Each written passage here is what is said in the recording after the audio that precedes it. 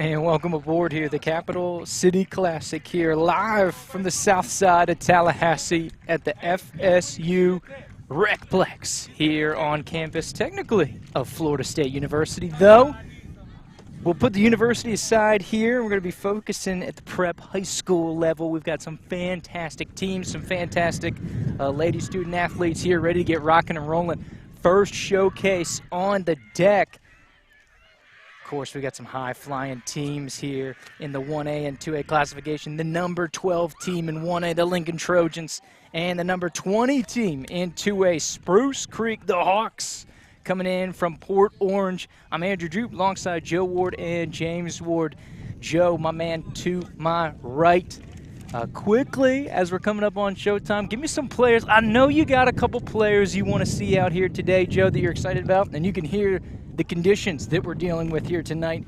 It is a windy affair down here on the south side of Tallahassee, so we'll see how that impacts things. But, Joe, give us some of your players to watch. Okay, for Lincoln, they come in here 7-0. They've scored 247 points on the year, so you know it's a high-octane offense. Look out. They've given up only 25 points. Sanaya Waller. Sanaya. Is – yeah. All the way at the end. It's 2, 3, 4. It's Sanaya Waller is the quarterback for Lincoln. 79 of 119 for 946 and thrown 21 touchdowns here. And she's got a couple of receivers. Delaney Knowles, 22 catches for 339 and 9 touchdowns. And Kayla Hernandez, 22 for 313 and 6 touchdowns. They love to put the ball in the air. Spruce Creek is also 7-0. They've only scored 161 on the year and given up 16. Taylor Snowden is their quarterback, has thrown for 812 yards and 12 touchdowns, but she's also rushed for 263 and 6 touchdowns. So a little bit of a dual threat here. And the main player for them, Katie Herb. 18 receptions, 268 and 6 touchdowns, but it's also rushed the ball 45 times for 498 and 6 touchdowns. Also, if you think, is she not dual threat? Oh, she's dual threat. She also plays defense, 9 interceptions. Ooh, absolutely. It'll be a fun one. You can see captains in the middle of the field over for Spruce Creek. Like you said, Katie Herb, number 1, number 7, Taylor Snowden. And, of course, for local hometown Lincoln Trojans, coming just from Tallahassee's east side, Sanaya Walker, Deasia DeWitt, number 7, and Athea White, number 21, getting ready to get rocking and rolling. So, like we said, should be an entertaining. Something's got to give, Joe. Both these teams undefeated. We will get a winner here today. We've seen games at this tournament go 3-4 overtimes before. We'll see, but we will have somebody pick up their first loss of the season. And Spruce Creek can go ahead and start off with the football here. Of course, Spruce Creek is going to be in all white with the black numbers and the orange trim. And the Lincoln Trojans in the blackout uniforms, of course, with the Vegas gold, Joe. Not just your ordinary gold, Vegas gold, and the green trim here. Like we said, coming in at 7-0 are the Lincoln Trojans, and you'll see them get showcased a little more here, of course, being on the near sideline. Here, Joe, we're going to pick them up in some of these shots. As you can see them here on the front of the screen. Can you see the Lincoln Trojans, the number 12 team in 2A right now? And, of course, if you were trying to seed them up based on where they rank here for the state, Joe, they would be the de facto 5 seed here in the gold bracket, which is absolutely loaded. Including some of the top teams in 2A, the reigning 1A champions, Robinson, and we'll see some of these other big powers here. We've even got Robinson ready to rock and roll in our next showcase, right about 6:30. But right now is Spruce Creek and Lincoln, Hawks and Trojans. Going to go at it, like we said. Start us out here at the 14-yard line, first down for the Spruce Creek Hawks. Going to spread it on out, a little empty back here, and that's going to be the weapon trying to come on the end around, and it's going to be a dead ball. Of course, anything that hits the turf is dead. Plays over. But it'll be a running clock. We'll keep this thing rolling until about 2 minutes in here, Joe. So set up second down here for Spruce Creek. And they want to try to give Herb a lot of touches. Yeah, absolutely. So, of course, the Lincoln defense will be busy here. Known for some excellent rushers over the years. And here comes Harvey trying to chase him down. A little pitch out to Spruce Creek. Great pull on the perimeter there. Very short gain, if any, on the far side. Is that 16, Faith Durden over there? Yep. And, of course, Lincoln known for their defense historically. Staying at home. They stay at home. You have to stay at home when you face a team spread, not when you play football, regular football. Absolutely. So third down. Third down is the easy one because they only have to get to the 20, so your 20-yard chunks. Bootleg here. Great pressure. Oh, and it's going to be a sack. Excellent pursuit. Torrey Harvey, the senior. Big pull in the backfield. Fourth down. Joe, do you go for it? No, not here. Oh, you want to roll the dice here early? No. Gold bracket, baby. Let's do it. No, not this point in the game. Maybe later on. All right. Fantastic opening defensive set. A loss on the first 3 downs. And Spruce Creek's going to look to punt it away. And it's, I believe, Herb to kick it away. So when they elect to punt, cannot fake it. Bounces in front of midfield, and so roll on over. Coming near side. Here comes Waller. She's looking to reverse and try to pick up some avenue. Tried the pitch out. It's going to come back. It looks like it was a pull before the pitch here. Actually, the pitch occurred. Let's see where they do mark. Yeah, the pitch occurred before the flag was pulled from Waller.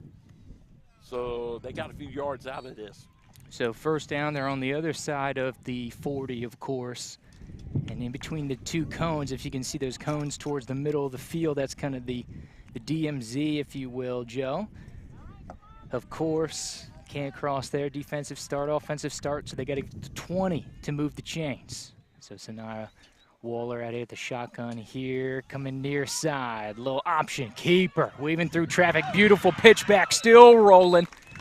And a nice little pitch out here. Natalie Nelson on the pitch from Waller. Good play to start off with. Got a nice lane here. Spruce Creek might want to think about coming back a little bit, play the pitch player first before they pitch it. Absolutely. That's a good little pickup. That's probably about 12 yards on the pickup there. More like 16. Says we got about, what'd you say, about 5 to go here? Yeah. Get to the first down, a little 5. short of it. So it's tough to estimate, so we're going to do the best we can to try to stay on top of it. But the fast and short of it is good pickup here for the Trojans. Once again, off is going to be a handoff once again to Nelson. This time going far side. Short game. Pickup before she turns the corner here. See, that's what we were talking about, staying at home. That time, Spruce Creek stayed at home on the pitch and made Waller pitch it late.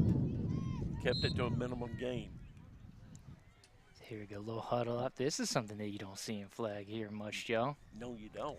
Don't see it in any kind of football much, it seems. Hardly. Especially at the flag level. So Third here and about 3. So Nelson's going to go sidecar right of Waller. She's going to look to run it. Seams back and forth, directing traffic. Now throws, looking over the top. Intended receiver there, looking for Durden over on the far side, and it'll be incomplete. Do we have 2 15s? No, that was 16. Okay, so we're going to have to watch those. 15, 16, very good. Looking very close here. Now you asked a question on the last drive. Last drive, will you go for it? Well, here's your answer on this drive. Yes. Oh, well, this is a totally different animal here. So, of course, a 4th and short. Coach Yeoman says, let's roll the dice. We're here to score points. Here in the goal bracket, Waller, pressure come in, gets a throw off over the middle. Good reception there. Kirsten Ray, the senior center with the leak out.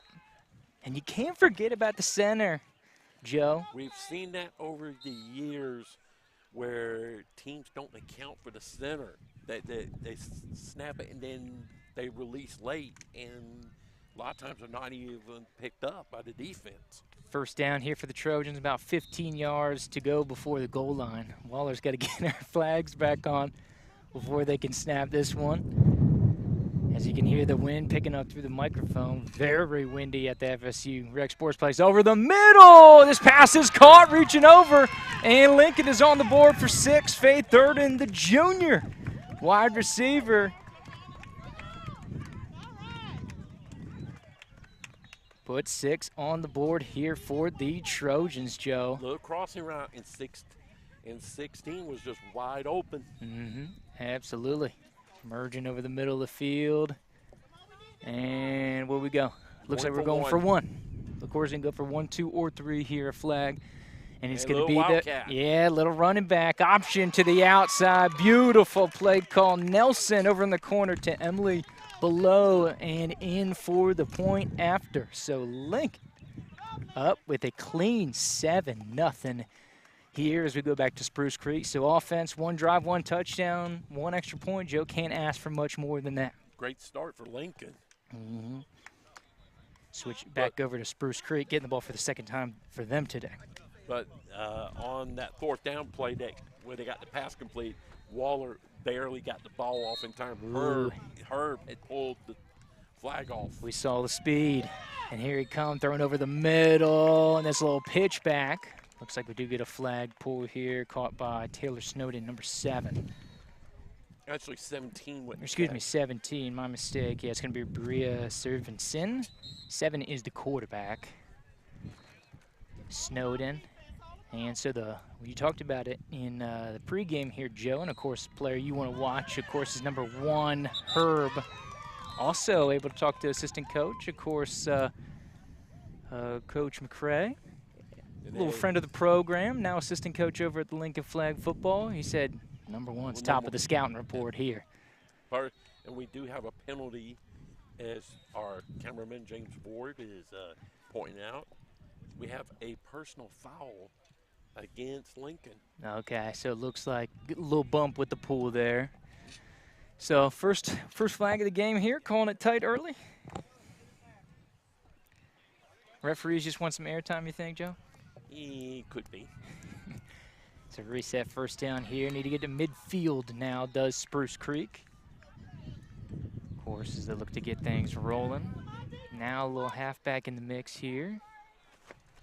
Always got to look where number 1's on the field, though. Over on the far side, pressure coming, trying to escape, thrown out, overthrown. But good pressure by Lincoln, surging in there. Tori Harvey again, making some trouble. Taking the quarterback on the run, Snowden having to go off her foot. Snowden might have been better off just tuck the ball and take off. It had a little bit of a running lane in front of her. But the early story is the pass rush is getting home for Lincoln. Exactly. That's causing problems. From the left side. Yep, new rusher in here for Lincoln, Michaela McHenry, number 14. Oh, coming right down the pipe. Flag. False start. False start on the offense. You don't see those. You don't see that very often. Yep. McHenry was coming right down Main Street there, Joe. Spruce Creek has a problem right now. They got to bring some blockers into the mix. Snowden out of the gun here. McHenry splits the blockers. Run out to the far side, intercepted, going the other way. Makes the first one miss. Delaney Knowles, the junior, with the takeaway. And we talked about the defense for Lincoln. And it is rolling once again here, Joe. Beautiful jump over on the far side.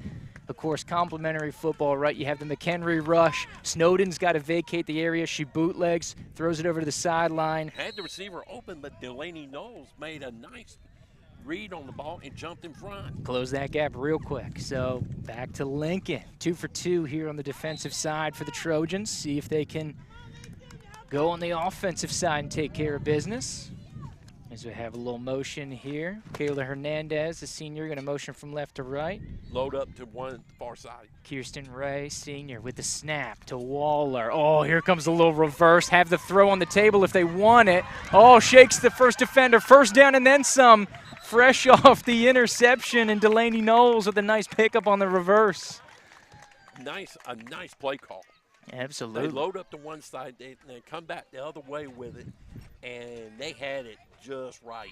And the key was shaking the tackle here, because once you get here, it's 15 yards, still see another body. Fantastic effort there by Knowles. She threw it. And they forced Spruce Creek on the play to load up to that side when they had 3 to one side. There you go. And they didn't have as many on the near side. Yeah, I thought she was going to pull up and throw there for a second, Joe. Oh, I did too. I she did was too. gonna sling it. And that is an option out of that play. Absolutely. So maybe a wrinkle that we'll see a little later. We'll come about 2 minutes to go here in the first quarter. First down here for Lincoln. Nelson Waller thrown. It's tipped. Intercepted. That's the speedster going around the corner. Fantastic diving effort by Waller, because that might have been a house call if she gets through. But Katie Herb with the INT. And one takeaway each way now for both teams. It'll be a first down right about 30-yard line here, 10 or so to go here for the first down. Need to get to the 40, which is midfield. They were wanting to do a short pass over the middle, and Katie Herb was just in between them. There you go. It's a first down coming here for Spruce Creek. About a minute and change to go in the first quarter. Throw over the middle. It's going to be a dump off. Great pull here defensively. Thea White, the senior linebacker for Lincoln, able to make the rip. So short gain, set up a second down here for Spruce Creek. She's one of those to watch on the defensive side throughout this tournament. White has 4 interceptions herself, 44 tackles. Okay. She's already have a couple here in this game. Absolutely. They have a little switch out here formation. Bringing in a halfback. It's a keeper off the vacant. Oh, my goodness. Fantastic effort. Joyful Linder, the senior, number 15 on the pool there. We talked about it. Historically, linebackers and rushers for Lincoln. There is a penalty on Lincoln. Oh, so it's going to get him on the other side of midfield. So it seems. That should be into the quarter, right? Just about? Into the quarter. I was going to say, I didn't see any penalty flag here. I thought it was flag when they were first moving. Whoa. Into the quarter. Whoa, Joe. Easy. Well, first game. There you go. First game. Everybody warn us. Let's go quarter number 2. What'd you say? Yeah. Get it rolling. First game. First game. First game of the night? Yeah, first game of the tournament? Gold bracket? Yeah. No big deal. No big deal. We're not. Nobody's perfect. So Spruce Creek getting ready to get rolling. Quarter number 2 as we flip sides of the field. Spruce Creek now going right to left. Lincoln left to right. Spruce Creek in all white. Lincoln all black. What do you think of that formation, though? Spruce Creek. So they motioned the wide receiver out of the position. They take her into the backfield, and then the quarterback goes exactly where the wide receiver came from. Oh, here comes a little end around to Herb. Trying to box it in, makes the first 2 miss, stretching it out. And I think they're going to give her a first. Good pull by White, but yes, she stretched the football over, and she may be just over midfield, enough to move the chains, and they're going to give it to her. First down here for the Hawks. With that stretch out. Mm-hmm. Here, good call, a little jet sweep back inside. A lot of stuff tight here in the formation. Tight little end around over the middle has been tight. It's been all kind of quick stuff. And here's a little pitch back to the quarterback. That's going to be a big pickup as it gets thrown and pitched back to Taylor Snowden. And they'll be close to the first down here as a big pickup by number 7. A lot of stuff in the middle of the field, though, Joe. Yeah, that's kind of the way they've been going with it. Mm-hmm. Because that one time they went to the side, he got picked off. Do you think it's a factor of the rush coming home from Lincoln? Yes, because eventually he's going to make Lincoln's rush back a little slower. And here comes Harvey once again. They're kind of going to delay zone read as Herb's in the backfield. Little toss over into the second level. Diving effort over on the far side. Looking for Legacy Haynes, the senior running back. But it'll go incomplete. But it was a good play call. She was open. Wind's kind of playing a little havoc with balls, especially when you throw them a little further downfield. Yep. Getting to that second level. The wind gust here. Always windy down here, without fail. Oh, yeah.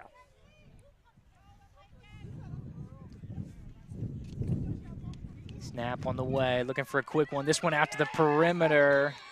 And she's going to have the Good first. catch. Chloe Waldo able to get that one over and across to move the chains here for the Hawks.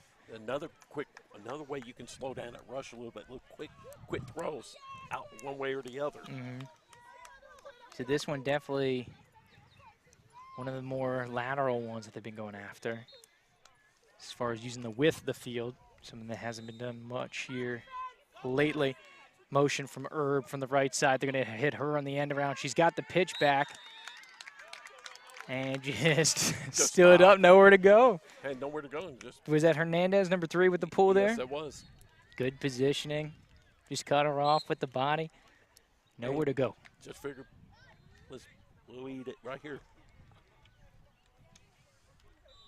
So the first down marker still goal line. Since they've already crossed the 20, you don't get it back by losing yards, of course. Just as a point of... And here comes the motion. Throw from Herb. Over on the far side. Good rush once again by Harvey. So it'll be third down, I believe. Third down.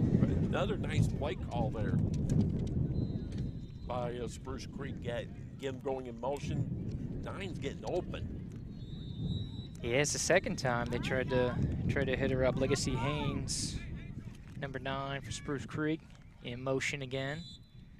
Timeout. And looks like quick TO to stop this one. We've got about 8:40 by our count here, Joe. And Joe, let's check it out while we got a little timeout. You see a little Spruce Creek huddle going there. Since we didn't get to get much rolling here in the pregame, let's check out this gold bracket. Of course, we're in that middle one. Of course, these seeds don't exist, so I put these de facto numbers into here. Just as far as how they're ranked currently in the state of Florida, I went ahead and just threw them in ranking just for a little something there, Joe. But you can see we're at that third section down. So the winner of this game will play the Alonzo Trinity Catholic game. Of course, this is on the bottom half of the gold bracket. And we're about to get this thing rolling again. Don't want you to miss any of this action. But we'll get back to this bracket. I'm sure we'll have some time here at half, Joe, as this one's coming in motion across, double reverse. Haynes and a pitch back. She can still throw if she wants to. Wants to go deep, double coverage. Oh, flag going here. It's on Lincoln. In flag football, can't have contact. There was some serious pressure there. that was a lot of shenanigans about in the backfield, Joe. You like that one? That's another offensively.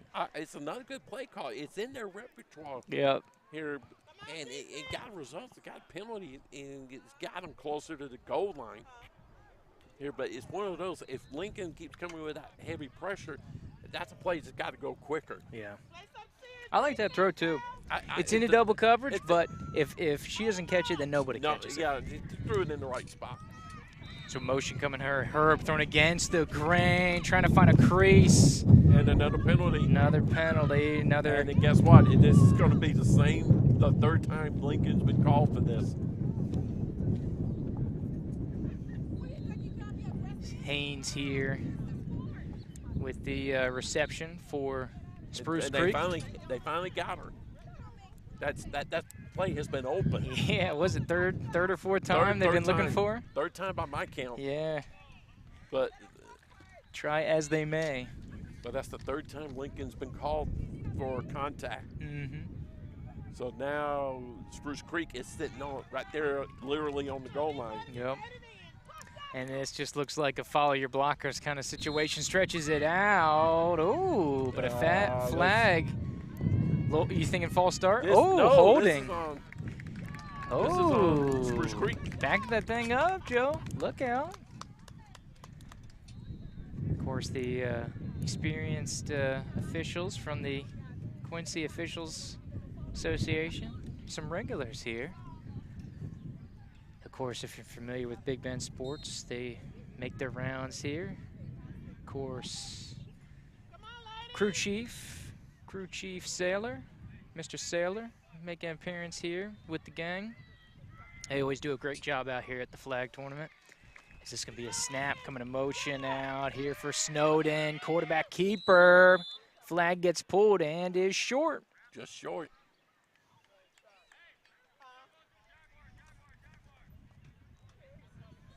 They go Just ahead and showing. mark this one. Nice play call there to get him going on one side. Oh, now they're going to try that bunch formation again. Got to be careful about that. Oh. And here we go. They're going to take it out. Here comes Henry. Oh, gets the flag. And that's going to be a big old loss. That's about 9 yards. And it looks like Snowden's holding her ankle. That's not good. That's the quarterback there.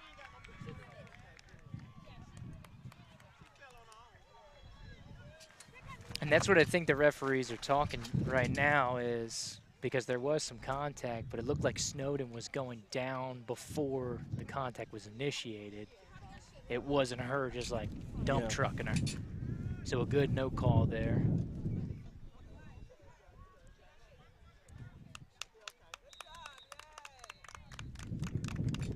Oof. That's a teammate right there. James, let's get some of that. That's a teammate right there. 22 for, hey 22 for Spruce Creek. Angel Norton. No, Angel Norton. Your senior leader here helping out your quarterback.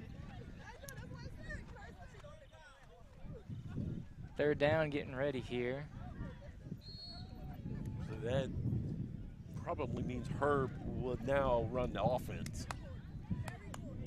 Which is an interesting task for Lincoln, right? Because it takes her off the perimeter and out of these motions, but then you introduce a absolutely dynamic, as Waller is on the Lincoln side, absolutely dynamic dual threat quarterback on this side now. So it really changes that dynamic. Here comes Henry. She's going to go keeper, try to weave, stretches out. It's all about the reach. Touchdown. And she's in. Chalk it up. 6 for Spruce Creek. As we have about a 10-yard touchdown. Katie Herb, the QB keeper. On the quarterback option, going right. They're going for 1.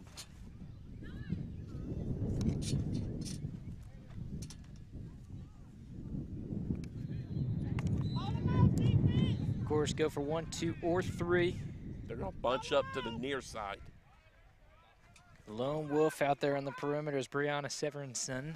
And here comes the pressure. Slips through 1. Now the bailout. Oh, incomplete pass. Last-ditch effort. Looks like Waller's in there with the pass breakup. Beautiful breakup out there because that would have been the conversion. So Lincoln with a narrow lead here, Joe. As we go late into the second quarter.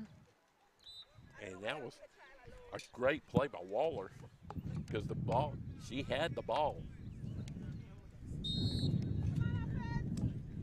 About what we expected. This was going to be good. Yeah, we anticipated it was going to be tight. I believe we have come to a. So we have a little timeout, I think. Officials timeout, I think. Stoppages, I think we're coming up here towards the end of the first half here. Of course, we will get the stoppages. Once we get under 2 minutes, all the usual kind of stoppages will factor in, incomplete passes, change of possession, all that stuff, once we get under 2 minutes in each half. So it always seems like we steamroll through and then we that first part. And then we hit the brakes. Exactly. But one of the reasons you can turn and burn a flag football game an hour and a half is a quick moving sport. Been told it's like basketball on grass here, Joe. That's a good way of putting it. Yeah. Good way of putting it. You know, fast break, and then you get the last 2 minutes, and then all of a sudden this thing slows down. That's an old proverb from our friend of the program, Coach Brown, over at FAMU DRS. He said, I get as many basketball players because flag is like playing basketball on grass. I say, you got that right, Coach. How about that deep run by DRS last year, Joe? Ooh. I thought they were going to do it. It's been a while since we've had one of our Big Bend teams get through. Quick one out to the perimeter. Looking for Hernandez was Waller. That's going to be incomplete. Set up second down.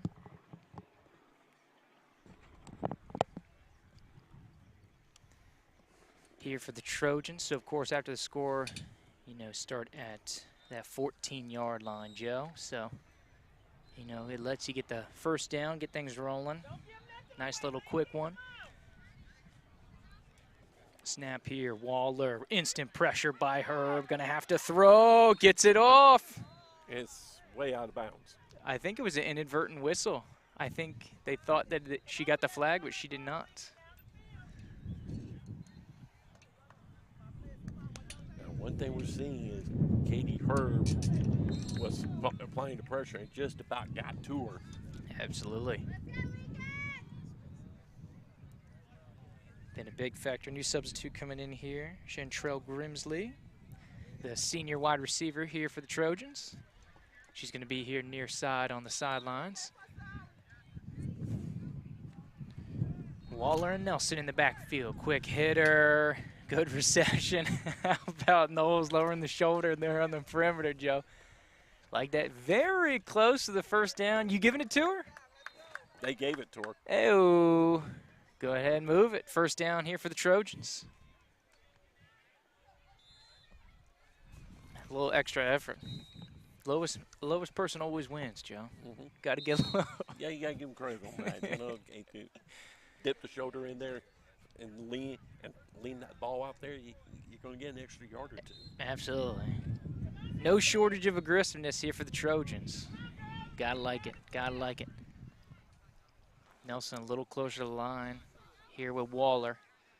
Looking over to her left. Wants a little bit of a deep one. Jump ball tipped. Looking for Grimsley, incomplete here on the new side, near side. So set up a second down. Kind of threw right into coverage because both number 9 for Spruce Creek and number 7 were both right there also. Could have easily been picked off.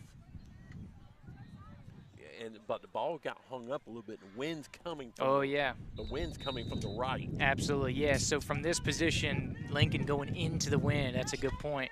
And you kind of saw it visually. Like once it gets about 6 yards out, then you hit that gust. You start to get some resistance. Oh, a little end around. Here comes Hernandez. She's got the option to throw. Jump ball. And this was going to be incomplete. Had both Grimsley and Knowles in the area. And that was another play right there. You saw it. Oh, when yeah. The ball got to the apex. That thing hit, acted like it hit a brick wall. And Absolutely. That thing's going straight down. Yeah, this wind gust is making it a little difficult here for the passing game.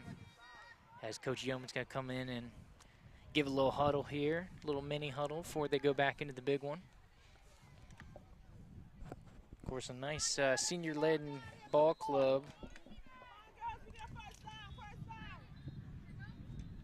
I think it's 11 seniors on this Lincoln squad, if I counted correctly earlier. Waller's going to go keeper, little pitch back, able to get it off, and nice little pickup after the catch there to get some extra yards. Hitting Natalie Nelson, did Waller. Nice job getting the ball out because that flag came awfully close to that flag being pulled before she made the pitch. Yeah, a lot of quick bang-bang plays here coming from those rushers, both sides. Of course, a punt's coming. No, cannot rush the punter. And look who's going to be back deep. Come on, ladies, y'all got this. When they come back, you'll see who's deep. There you go.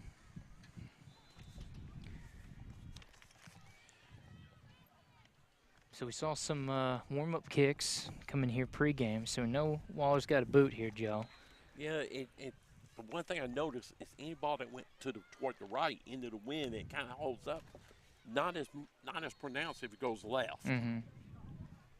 Not as pronounced. As it does kind of rip through this corridor, like from the parking lot diagonally to your point, Joe, across the field. So if I was the coach for Lincoln, have her kind of aim it, kick more toward the left. Even though it's going to her, but you're going to get a little more yardage going left. So we have Herb and Haynes back to receive here for Spruce Creek. Of course, Waller going to give the punt. Nice blast, and there you go. Gets hung up in the wind. That wind gust is tough.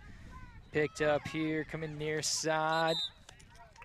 Good pull by Durden, and the Hawks will take over just on the other side of midfield. And even with that punt, you saw how the wind just grabbed it, Yep. and ate it up. Wind is tough, dude. No joke.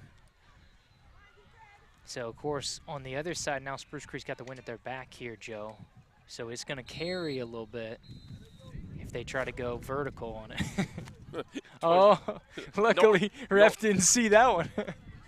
Whoa, now. Norton almost got him a penalty. Hey-yo. Snap on the way. Herb, here comes Henry. Trying to turn the corner.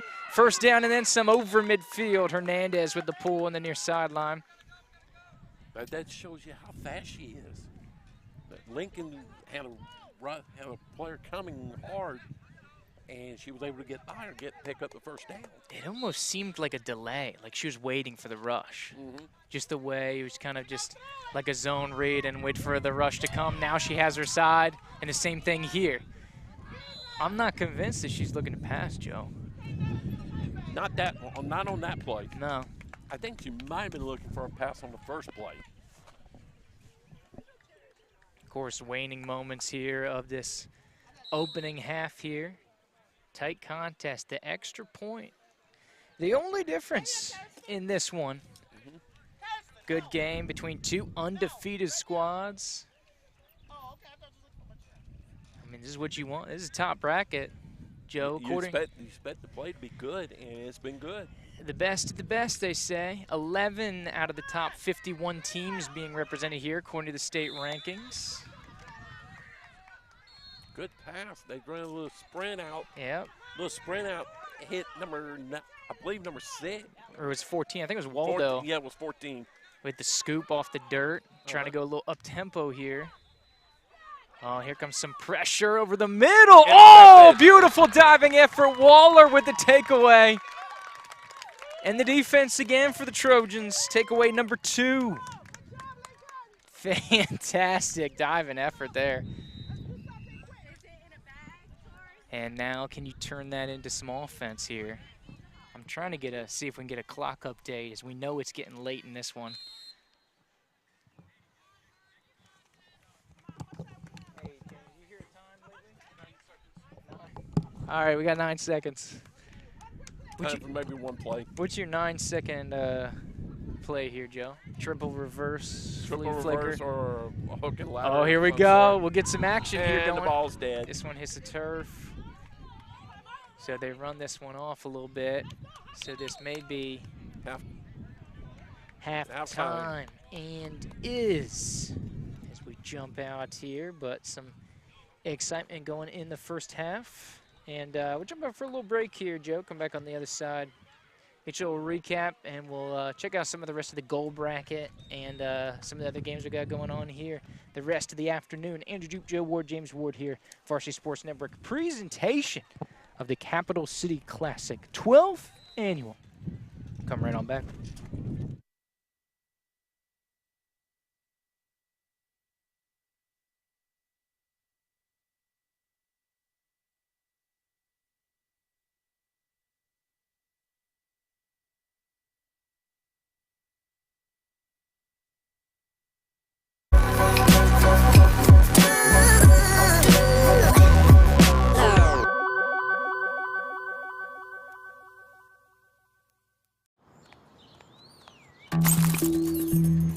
Marijuana can impair your ability to drive, and that affects much more than just you. Drive baked, get busted.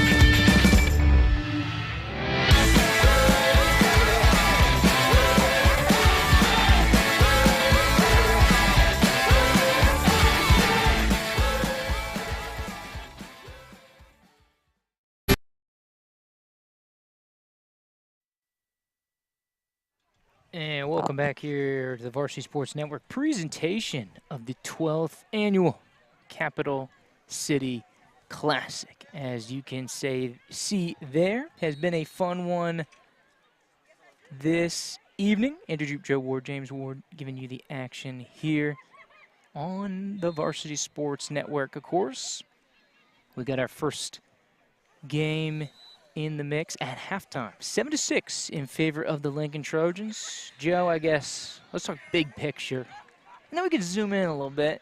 Tight game so far. Tight game. As predicted? As advertised? That's what I respected. Heard. It's an upgrade. It's an upgrade in competition. Always at the Capital City Classic in the gold bracket, Joe. Yes, sir. Because and I know Lincoln's coach has got to be happy. So, well, not happy about the penalties, but happy with the fact that they're leading here and playing a pretty good team. And they've done a decent job on Herb so far. But Katie Herb does have a touchdown in this game and also has an interception. But Waller also has thrown for a touchdown, and she, too, has an interception on defense. Absolutely. It's like a mirror image out here, Joe. And Knowles also has an interception as well. So the stars of both teams, over there. He's wearing like the stars for both teams are making the plays here. And second half should be no different. 7-6 with Lincoln in front. They will take on the winner of Trinity. I think it's Trinity Catholic and Pace, if I'm not mistaken. It's the bottom half of the bracket. Is that what you're talking about? Yeah. Well, let's bring up that bracket, Joe. Yeah, you want to see it? Let's do it. Let's bring it up. Let's do it, my man. So you go. No, well, we had Trinity Catholic, right? But number 1 Alonzo was sitting there too. Yes, sir. Here hopefully we'll get some scores on that when that game comes up at 6:30. Here, going on the other side right now, next door is Fort Pierce Central and Pace. Here, so that they are tied in with the Robinson Apopka game, which will come up in just a little bit. Yes, sir. But this has been a good first half. The stars for both teams are making plays. I don't expect anything different from here on in. Absolutely. What else would you want, you know? So here we go, 7-6. We're getting ready to rock and roll, and that's the thing. They waste absolutely no time. I like that. They get it rolling. So we get ready to start quarter number 3 here. Of course, this is the first game. All teams will play 3 games here at the Capital City Classic. That's what I like. As is the beauty of the tournament. Well, we do have the advancing bracket here. Waller able to hit Knowles there. Short and pass. Clock once again rolling. Just a hair short of first down. There you go. And that's a consistent combination. Like we saw on the other side, you know, Herb. And then Knowles here on this side. So we get things rolling. Set it up for second down. Of course, short. Getting ready to roll here on this one. As we start off for the second half, you know, you start at that 14-yard line, so only 6 to go. Waller going to be keeper on the far side. Great pickup. In the pitch back to Nelson. She's still rolling. Monster pickup for the Trojans. A fantastic play over onto the far side. Nicely done, Waller. Woo! Kept the ball for a little while. They had a nice play going. Absolutely. With Nelson doing the rest of it.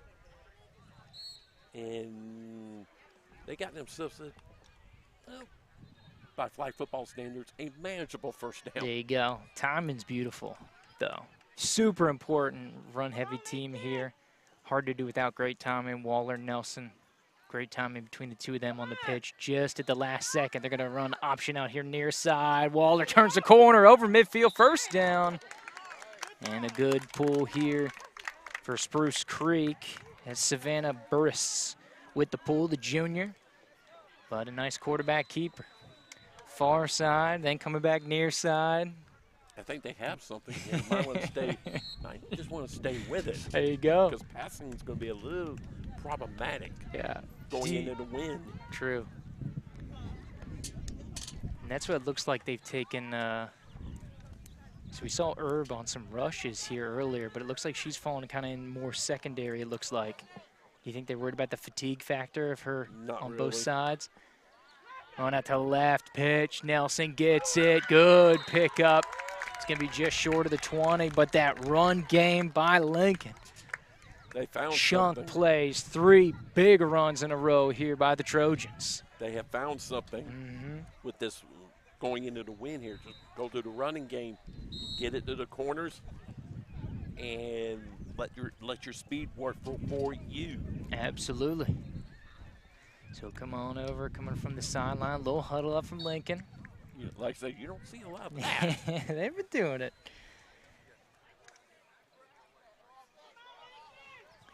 Getting it going here is we're going to have Ray, senior center. Get Ray snap it. Traditional center positioning. Oh, nice little inside go. Waller! First down and then some. She had a little trouble right there and made that great move. Hey. Little dip. Oh. That's like when you're at the grocery store and there's a bunch of carts and you're just trying to slide on by. Just one of those. But how about that? Little counter. So you go to the left, and then you've got your blocker sitting to seal this little inside edge here on the right side. You just slide right up the corridor. That's a beautiful little play call there. Nice little play call, nice execution. And Waller showing out here in the second half. Makes you wonder, coaching staff saw something that they liked. Throw on over. Incomplete. And Spruce Creek coaching staff tried to get the interception there on that sideline. Incomplete pass. I believe looking for Durden. Faith Durden. Durden. Number 16. Yeah, we apologize. I think a couple times we mixed up Joyful Linder, number 15, and number 16, Faith Durden. 15 and the 16. Very close, so we'll try to be extra careful here going forward.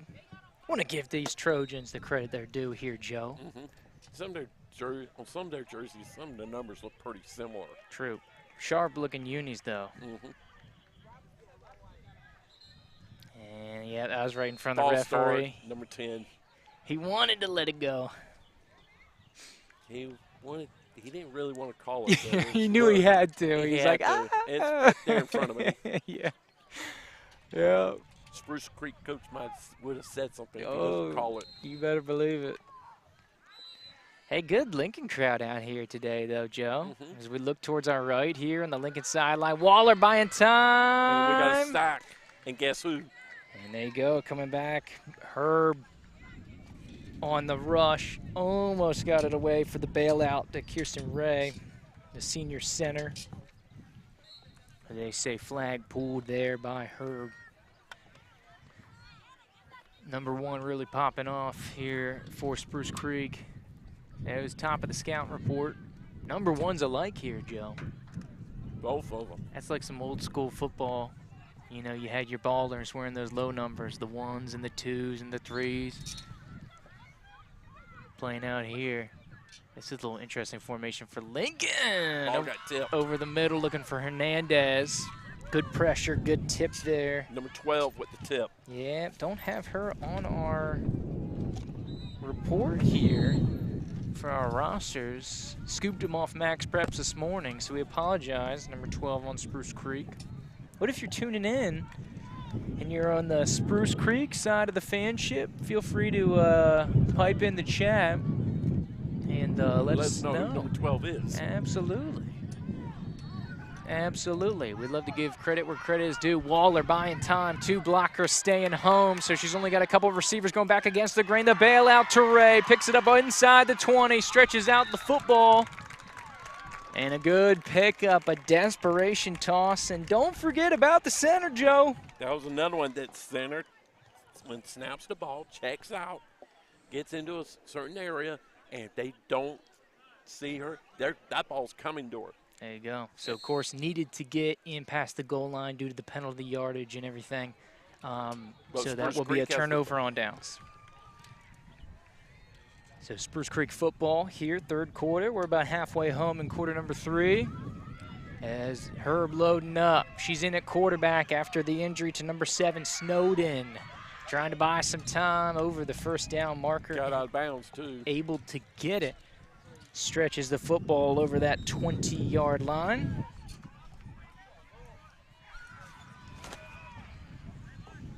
One thing about her is the lateral speed going one way then come back the other.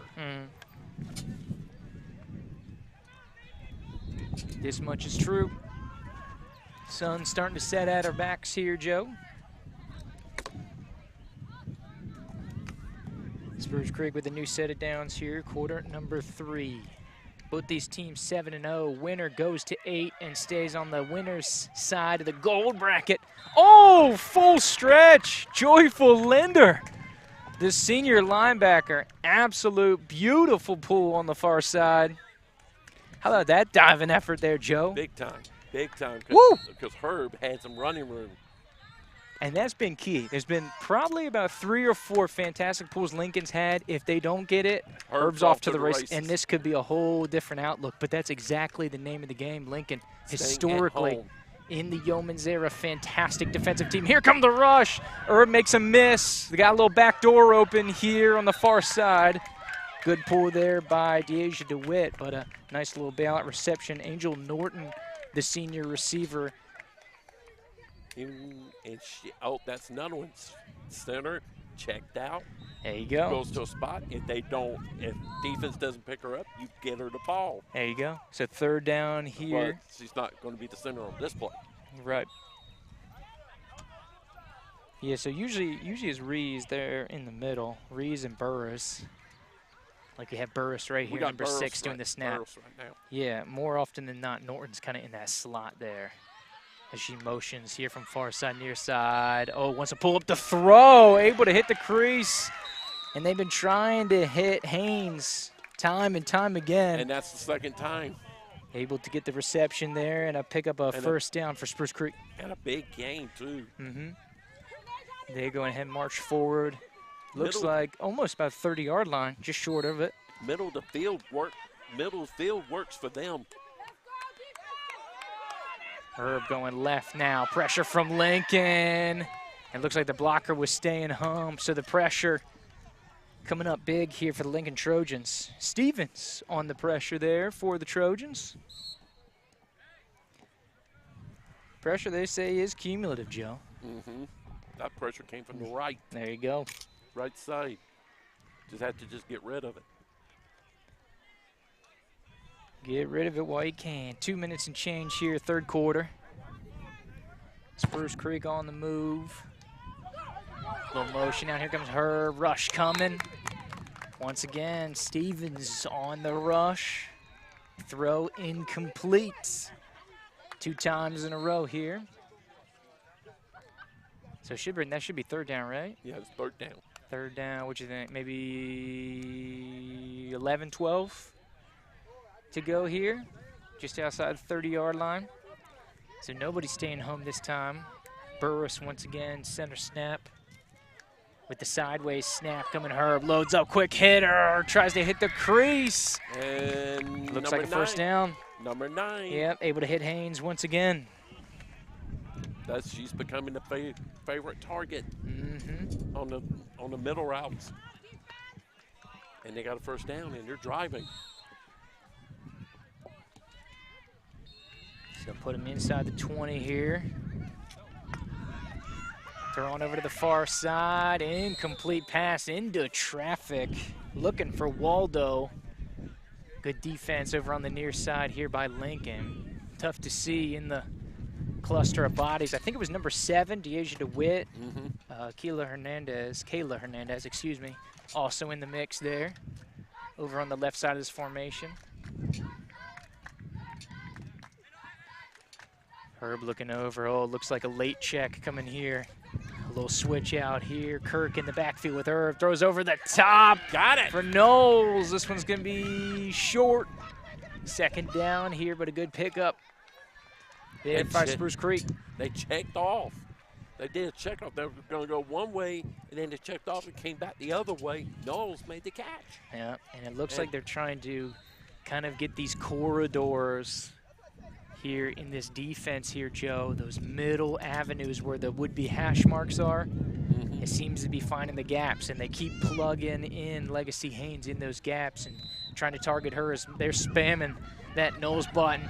Here comes McKinney trying to make the turn. Here comes Herb. against the whole Lincoln defense. Touchdown. She's able to get in for 6, Spruce Creek. Working and weaving, and Katie Herb able to cash it in for 6. Spruce Creek's first lead of the game. What'd you think on that distance, on that rushing touchdown? About 6 yards. And that was all Katie Herb. Lincoln didn't do anything wrong. That was all Katie Herb. So, of course, looks like they're going for 1. So this is interesting. You had Haynes in the backfield now. Okay, she'll motion late to go up by the line. Snap, trying to buy some time. Here comes the pressure from McHenry. Throws back against the grain. It's intercepted. But you cannot run the interception back. Oh, you want to, though. You want to. Theo White with the takeaway. And now 0 for 2, so you get a weird 5-point game right here. Spruce Creek with the early advantage, and by my count, we're pretty much done here with quarter number 3. We are. And I think we're flipping sides of the field as we look to rotate. So a big 4th quarter on the way. Of course, running clock until we get to that mark of 2 minutes, Joe. So we just want to keep that in mind. 12-7 is your score count, though. As we get here, 4th quarter. And I feel like we're seeing the same movie, but just a different release date, Joe. Is Lincoln in a tight game, in the goal bracket, and against the first afternoon against a big undefeated squad. It feels like every single year it's the same deal. We're in the same exact position. And so they're at it again. Lincoln on offense. They'll get this one first to start the 4th quarter. Quick hitter. This one's Durden. First one misses. Waller. That's a tight spiral she had coming on the near side. Great throw. Durden, solid catch. Makes them miss. Move the chains. And had a tight window to go to. Yeah, absolutely. Thread the needle on that one. So first down, so you get a little breath here. You get the first one. Try to establish some momentum here. See what else the offense has going on.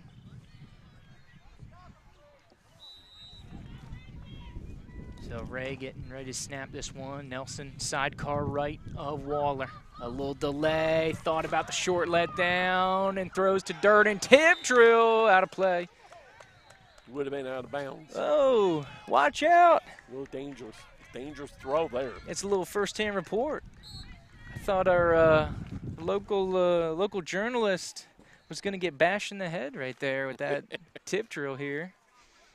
Of course, Tallahassee Democrat on the scene, covering the flag football tournament aboard Jag Williams. Another one coming here for Trojans. Snap on the way, coming near side. Ball's going keeper. It's going to be tough to split the defenders. Short game. Short game, but progress made.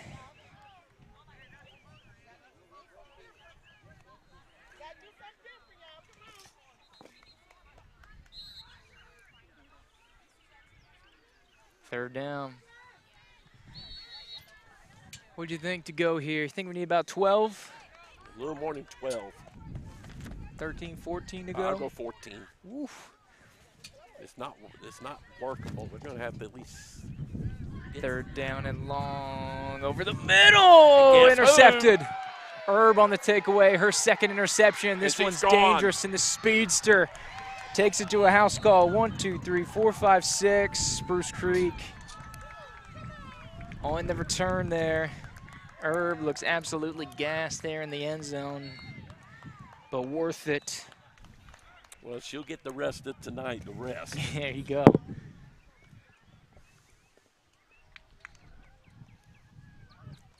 Receiver was open, but overthrew her, and Katie Herb was just waiting for it. It's been the Herb show out here. By my count, she has 3 touchdowns, 2 rushing, 1 on the interception, and has a sack. There you go. If we do players of the game, should they be any question? We'll see. Still a long way to go here. We got 9 minutes for some late drama because depending how this point after goes, Timeout, Spruce Creek. it could still be a one-possession game. No, it's 18. It's 18-7 at this point. Or sorry, yeah, I got my math twisted up. I was thinking 8 plus 3. But yeah, so it's gonna be 2 possession regardless. So Lincoln's got their work cut out. They got some time though. They got time. As you can see, and Gonna so have to go. we see some raised eyebrows. You have the Alonzo coaching staff peering in on this game. Of course, they're going to play Trinity Christian, or Trinity Christian's their first round Trinity matchup. Catholic. Trinity Catholic, my mistake. As you can see, up on our goal bracket, so the winner of the Alonzo game will play the winner of this game here, and that would be bright and early tomorrow morning. 9 a.m. We don't wait long. We don't wait long around here. Coach says, give us the good stuff. We're going to have the second round of the gold bracket going on first thing in the morning. Yeah, Alonzo and Trinity Catholic just finished up on field 3. So, of course, they are done for the day. And this is Strictly's in the scouting department. So it looks like they're going to go for one here. Keep it safe. And it's going to be Herb, little pitch out. Double pass going into traffic. That's one thing. Lincoln does not let up PATs. Success rate for the Trojans, 3 for 3 defensively against point after attempts. But the offense is going to need to get here rolling. Been pretty solid, but turnover has been a backbreaker as they usually are, Joe. Yep, and they're going to have to go quick. They're going to have to go quick because they got to score, do a stop, and then go back right back down and score again. Mm-hmm. We've seen some wild things over the years here at the Capital City Classic. There you go, finds a little avenue. No crossing route. Delaney Knowles, the junior, swerving in, so you get the first down, you keep it rolling. But once again, clock will not stop until you get to that 2-minute mark. So we're rolling. Huddle up here from Lincoln. 11-point game.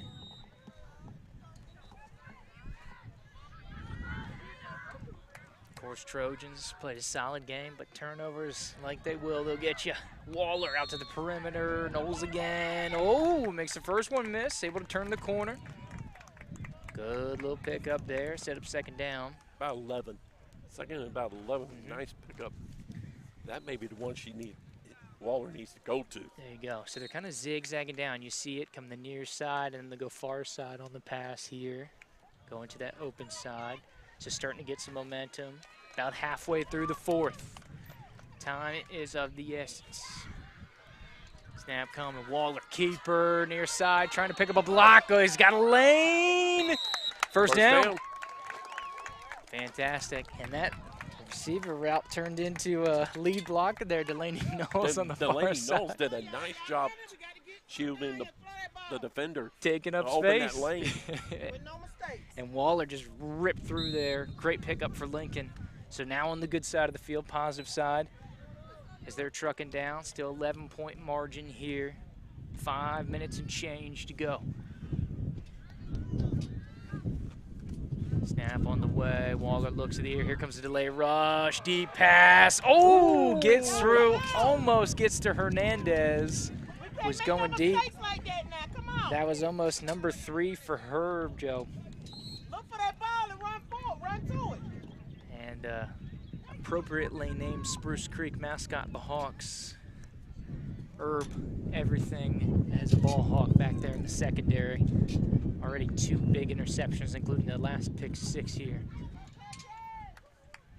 So Lincoln still on the march. Trying to carve into this one. Come on, y'all making mistakes tonight. 4.5 to go. Waller's going to keep. Oh, does well. Great pitch out. Grimsley able to scoop that one, add a couple more yards. First time seeing Waller this year. Seems quicker than last year, Joe. Mm-hmm. I don't know if that's possible, how that works. Yeah.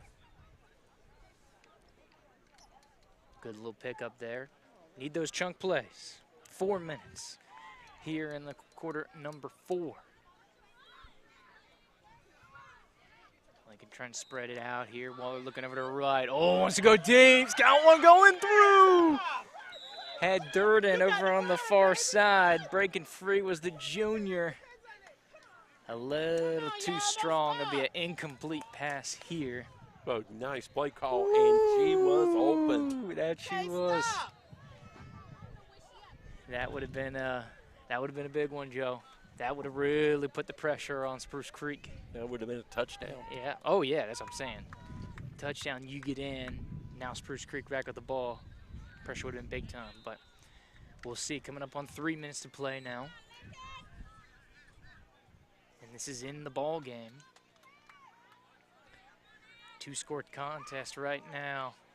2 rushers coming after Waller. Throws against the grain. Here's Knowles. See if she has a pitch back. Good pull by Herb. Herb again. Under 3 to go. And of course, that turnover. That was a turnover there on 4th down. Indeed. This will be back to Spruce Creek. So you probably see some, well, you'd think. I don't want to say you probably will. Probably looking at some conservative play there for Spruce Creek going forward. Because that's the thing. The only thing you can do wrong here is turn the ball over if you're Spruce Creek. I'm going to try to find some score updates if we can.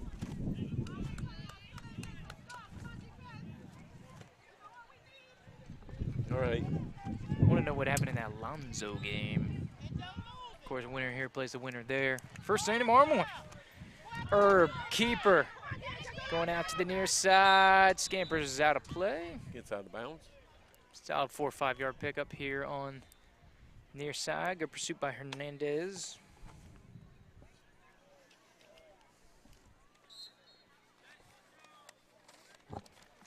That'd be coming up on that.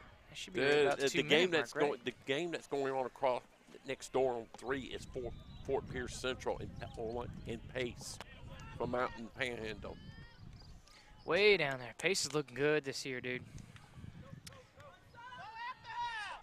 Couple good teams out there. Oh, caught him! Man, that was close.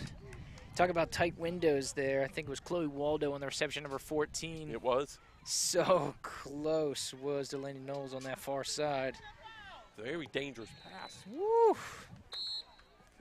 Because Knowles had a beat on that ball. If she picks it off, that's 6 points.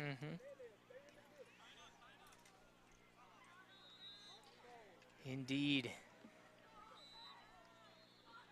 Herb looks gassed, dude. He's tired. Go ahead. Just hang on a few more minutes. There you go. Keeper going at it. Oh, pitch out here to the side. That'll be a dead ball there.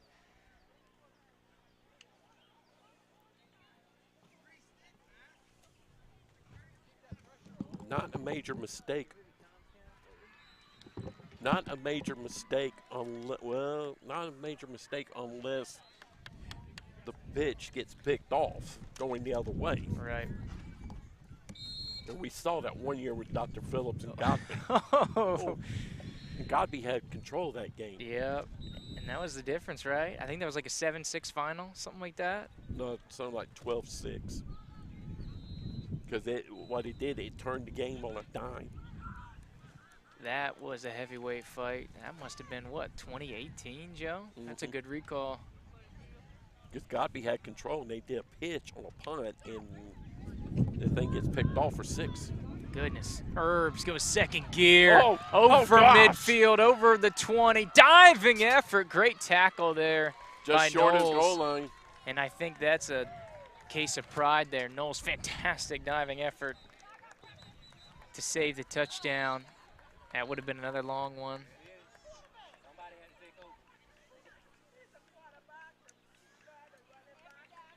Have a stoppage here.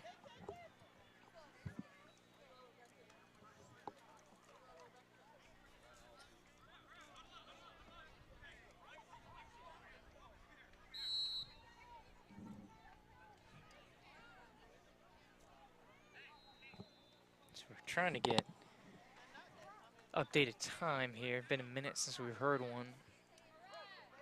Under that 2-minute threshold. Waiting for that official knowledge after that monster gain there by Herb. Comes again. Here comes the rush. Trying to hit the corner. And will be short. Over here on the near side. Good play by So the should set Lincoln up defense. second down. Yeah, good pursuit there. Of course, rusher, Michaela McHenry starting the charge there. Was that Hernandez over this side? Hernandez over there. I think Theo White was also coming in to help out as well.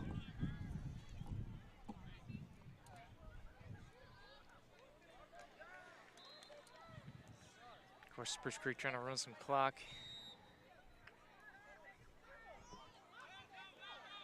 This one over on the near side and some traffic, incomplete pass, third down.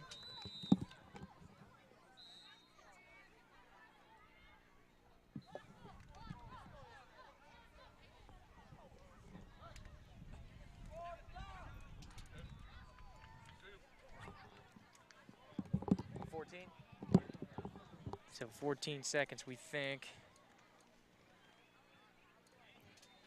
Here left in this one.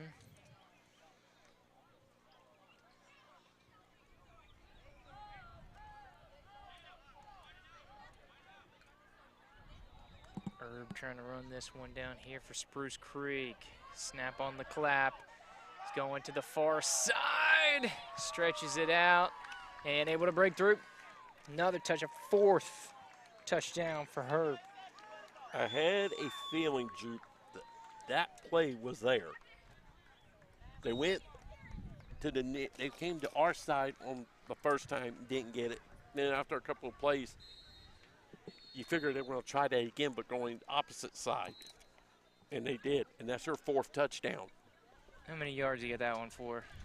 It was like about 4 or 5? four. Yeah. I'll go 4. Third rushing touchdown. Third rushing touchdown and the pick 6. So PATs have been tough sledding here for Spruce Creek.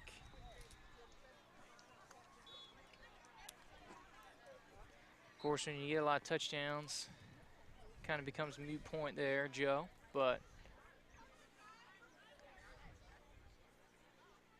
4 touchdowns across here will be a tough problem for the winner of Alonzo Trinity Catholic to try to figure out. PAT on the way here. I've got unofficially 3 seconds left. So probably one offensive play after this PAT. So we'll see, this could be a source of pride. We know Lincoln Trojans big on their defense, trying to keep them off the board of PATs. No good. And successful. And a penalty is going to be on Lincoln for contact. And it's going to be a personal foul here, contact And on the receiver. it's actually on the defender. Right, contact on the receiver, yeah. So they'll try it again. So another attempt at a PAT. You wonder from this close, as they go half the distance, they try to run this one. I would.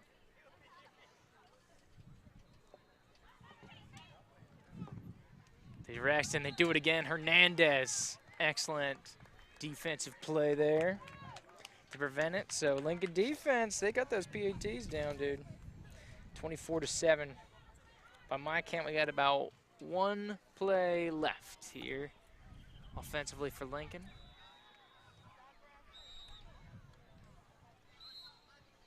We about to see some laterals here, Joe? Why not? Why not? Getting ready for, of course, our next game coming up here, Joe. A high-octane Tampa Robinson team coming up next. You talk about laterals, dude. Those Tampa teams love playing that rugby-style lateral ball here. Option out, here to Waller. Pitch out to the near side. Nice crease. Good pick up there Nigel Stevens, the junior running back. The good pickup there. Of course, out of play. Might have been a little more time on the clock than we had anticipated. Able to pick up the first down.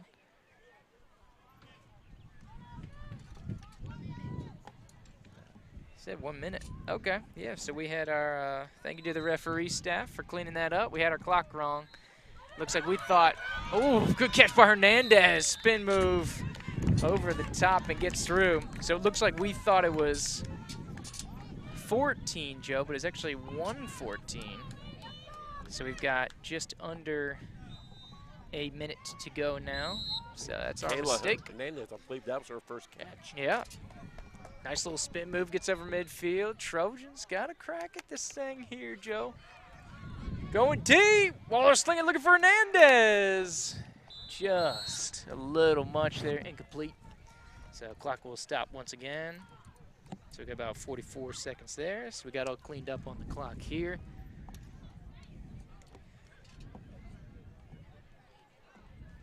So like you said, no scoreboard here out at the Recplex, so you got to do it old school, Joe. Yeah, we ride them down. Yeah, you try to get the clock as best you can. So Lincoln's still fighting. Here, Waller stepping in, nice toss over the middle. Looking for Knowles. On a crossing route, deep crossing route, and Knowles was open. Put some heat on that one. Well, on a deep crossing route, you got to put a little steam on the ball to get it there.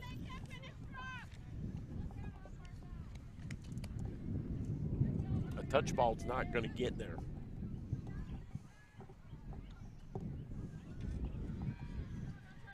This is true.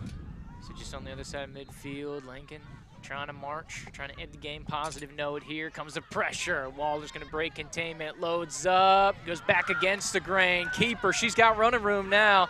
All the way across. Tries to spin back. Herb's able to scoop her up there. Shy of the 20-yard line. Good pickup here. Looks like they're trying to cover up everything deep here, Joe. Make them chip down the way. Cameraman Joe Ward says, James Ward says 10 seconds left to go here, Joe. Only time for one play. And there we go. And that's the game. Runner down, and that's the game. Solid contest here for the first one to kick off the tournament here, Joe. 24-7. Final score count here for Field 2. Of course, we'll be hosting gold bracket action. Silver A bracket will be piping through here over the next couple days. But first chance to see it out here. Lincoln 7, Spruce Creek 24. So of course that would be bracket. I know you want to see that bracket here, Joe.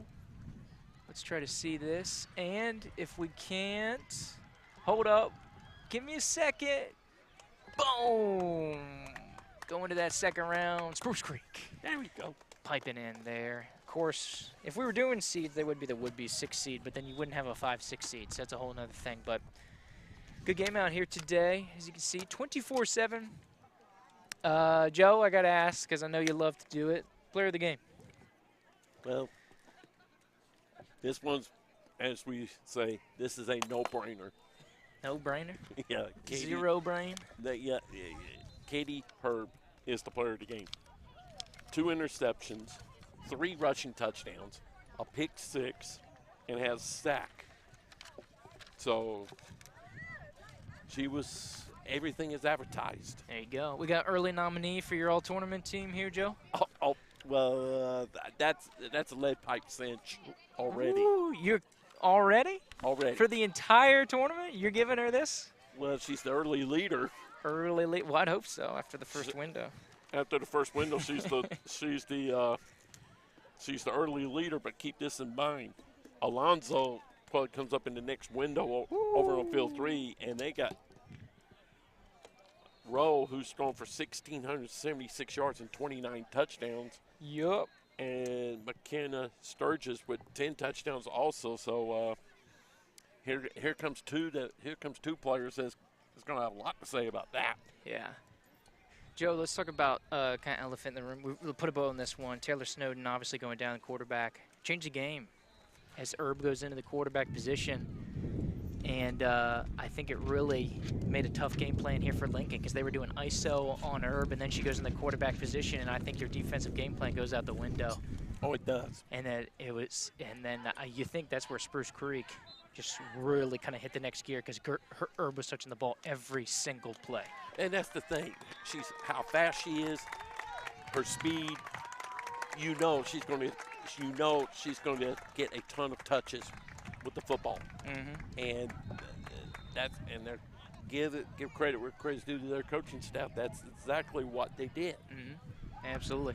But fantastic performance here by the Trojans. Of course, this is why you play in this tournament. You're not trying. Well, of course you want to win it, but you now played the best team of the season, an undefeated Spruce Creek. Fun contest, and really good stuff going forward here. And you had the competition that you got, and you got some more here coming up in the gold bracket. Yeah, and then you got Charles and Choctaw still down the stretch here for Lincoln. Well, that's the thing in this particular bracket. You got headliners across the board, and these are the teams you want to play this time of the year, and this gives you a real good gauge on what you need to work on as you head toward the playoffs. Absolutely, that's why you're here. You're trying to strengthen it up. You're trying to get it going, and you're trying to have some good competition, and that's exactly what we'll see here next. Good performance for Lincoln. Who's your player of the game? For Lincoln? Yeah, give me Lincoln player of the game. The Lincoln star of the game. We'll give it to Waller. Yes, sir. Drew for 1 touchdown, and did have an interception of her own, but she also threw 2 bad picks here, and one of them was a pick 6 that kind of busted the game open here. But she would be my player of the game for Lincoln. Fun to watch for sure. So like you see, Robinson and Apopka. So Robinson's going to be our de facto home team here. Of course, perennial power. So, Joe, I want to read you some numbers. I know you're a numbers guy, and I want to see what you think about it. Is that fair? Let's go. As we get ready for this Robinson-Apopka game, of course. I'm leafing through my papers here, Joe, as you can probably hear on the broadcast. The first thing that jumps right off the bat with Robinson is they score a ton of points. Yes. And do we mean a ton of points? 304 on the year. They've given up only 47. Their last game, they scored 38 against East Bay. Here, meanwhile, Apopka, the common theme here, just like game 1, Lincoln scores a lot of points. Spruce Creek did not, but Spruce Creek ends up winning the game. That's not saying what's going to happen with this game, but Apopka has only scored 164 on the year, and they've given up 50. There you go. So, and Robinson, they got some serious firepower. Do they? Yeah. Is that new this year? No, it's not new, especially when you hear some of these numbers coming up. Hayden Spano, who's only a sophomore, has already thrown for over 2,000 yards. Sling it. And I mean, very few, and a lot of regular on men's football, you don't hear a lot of people throwing for over 2,000 yards. There you go. In a regular season. Hayden Spano has thrown for 2,049 yards and a whopping 37 touchdowns. There you go. That's a lot of TDs. And she has 2 main targets. K. Robinson, listen to this, 37 catches for 571. Her average per game is 63.4 yards. Whoops. Your goods, Joe. And 11 touchdowns. And all my goods are here in my hand. Whose goods were those? Were those mine? Yours. Oh, thanks for getting them, Joe. Killing me. Here, and they also got another receiver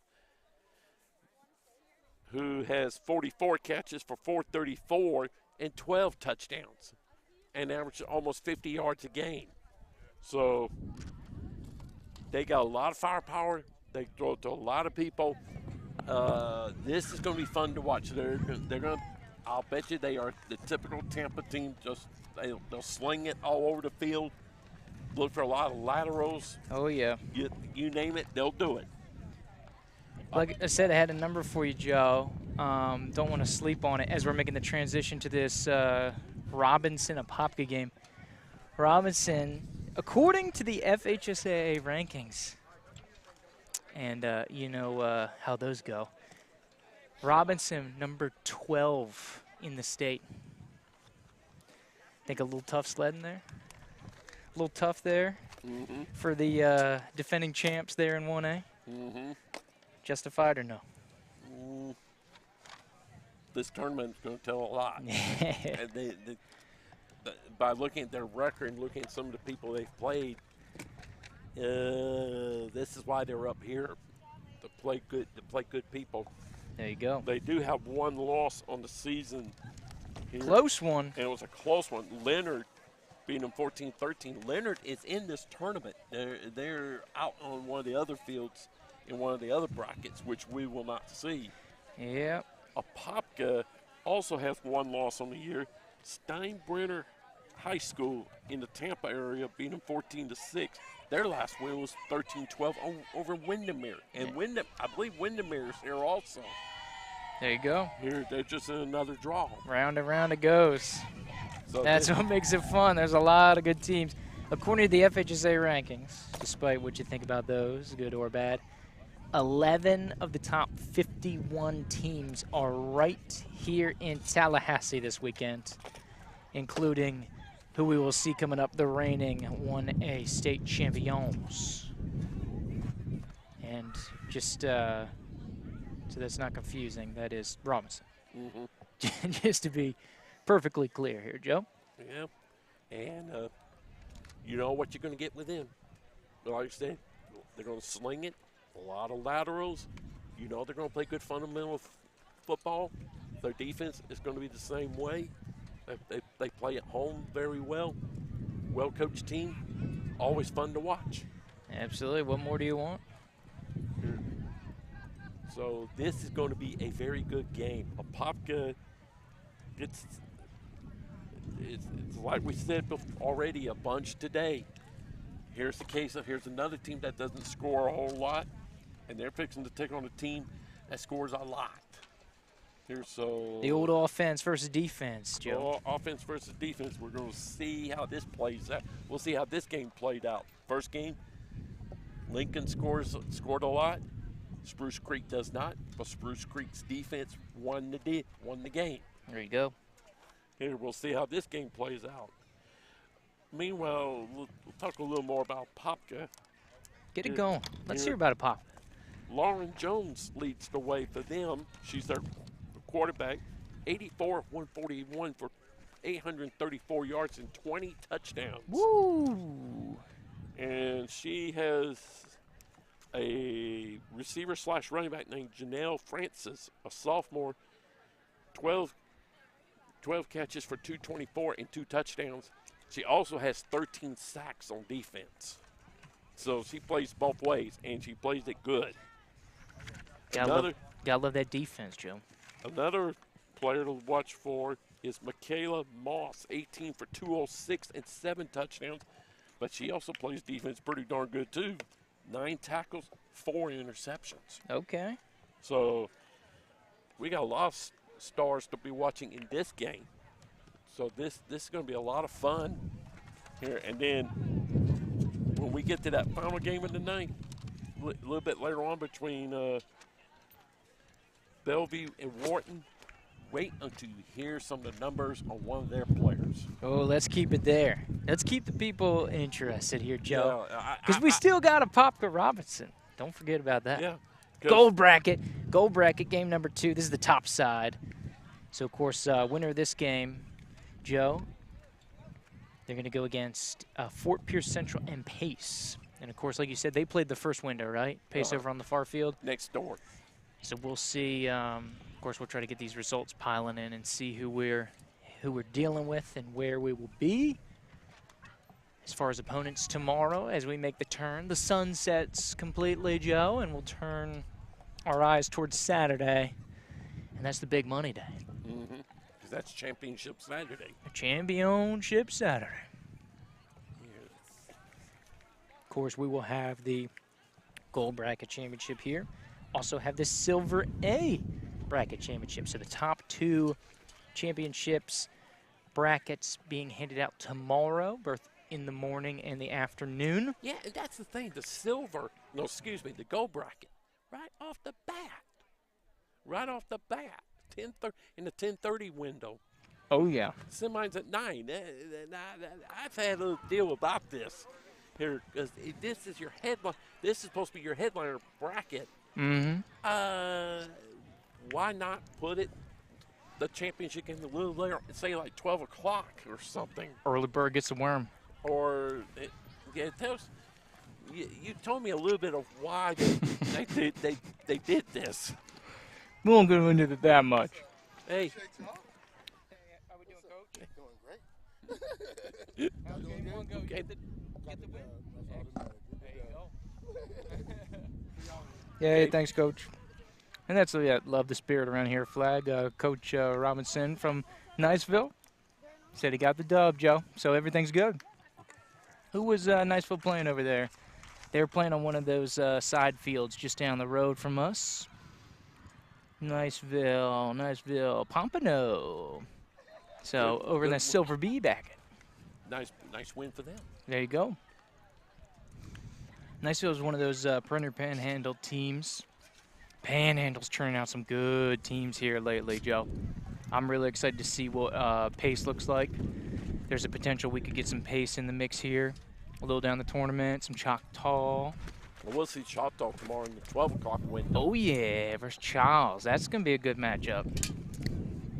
That'll be a fun one going on here, Silver Bracket. Here, let's get you our schedule as the wind is picking up. My goodness, Joe. Here's that schedule, what we have going on. So you can see, obviously, we had Lincoln, Spruce Creek, Robinson and Apopka getting ready to launch off here next couple minutes. Bellevue and Wharton.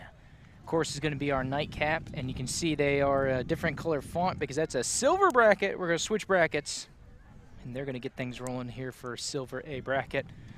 And then we've got Spruce Creek in the winner of that Alonzo Trinity Catholic game. That'll be starting off. And then we're going to jump right into a 10:30, the breakfast edition of the championship, the Gold Championship, which will free us up to see some Silver A games leading into the Silver A Championship. Yep.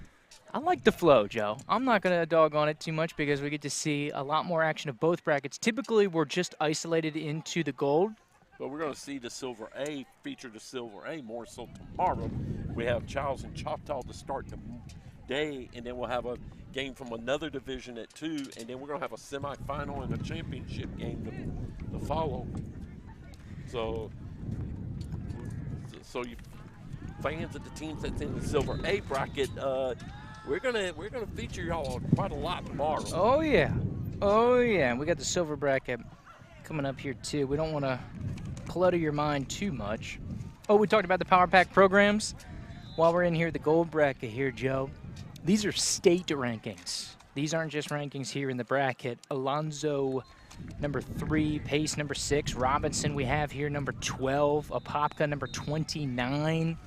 We saw Lincoln, 31. Spruce Creek, we saw 33. Some movement coming for them, but we talked about the Power Pack programs in this Gold bracket.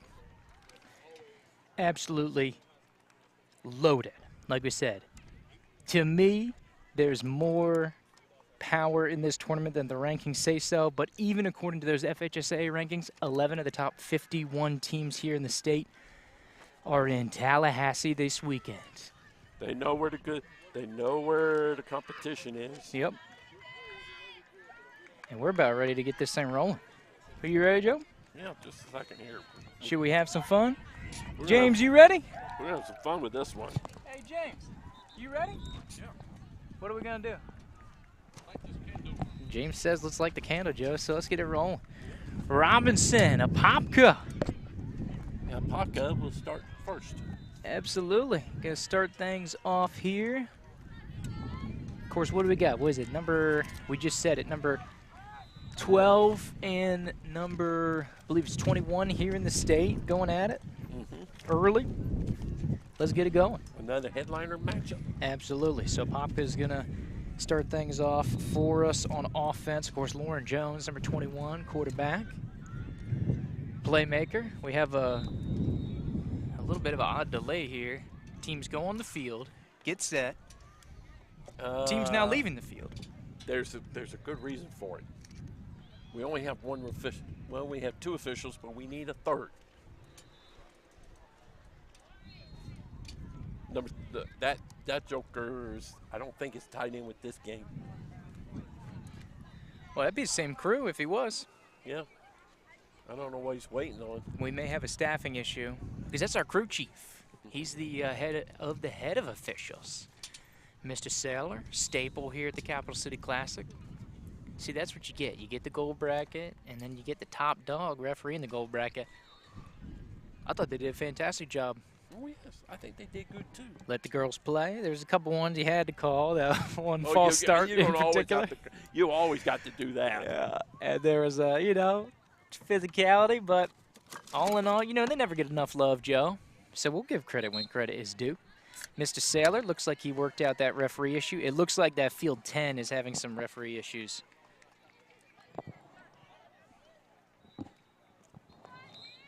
So we just had some business we had to clean up. That's a problem I get, Joe. That's just the nature of the tournament sometimes. Weird things pop up. Make some adjustments, and let's get it going. Here we go. All right, Lauren Jones snap under center. Throw across, looking for Bria Parsons over the middle. Rush coming there from Robinson, bringing the heat. Yeah, she got number 21 out there. That's Lauren Jones. Right. Some good blocking here. Oh, good little one-handed snag going across the middle. Parsons. So, of course, targeted on back-to-back plays, but great job to corral that one. Good little catch, but good blocking here. Of course, you can't do any hands-on blocking, but doing a fantastic job of getting in the way was the center there. Throw over the middle, and now catching a pass. Hannah Cribbs. Got a first down. Absolutely. So Cribbs did a great job. So nice little flow coming for Apopka. They'll get the first down. Guess what? Stenner. It was the Stenner. Yep, and Guillermo's bringing the heat, dude. She's coming right down the pipe. Good block in there for Apopka. Tip drill. Ooh, targeted number 11, Emily Cruz. Was Apopka there, but they're showing some pace. Going quick here, and this is the thing you have to do. Robinson will try to speed you up. They'll play fast and furious, dude. Exactly. They're gonna want you to play at their speed. Coach going in the play. Everybody checks the wristbands. I love that, Joe. That never gets old for me. Oh, blocker hits the ground. Oh, high throw over the middle. But that was a good job. Janelle Francis there, the intended receiver, playing defense there. Ball was high. She had to get a hand on it because you don't want that one sailing through to the second level. I like that. Good play by the wide receiver over on the right-hand side. Can't catch it. Stay with it. That's a team play right there. Yeah, I like it. Just knock it down. That way the defense can't get it. And the Blue Darters keep on rolling. Snap. Jones dumps it down here. Try to stretch it out. Pick up a couple extra yards as Cribbs.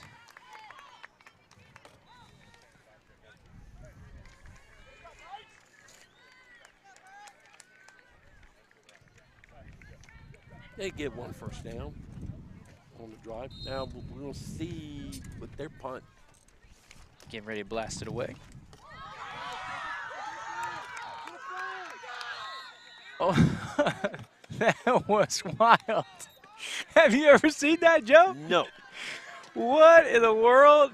The blocker went in there to stay, kicked it right into her hands.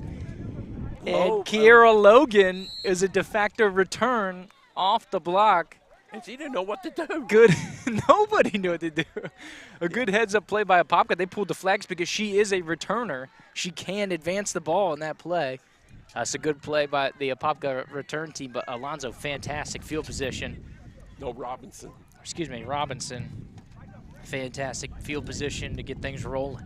Snap on the way, settling in, right down the middle. Ooh, incomplete pass.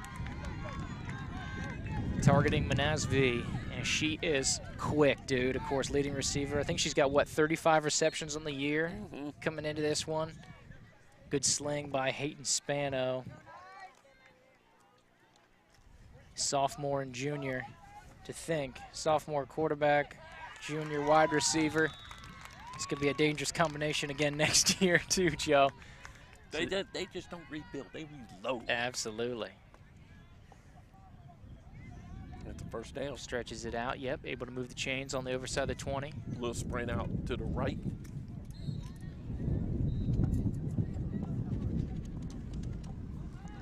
Spano over the middle. Pitch on out. Good flag pull.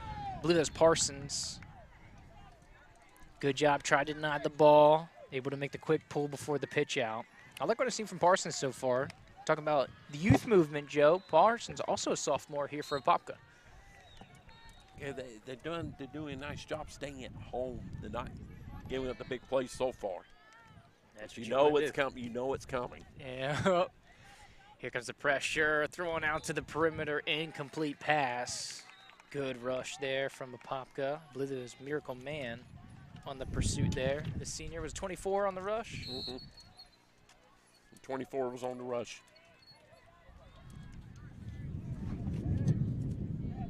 Of course, as Spano was looking over to the far side there. They do a lot of call signaling plays in. Robinson does. Quick with it, too. Spano stepping up. Good step up. Throws to the back of the end zone. In play. 6 on the board here for Robinson. That was quick. Number 3 on the reception. Not in our depth chart, though. So we apologize. Number 3 for Robinson. If you're watching, no number 3, let us know. Would love to give her a shout out. Give credit where credit is due. But so far, quick strike here for Robinson. And a keeper, throw it over the top, back corner of the end zone. Kira Logan on to the PAT. Going here. So quick 7-0 strike here for Robinson as they're able to tack on the extra point.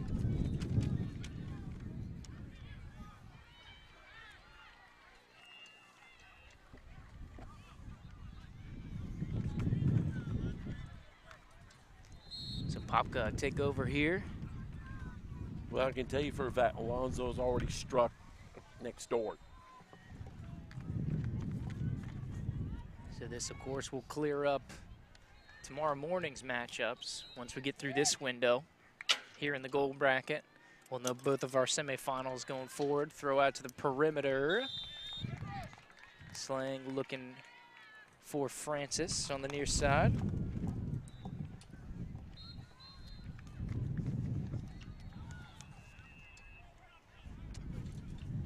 This quick strike Robinson making some early work here. Like we said, has a loss on the season so far going here. Parsons over the middle, good pickup.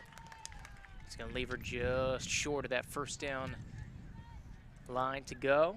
But I'm liking the connection here for Jones and Parsons going forward.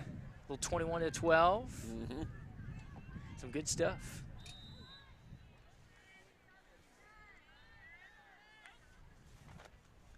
Here, quick snap on the way, 2 into block. Looking for Annabelle Hart into the second level. Incomplete pass there as we get into about 4 minutes here in the opening quarter of action. If you just joined us, Robinson, excuse me, with the 7-0 advantage. Punt away here, second one coming here for Apopka. This one gets off nice launch. Spano on the return about midfield. Coming near side, here comes the pitch out. And they got her before the pitch. Good timing on the pull there for Apopka. And so Robinson will take over once again on offense. Heads up. Of course, Apopka getting the football back. Switching footballs here for Robinson. Of course, big sequence here for this Apopka defense, Joe. Can't go 2 scores down because it's going to get awfully difficult if they do. Spano coming here near side, throws against the grain. Good wrap by Parsons. Good reception in space. Addie McDowell on the reception there for Robinson. Nice little pickup. What'd you give it, about 8 yards or so? Yeah, 8 yards. It now makes it, in flag football, it makes it kind of a workable second down. There you go. Spread him out. One player staying into block. Throw it over the top. Oh, we got that wind gust. Francis in the area for Apopka, but good coverage there. But you saw that one kind of get 3/4 down, Joe, and start to hit that wind channel that we saw really affect some of the throws in the second half of that game. Actually, the receiver for Robinson actually cut back in, and she was throwing out. So he still had the effect of that wind. That wind still carried it. Oh, direct snap here to the blocker, Guillermo. And how about that little wrinkle coming? They will do that. They will do that. They love to do that. Oh, little fancy formation, and then get a direct snap going, and they got first down on this one. Move the chains, and that's what's so effective, Joe, of just being able to utilize all the spacing on the field, is Robinson. You saw him attack the corners, the middle, the channels, and even just little runs like that. Make you cover every single yard of this field. This one's a little high. Good defensive play there. Jordan Perkins close in coverage for Apopka. In pursuit of the wide receiver, set up a second down here for Robinson. Like you said, big crucial standpoint here for the Blue Darters. Come in 29th in the state, number 19 in 2A. If we were seeding this gold bracket, they'd be seed number 4, Joe. Powerful programs coming out of North Central Florida. Spano loading up, going far side. Good catch over on the far side. Of course, young lady with the touchdown catch earlier. Number 3. Fortunately, don't have her name. Apologize. Not on the old depth chart. Good little pitch and catch, though. One thing they love doing, they love to throw the little swing out pass. Should be third down, right? Yes, third down. Would you give them about 12 yards out, 11, 12? Yeah, looks about right on the 12. Motion coming here for Robinson. It's going to be an option out if they want it. Pitches it back. Nice little gain here on the option. Apopka did a nice job staying at home. Oh, yeah? Didn't allow it to get a big play out of that. Adriana Williams. Got a little bit of yards. Coming up on the end of the first quarter here. Under 30 seconds to go. And this is 4th, right? They're close, though. It's close. This is basically like a point after kind of play. And it looks like they'll let it run to quarter number 2. It's going to be... Or there's a timeout. No, end of the quarter. Flip sides of the field. The head ref's got the thingy with them. Taking the old march, the old cones, the old chained cones. So they're still kind of chained up there, Joe. Still, I like it because we can still say that they're moving the chains, you know? Yeah. For flag football, it is moving the chains. There you go. That's what I'm talking about. The cloth chains, linen change. First thoughts of Robinson so far here, Joe. Typical Tampa Robinson. Typical across the board. They're slinging it. Spano is, by my count, 5 for 9 so far. That has 1 touchdown passing and 1 pass complete for the PAT. I hadn't seen anything different. We've seen them here for a lot of years. Big play here on 4th down as we get ready to start the second quarter. If Apopka can come up with a stop, it will be massive.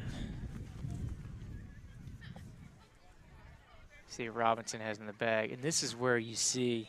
I look for a little crossing route here coming from the right. You think Coach Sanders breaks out something wild here? With a little 23 or 24. For this short conversion? No, 3 and 20. Spano, quick hitter, low in the dirt, incomplete. So that should be turnover on downs, correct? And is. It is. So Apopka going to take over. At the touchdown. Big stand there for Apopka. Was short at the goal line. Trying to thread it through is Robinson. So maybe the door open here for Apopka. Dangerous positioning, though, being backed up at your own end. I wonder if Robinson's going to bring the heat. I would. Have Guillermo and Mitchner up on the line right now. 0 and 34. Left and right, respectively. Jones looking for Parsons. That's going to be a little roughing. Contact. Yep. On Parsons, and so that'll help the cause for Apopka. If nothing else, get your feet out of your own end zone, Joe. It's always a little unsettling. Yeah, but Robinson brought the heat again. Guillermo coming from the left side. What do you think the composure of Jones, though? Lauren Jones? Good. She didn't seem phased. She's showing good composure. Calm, looking down the reads. Another good delivery here by Jones. Able to hit the receiver. Number Kamora 5. Polynice. Good reception here for Apopka. They're starting to get some momentum here. And enough to move the chains. Yes. Just short. 3rd down.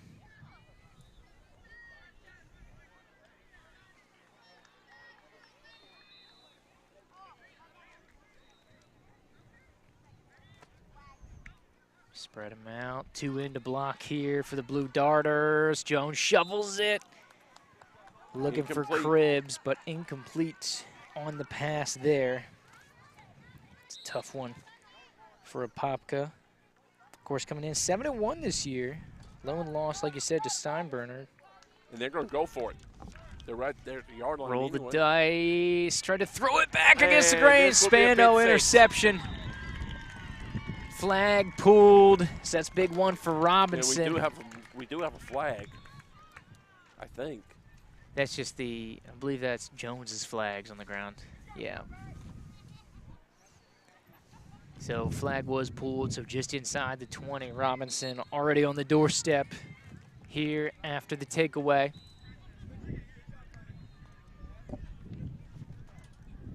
And so Apopka defense, another huge sequence. They answered the call last time, Joe. Probably about 18 yards out. Robinson getting ready to get rolling.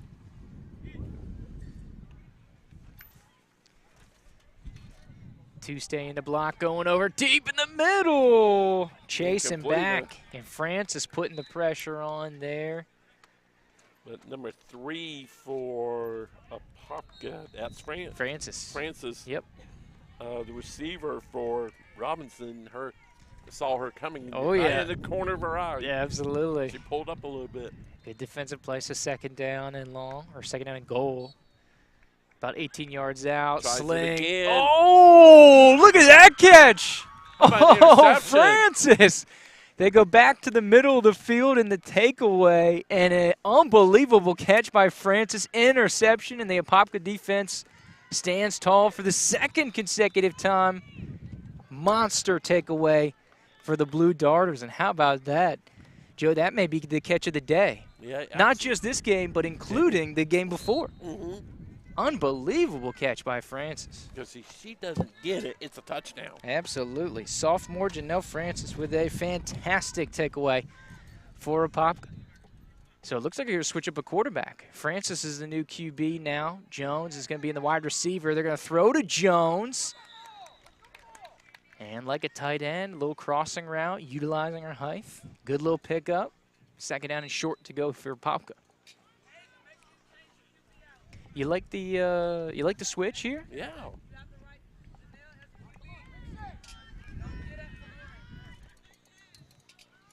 Maybe probably more of a running threat. Yeah. So you got to keep Robinson on their toes. Let's see how this works. Getting out to the outside. Francis picks up the first down. I like this, Joe. Coaching on the fly right now. Making some adjustments. They're going to go back to Lauren Jones, I think. Yeah. No, they're going to stay with Francis. That's the right call. Mm-hmm.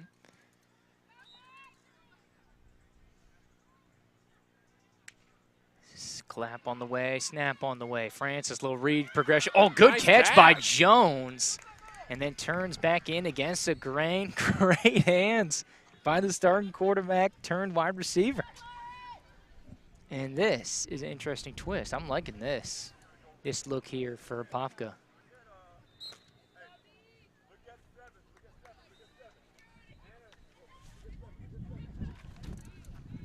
So a little switch up here. Oh, now we're going back to Jones at quarterback here. And Jones wants to go deep, looking for Francis. Oh, off the fingertips. That was it.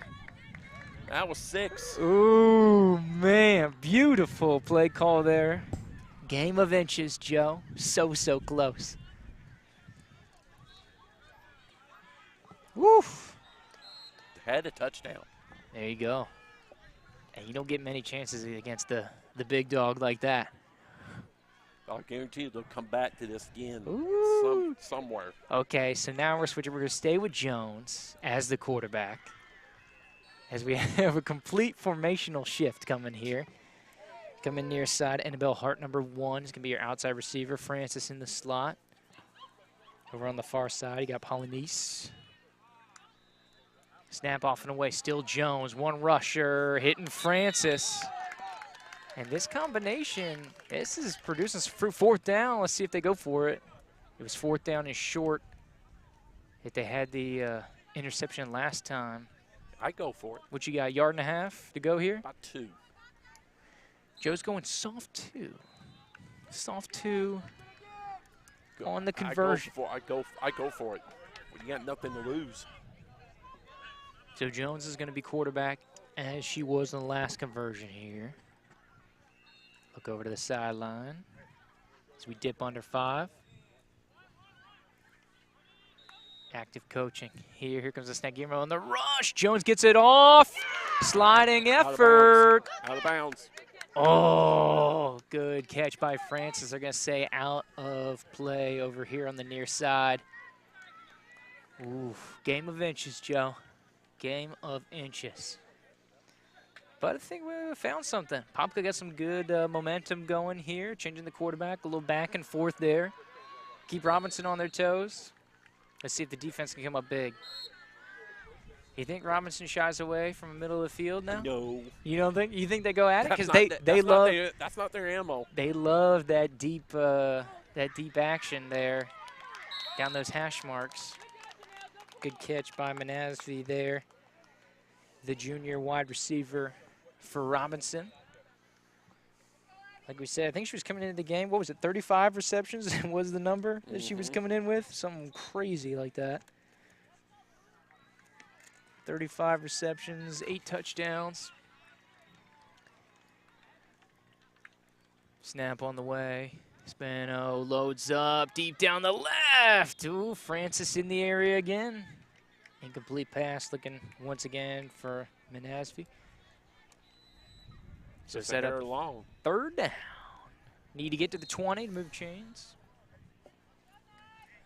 Looking over to the sideline for the coaching staff of the Knights. Big old coaching staff, of course, led by Coach Sanders, Coach Abreu, Autry, Coach Iola, the whole squad. That one complete. Rumbles on a 4th down. Look at this. Decision time. You going for it, Joe? If you're Coach Sanders, don't look at the field. Don't look at me. Look at me. You going for it or no? Their ammo. They're going for it. Okay. Coach Sanders says, let's go for it. 4th down. It's called look what part of the field they're on. Hey, they're in the plus side. That's for sure. What do you say, about 8 yards to pick up the first down? About 8 yards to the 20-yard line. Robinson going to go for it. And it looks like he's talking to one of his wide receivers. We're approaching that 2-minute mark Over the middle. Pass caught. Robinson It's the moved it touchdown. and then some. On a 4th down, they get a 28-yard touchdown. Oof. 2-possession game. On a crossing route. And that's going to be Adriana Williams, the senior running back, on the touchdown for Robinson. The gamble pays off there, Joe.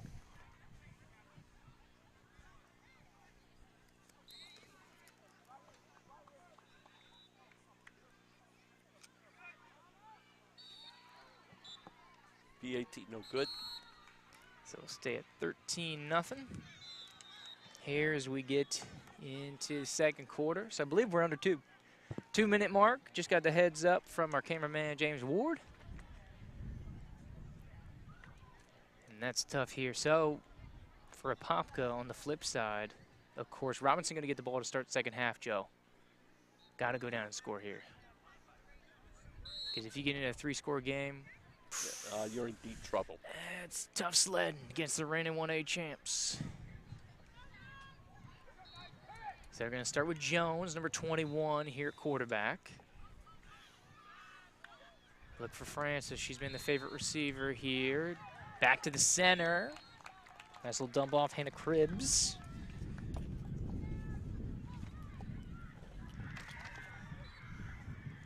And they got the first. Able to pick up the first. All important. First things first, Joe. Pick up that first.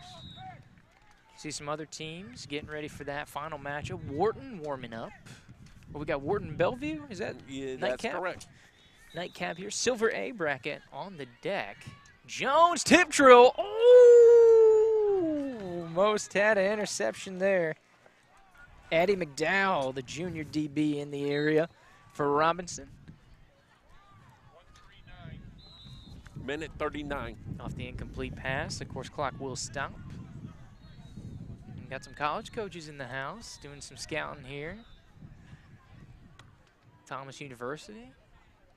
Of course, former Godby head coach. Chelsea Palmer in the house. Of course, Florida Gateway College also in the house. Coach Hufty. Jones out route. Able to hit it. And a timeout here by Apopka. Save those precious seconds. Gamora Polynice on the reception there for the Blue Darters.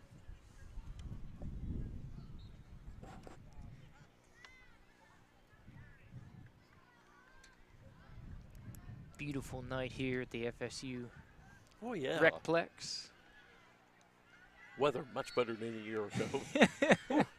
Oh, boy. Well, we'll be tested tomorrow. We're going to get Joe, tested so- tomorrow, but we'll take tonight.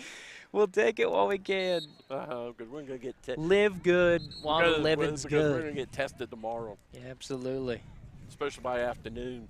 Absolutely, my man. The morning should be fine. Maybe that's why they started scheduling those championship games sooner here. Yeah. Let's try to get them in just in case we got some shenanigans later on.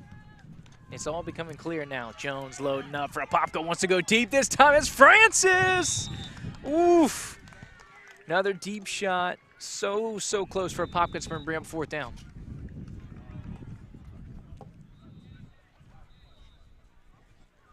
They're going to punt. Yeah, that's probably the best call. The fighter in you wants to see him go for it, Joe, but smart call, given that there's about a minute plus on the other If side. they were up here about the 38, 39, and they're gone. Oh, yeah, for sure. Seen him go for it already twice here. Snap is off and away. Spiraling kick to the far side. It's caught cleanly and threading through traffic. Good catch and run. Jasmine Mitchner, And the about the freshman 32. for Robinson. Good little return from the freshman. And about a minute to go. Short and simple. They're going to keep the gas. They're going to stay on the gas. Indeed. Apopka needs to stop here. Can't let it get to 3 scores, especially with Robinson getting the ball back. Catches it on the fly. Spano, Enhance the option first. left.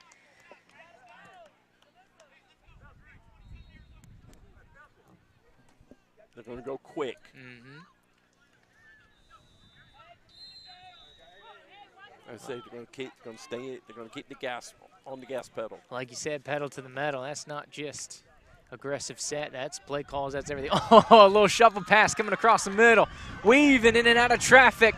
Beautiful run after the catch there. Adriana Williams, fresh off that touchdown catch that made it a 2-score game. Williams doing work in the middle of the field. And Robinson calls timeout. That's stoppage. some things they do. That time they acted like they were going to run an option and then threw it just before it got to the line of scrimmage.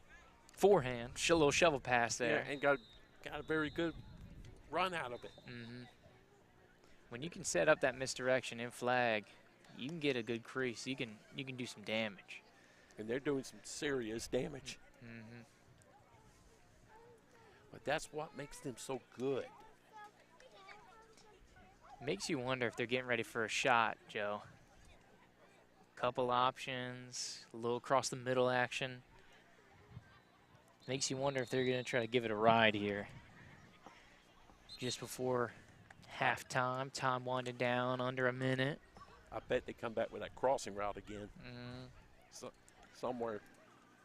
But you got to think, going deep, you got to worry about Francis. You got to worry about Francis, but you can go like an intermediate crossing route. Get over those linebackers. That's how they got the touch. That's how they got the touchdowns. Yeah. More of an intermediate crossing route. Pressure coming. Spano escapes. First down and more. Sliding through traffic.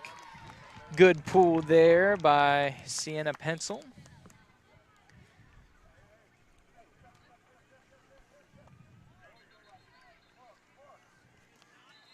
So first down, wind the clock. Let's get it going. Spano looks over to the right, jumps in, high ball tip, and it's incomplete. Intended for Kiera Logan, the junior wideout. And bring up second down here for Robinson. Clock once again stopping on the incomplete pass. We know we're sub 30. Trying to get an official ruling on time. Next time we can hear it. Going deep, trying to hit that back corner. Drops. An incomplete pass. Once again, similar to that first touchdown in the opening quarter. Incomplete pass is going to bring up third down. Like we said, that deep corner here. Robinson makes you cover the entire field on defense. Robinson's going to take another timeout. But that's who they are.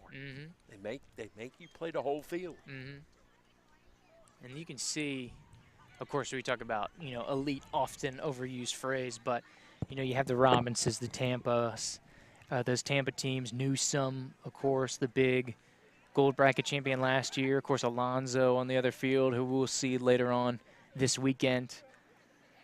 And it's just things like those and the implementation, and you can see why they're ahead of the game. And they're truly elite squads year in, year out. And a great opportunity for teams trying to get to that level, Joe. That's one of the reasons, one of the draws of this tournament. You've got perennially the top 2 of the top 4 to 5 teams in the state back here every single year. Of course, 12th annual Capital City Classic. Since 2011, the only thing that can stop this train is COVID here, Joe. Of course, we didn't have the 2020 tournament, but save that. This has been a steamrolling of a tournament. Up to 48 teams, 10 fields all weekend. You can't find any. Woo! You can't, if you don't have anything to do, get on down here. Yeah, what are you doing? Tallahassee area, get down here. Anywhere close, get down here. If not, thanks for coming aboard to the Varsity Sports Network broadcast here. As we had a little glitch in our scoreboard. Apologize. 13-0 is the accurate score here for Robinson. They're once again on the prowl after the stoppage. A look over to the sideline. Spano loading up. Pressure over the middle. Diving effort. And dropped. Sliding across. Manasvi once again the intended receiver. And that's kind of that middle area, that post you like coming out of the slot there, Joe. Yes. Yeah, it was a post route coming from the inside area.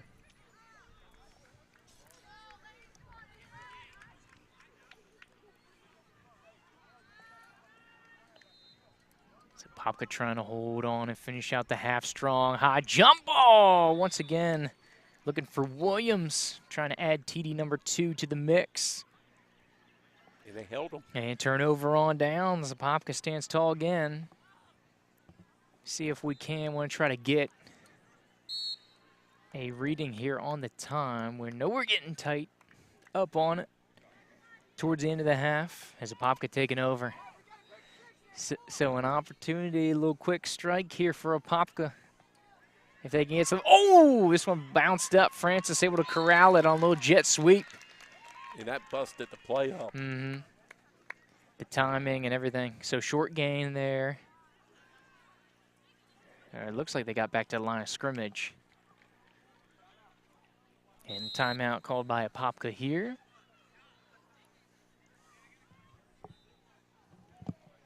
See if we can get a timing rule in here.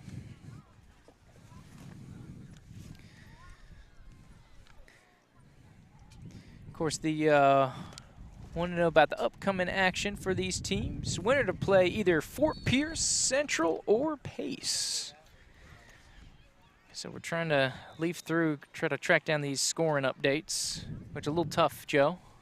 A little tough to get A little tough, especially during the day. And especially when there's no scoreboard. Yeah, no scoreboards anywhere. Referees, the only ones with the scoreboards. So we'll try to keep you updated as best we can. I've been, during the breaks, Joe, scouring Twitter here to try and see if we can get a scoring update that way. Maybe we need to hit up our buddies on ScoreStream, see if we can get it there. That may be the move.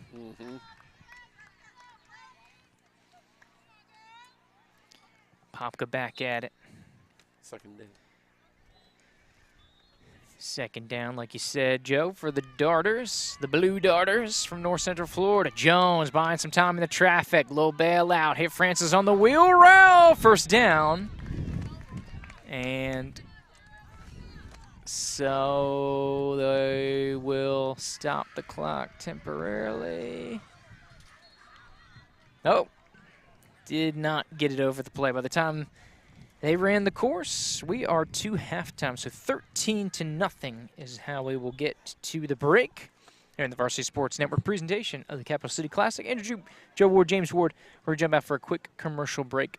Come right back on the other side. Second half, Robinson and Apopka here in the goal bracket.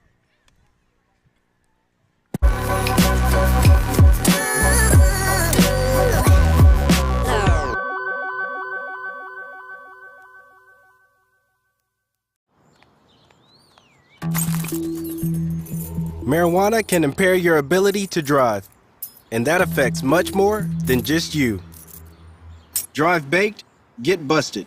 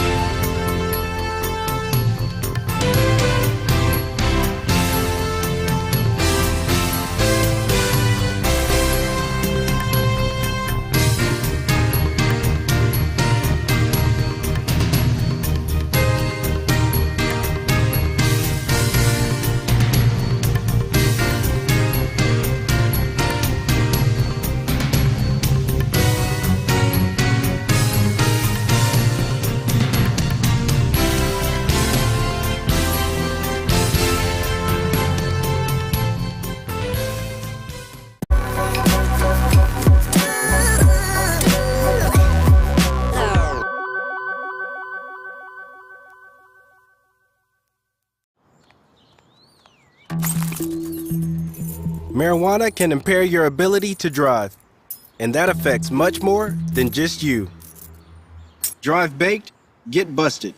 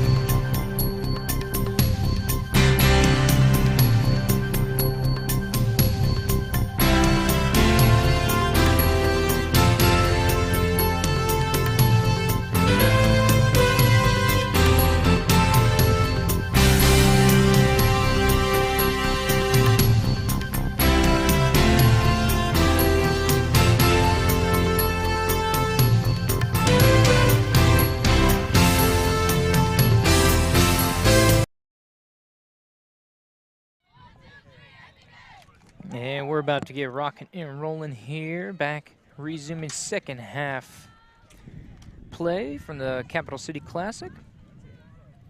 Some goal bracket action between Apopka and Robinson.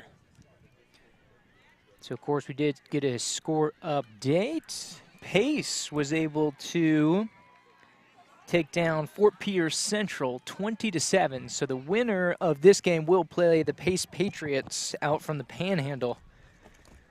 And they're having a really good season out to our west. Currently number 6 in the state are the Pace Patriots. Robinson going to start with the football here to start half number 2. Of course, as Apopka started half number 1. So 12 minutes back up on the clock here in the third quarter. And we'll get ready to rock and roll. Spano over the middle, quick hitter, pitch on out to Menasri, able to hit Williams on the pitch. Chunk play coming here for Robinson. First down and then some there for the Knights. Good pickup and good field position. Chunk plays here for Robinson. 2-score game right now. Robinson trying to break it open. Apopka trying to get a big turnover. Keep this thing close. Going out to the near side, and this one's going to be caught. Good pull there. Good catch over here on the near side by Logan. But quick pull to prevent the yards after the catch on the second down here. As we're back, Joe. They get them going quick, don't they? Oh, yeah, that's a good thing about this tournament. We just keep this thing going. And we got an update. Pace beat Fort Pierce Central, so winner will be playing Pace tomorrow morning, 9 a.m. Okay. Quick hitter, Spano over the middle. Great catch by Menasri. First down and more. Chunk plays. Now the second big one here to start this half for Robinson. Right down the pipe.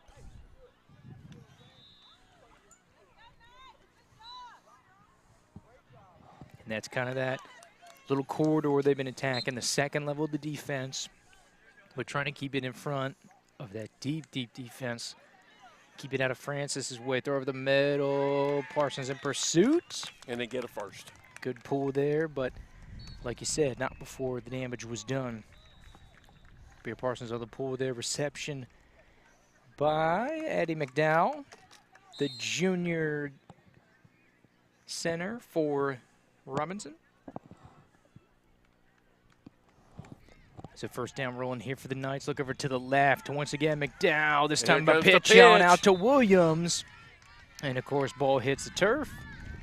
And that will be a dead ball at the spot of where it hits. And that's the thing about the Tampa teams. They love to pitch it around. Oh, yeah. And you can see it starting I was kind of disappointed. We saw a little a bit. little bit, but now they got the lead. Now they could just free will it. Free will it and do what they want to do. Giddy up. Throw over the middle. There it is. That's it. Great catch once again. Spano, another touchdown toss, her third. Now 19-0 in favor of Robertson.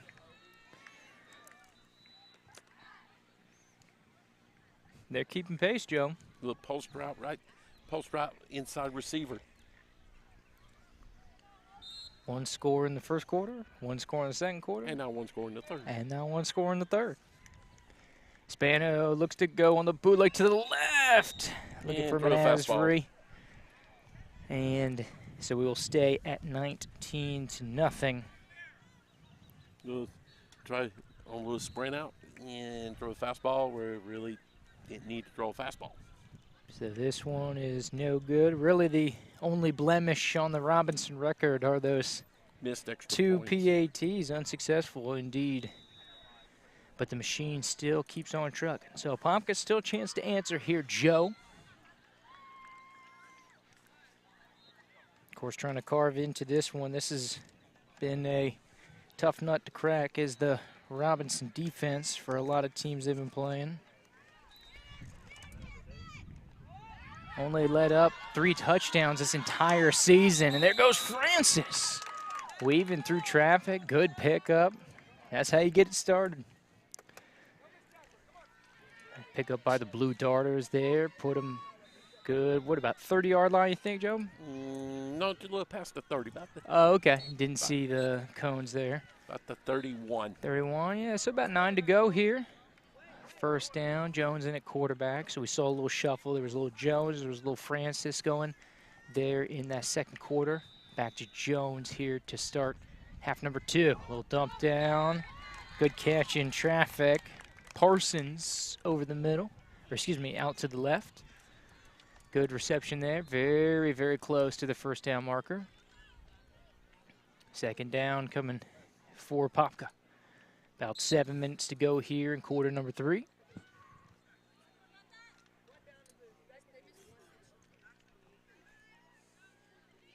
A little live coaching here. Joe, get it going. Have a little switch up of personnel here. A little change defensively in the formation here for Robinson as well. Some communication on the back end.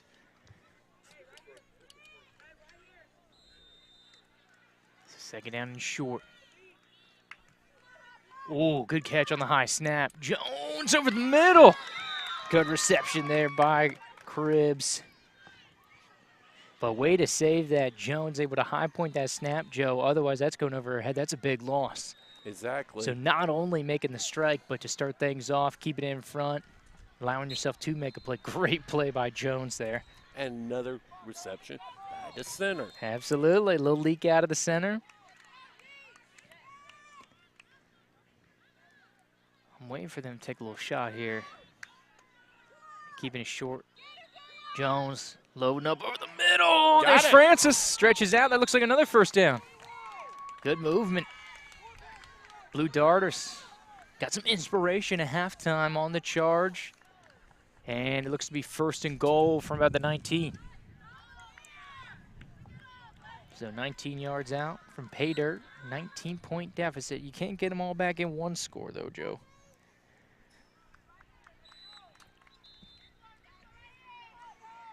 Like we said, Robinson only allowing 3 touchdowns the entire year. Look over to the right. Apopka going deep. Intercepted. And I thought they called him down. Yep. Sack was called. Pull in the backfield. Guillermo, the senior rusher. No, I thought they blew the whistle back here on the pool. Nope, it was an interception. Wow. It might have been another field that the whistle was from. I could have sworn it was on the pool, Joe. No, she threw the ball just before the flag got pulled, but Spano picked it off. So INT for the quarterback, helping her own cause. So back to Robinson as they'll try to tally on a couple more. Of course, it may be a little early, Joe. We haven't gotten to the fourth quarter yet. If they want to keep their one score per quarter average. Oh, take a deep shot. Menagerie spins out of it. Speedster Francis, can she catch her? Oh, gets the flag. And it took a full stretch effort. Great hustle by Francis. They'll mark her down probably at the 8-yard line. A fantastic pursuit there. Keep them off the scoreboard. Did not give up. She did not full give up. stretch. Fantastic defensive play.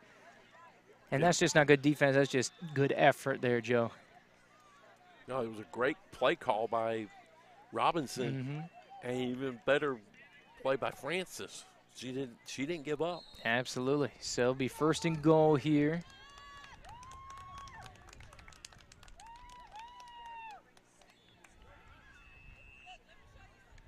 It looks like Menageries a little dinged up over on that far sideline for Robinson, their leading receiver. She's stretching out, looks at that lower back. Spano coming this side, throws against it. Oh, fantastic catch by Williams. As they continue to creep closer to that goal line. Maybe about, what you think, about 3-4 yards out now? Yep. Coming about 3 minutes to go in the third quarter.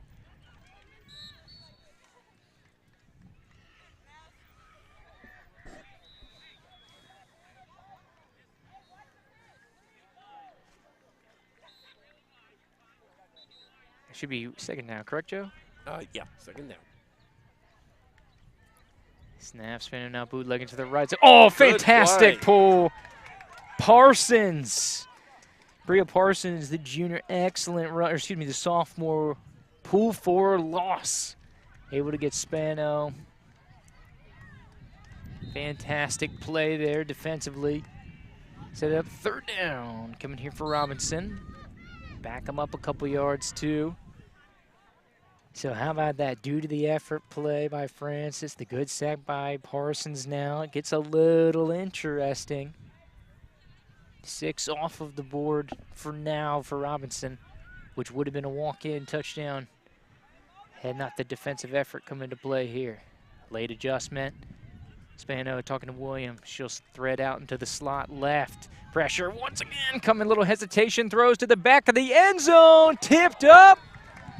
Great Incomplete. Defense there by Apopka. It's going to be Kimora Polanese, the sophomore, in on the breakup. And, of course, it's a little tough, that back line of that end zone, Joe. I don't know if you took a walk out of the field, but that's where the field starts to break. And you're actually going downhill. And so if you were to throw a level pass, it would sail on you. And then for the receivers, too, tough to kind of keep your footing and stay in bounds as it kind of drains off into that drainage ditch. Because they usually do keep a little tighter field than the traditional 80 yards. Over the middle, Nasri. She's back in the game, looks healthy. Touchdown catch there, and Robinson puts on 6 more. Another seam route right down from the inside slot. Here, that's Spano's 4th touchdown of the game, throwing the ball. And we're going for player of the game. Indeed. Like game 1, this one's heading for a no-brainer. Both sides, too. Both sides. Had the interception. Oh, direct snap to Williams. And the point after attempt. Flags look good, right? She get in. Everything's good.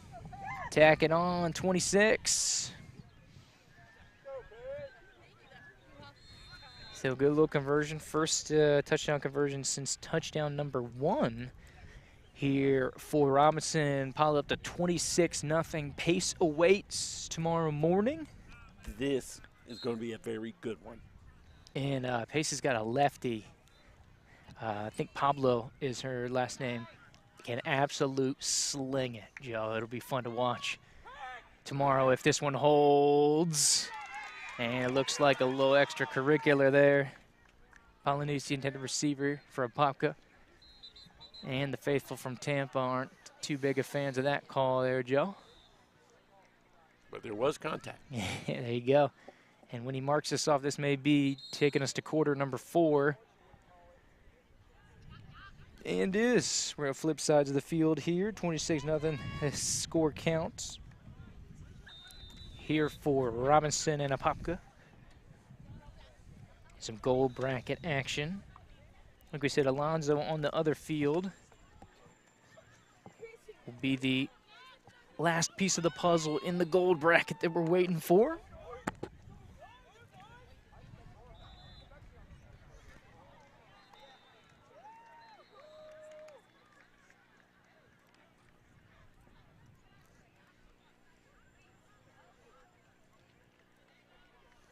Try to get this all tightened up, get ready for quarter number 4. All right, and there we are. So we'll start on the charge here, coming out just on the outside of the 20. What you give, about 24? 23. 23 here, Joe. For our numbers, man. Jones gets it off, intercepted, going the other way. Good pull by Cribbs, going back against the grain, but it's that number 3 interception. Apologize, do not have on the depth chart here. So once again, back to Robinson.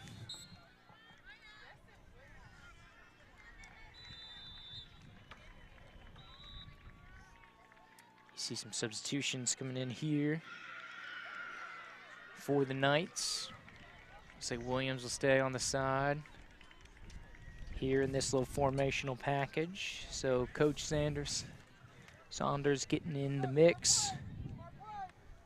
Going on down the line. Spano still in here at quarterback in the 4th. Throwing over near side. Incomplete. Set up a 2nd down. Just on the other side of the 20.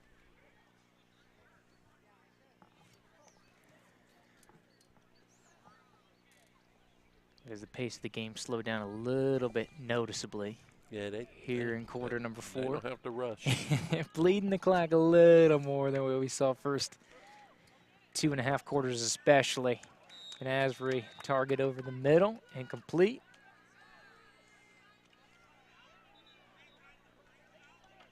Bringing up 3rd down here for Robinson. 10 and change to go here in quarter number 4. As Robinson able to bounce back after that loss to Leonard back in game number 4. They've ripped off 4 straight since then, looking for this to be the 5th. Wheel route. Francis in the area, looking for Menagerie.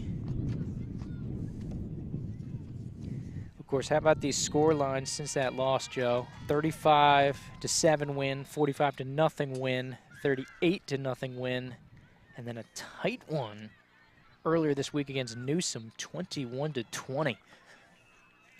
They're the team I'm a little surprised not here. Yeah, it's always a weird weekend. You know, you get a lot of schools get the prom in the mix here, and you start to get some other scheduling spring events that pop up. And so sometimes, unfortunately, you don't get the full team, or you can't get the teams that you'd want to come in for this one. So as it goes, but a victim to the old scheduling fall was Newsom, so we've been told, Joe. Of course, the defending gold bracket champs from last year. Newsom, they played some mean defense in this tournament last year. Especially after we came back from that lightning. Yeah, I was going to say, especially after the field was a little wet, game was a little sloppier largely. Jones sort of over the middle, good catch by Parsons. And enough to move the chains. So some positive momentum going there for Apopka. I want to try to check in and see if we can't get an update on that Alonzo score. Says they're live, but there's nobody updating on Max Preps there. Settle in, Jones. Oh, nice little pitch out there. Guess who? Woo, caught by Polynice and then pitched on out to Cribbs. Good little combo there.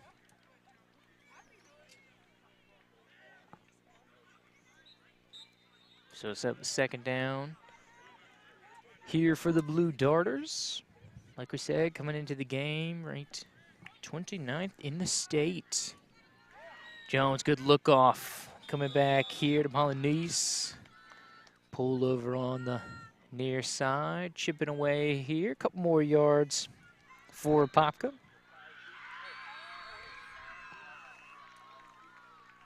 Bring up 3rd down.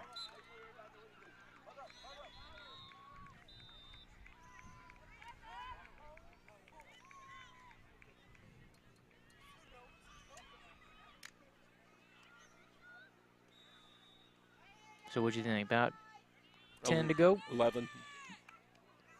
Jones over the middle in traffic. And it'll bring up 4th decision time here for Apopka.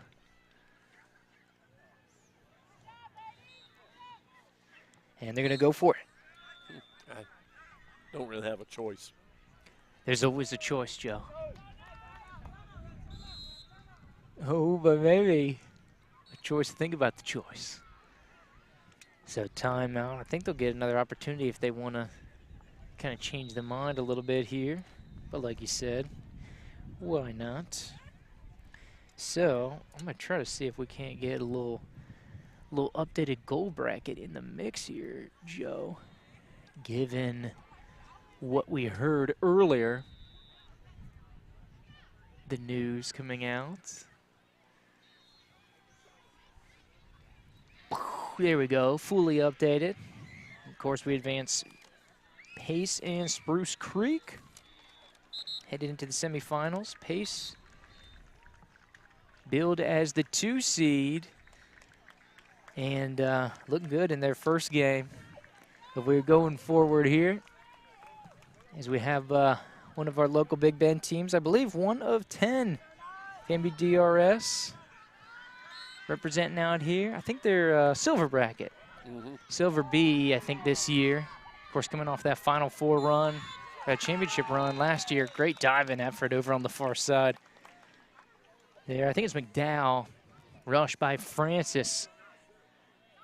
And it looks like a turnover on downs. This one's just short of the yardage to gain at midfield.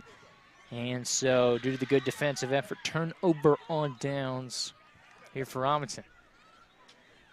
And I wonder if Spano comes back out here as we get to the midway point of this 4th quarter, or if her day is done.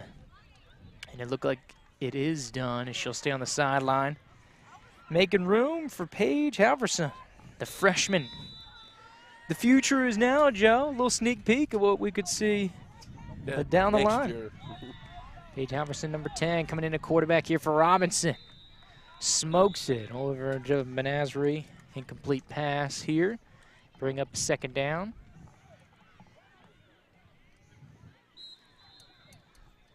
Does have some game experience. I think thrown for about like 176 on the season. There you go. Of course, when you're putting up 45 and 35 the way Robinson does, it'll allow your backup quarterback to get some reps. Hit her out, an incomplete pass here. Bring up 3rd. Target over on the far side. Halverson put both of them on the money here so far on her passing attempts. Like you said, she got touched, or some good attempts on here in the season. Some contributions. I think 4 completions coming into this one. A few more than that. That's what Max Prep says here. Maybe they got updated since we checked. 4 of 8. Well, it says 4 for 8 for 26. Yeah. I saw something else on their team listings.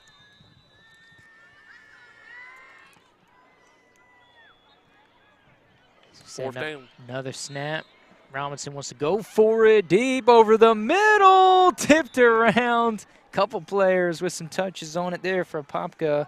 Looks like Annabelle Hart, the sophomore, as well as Francis also in the area. So it'll be a turnover on downs. Apopka here as we approach about 4 minutes to go. gets ready to roll down here in the fourth quarter. So a chance at scoring, taking over. From my recollection, I think this is their best starting field position of the night. Jones still in at quarterback. Francis can be slot left. She'll motion over the other side.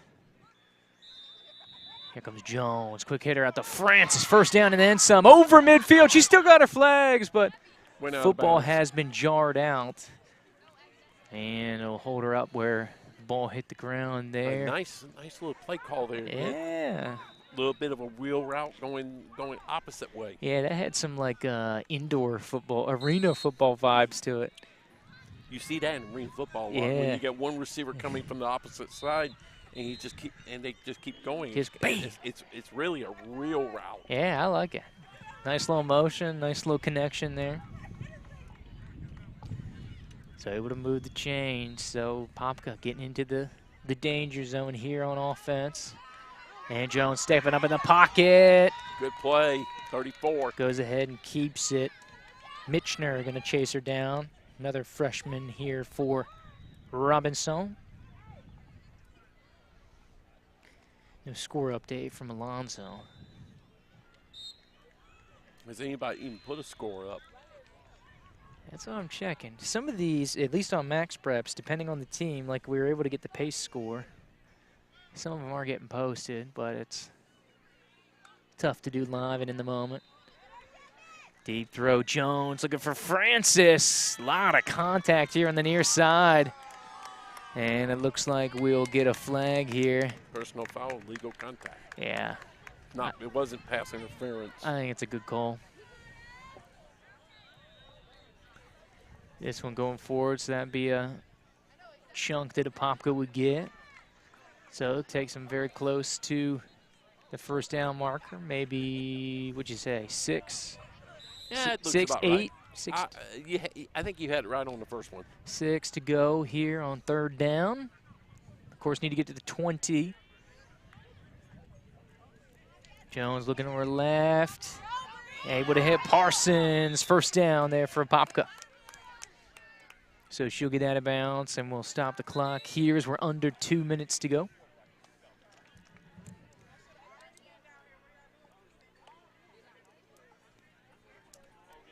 And that is all final. Under 2 minutes, and we're done. So we get 26-0 as the final here. Good fight from Apopka out here this evening, Joe. What'd you say? Yeah, they didn't quit. They kept battling. Mm-hmm. And if they have maybe another minute or so, might have a chance to put one in. Mm-hmm. Just build confidence for them. But Robinson and Pace tomorrow is going to be good. Whoa, that it will. And we're going to get to see that quarterback you was talking about. Absolutely. For Pace. Pablo, the lefty. So we can see updated bracket. Check it out, Joe, live. Update. Amaya Pablo. 1,573 yards, 25 touchdowns. She's counted for 30 touchdowns for Pace. Oof. Coming into today. We don't know what she did today. Absolutely. They scored at least 3 touchdowns, so I wonder how many she was involved in there. But, yeah, as we can see, Robinson will play Pace. That game will happen 9 a.m. here on this field. Field 2, we'll be back at it. Robinson and Pace will be front row seats as we are here today. Of course, over on the other game will be Spruce Creek and the winner of the game currently going on in Field 3, which is Alonzo and Trinity Catholic. So those games go on at 9 a.m. First slate of games, the semifinals. We don't wait long. And then, boom, right after that, turn right around. This field, Field 2, will be hosting the Gold Championship at 10:30 a.m. Before we even get into the lunch hour, we'll already be handing out a trophy. Yeah, but any other year you might want to think, I don't know about this, but with the questionable weather later in the day, might not be a bad idea. You never know. You never know. So 2 in the books here on Field 2. Spruce Creek, Robinson. Joe, I know you love it. Player of the game. What you got? Well, Spino for Tampa Robinson. Threw for 4 touchdowns. No doubter for you? No doubter. threw for 4 touchdowns. Did have 1 picked off, and she intercepted 2 passes herself. So she'd be my player of the game. I say that'll do it. That's good enough. That's good enough for me, Joe. I approve that message. So, of course, next game on the slate, Joe, let's go down. Goal bracket will be done for the evening. So who's next on the schedule if we don't have the goal bracket? It's Silver A. It's Bellevue versus Tampa Wharton. Absolutely. And now we come to a game that when I looked at this, my first thought was this could go either way. Here, Bellevue is 5-2 on the year. They've only scored 119 points altogether and given up 63. Tampa Wharton is 6-4, gave up 150. No, they've scored 159, given up 89. Okay, Wharton's last game was a 26-13 loss to Riverview, who is in this tournament. Ayo. They're just in another draw. Bellevue's last game was a 21-20 win over Trinity Catholic. Who's also in this tournament. There you go, and also in the goal bracket. Now, Bellevue is led by a sophomore named Hannah Mason, who's thrown for 329 yards and 3 touchdowns.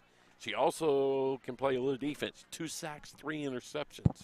There you go. But they have 2 quarterbacks. Madison Douglas is the other one. She's thrown for 200 yards.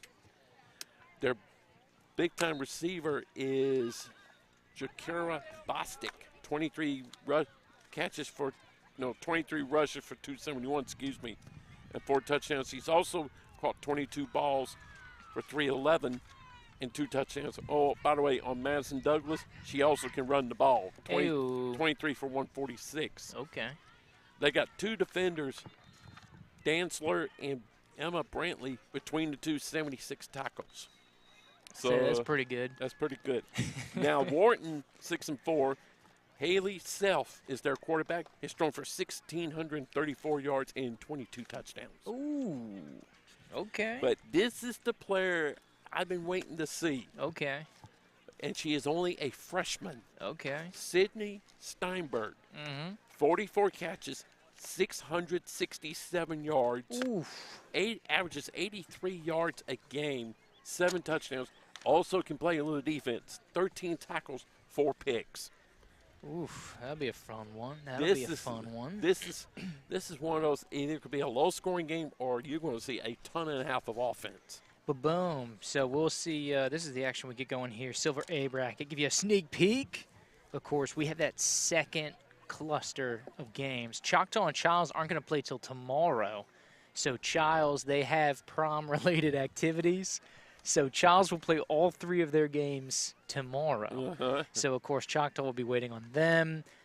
So depending on what that matchup is. So Bellevue and Wharton will be able to take it all in. So they'll be able to do some scouting, get it going. Because Childs, Choctaw, they're not going to play till noon tomorrow. So they'll play noon, then they'll have to play the semifinal game. And then they have to play the championship game. So there'll be a break at the 2 o'clock window. But they'll have to play at noon, 3:30, and 5, potentially 3 games in 5 hours, Joe. Which you can do in flag, but that's a lot. Stamina is going to be critical for them tomorrow. We'll see what the sun's looking like, if there is one tomorrow. But we got some silver A bracket action. Let's talk about the rankings. We talk about the high power. These are some teams. Of course, hit a couple bumps on the road. Solid clubs, though, Silver A. In the mid-60s, both of them very similar. Wharton 62 here in 2A, Bellevue 67 there in 1A. So really following along the similar lines. Bellevue, of course, coming from Bellevue. And Wharton coming from Tampa Bay. And you got Palmetto playing Navarro. That game happened here today. Yeah, that was just down the mix, right? Yeah. That was tonight. Oh, no, that's going to happen in this window over there at Field 6. So it'll happen just to the catty corner left. That And that's pretty much it. It's a light slate. We got the 2 silver bracket games. We got the Navarre Palmetto be back on field 6. We've got the the Bellevue Wharton here. And then the rest, couple JV games going on. But for the 8 o'clock window that we're creeping up on, pretty light slate here for the tournament. The Friday teams that we're playing tonight have kind of played and are good for the day. And we have a lot of teams that are kind of backloading that schedule, and we'll have a bunch of games for them on Saturday. But not a lot of light windows tomorrow, Joe. No, and especially for the teams, whoever, the Choctaw Chows game,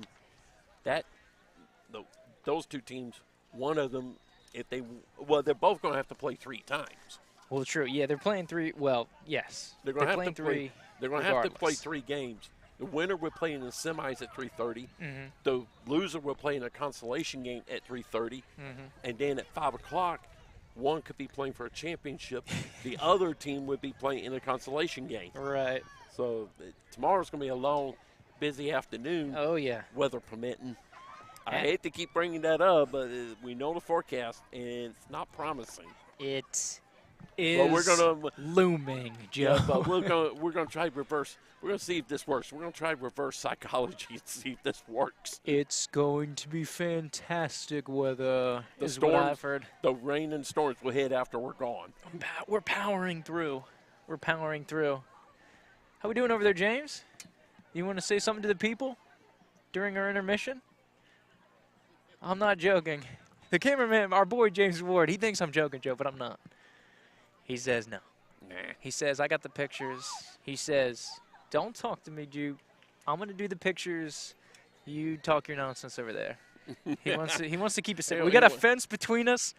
Not only a literal fence between us, Joe, but a metaphorical fence also just put up there. Yeah, he wants us to talk nonsense. He said, enough nonsense. Tell me about some silver bracket. So, yeah, let's dive into a little silver bracket here, Joe. So we take a look at some of these other teams. So let's talk about a little of the top matchup. So the winner of our game, of course, going to be playing Choctaw or Charles. But look what we have here, dude. Tell me about these state rankings here for Choctaw and Charles. There's some of that upper crust of this tournament that we're talking about. Mm-hmm. And Choctaw also plays good people out in the Panhandle. Yeah. So you know this team's going to be good. And Charles has played some good people, but have also played some people that, quite frankly, aren't very good. So this would be a great exam for Charles. The exams are in. They have the prom party tonight, and then they have the exams tomorrow morning, Joe. And I mean, sounds like another school day. Yeah, it'll be a school day, all right. They'll start at their exam starts at 12. Oh yeah.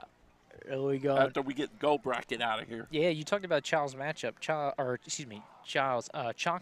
Choctaw's only loss coming against Pace, who we'll, of course, see first thing in the morning. Undefeated Pace. 8-0. Pace is these days after that swing of the bracket. Let's talk about some of these other matchups. We got Navarre and Palmetto. Navarre, one of those pretty consistent teams coming out of the Panhandle. Versus Palmetto, 7-1.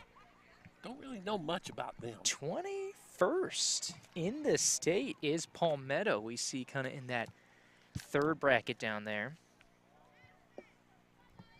And then we got Gabi in New Smyrna. Ooh, we know some Gabi.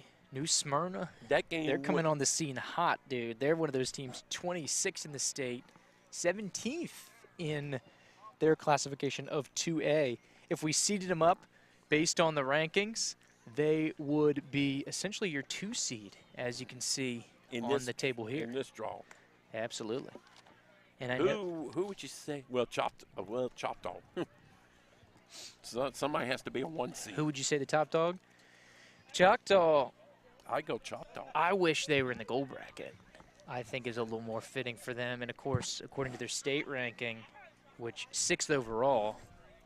Did I get that right? 6th overall in the state, I believe. Or excuse me, 16th. They're 5 in Class 1A. Just to put it in perspective, they're 16th in the state. Just 4 spots ahead of them is Robinson, according to the FHSA rankings. So that tells you what kind of company the numbers say.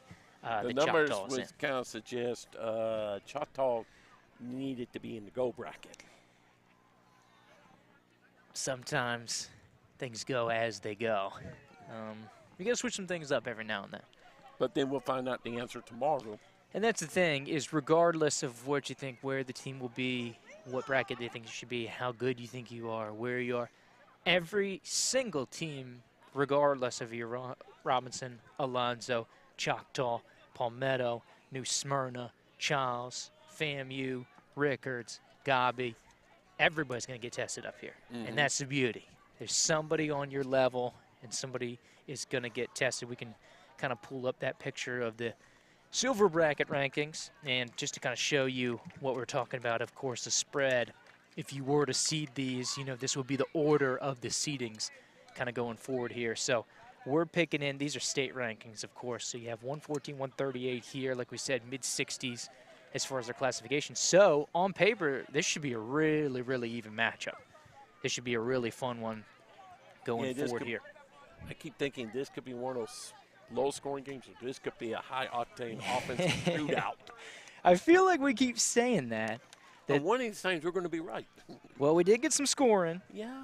So we got some scoring late in that Spruce Creek game. And then, of course, we had some defense in that game early. Also, Robinson put it up a little bit towards the end of that matchup and got going. But we'll see. This is going to be a very interesting. I'm with you, Joe. I'm very, very intrigued to see what we got going on here today. Because this is one of them games. You got two teams that has not scored a lot compared to some of the teams we've already seen, and they've not given up a lot.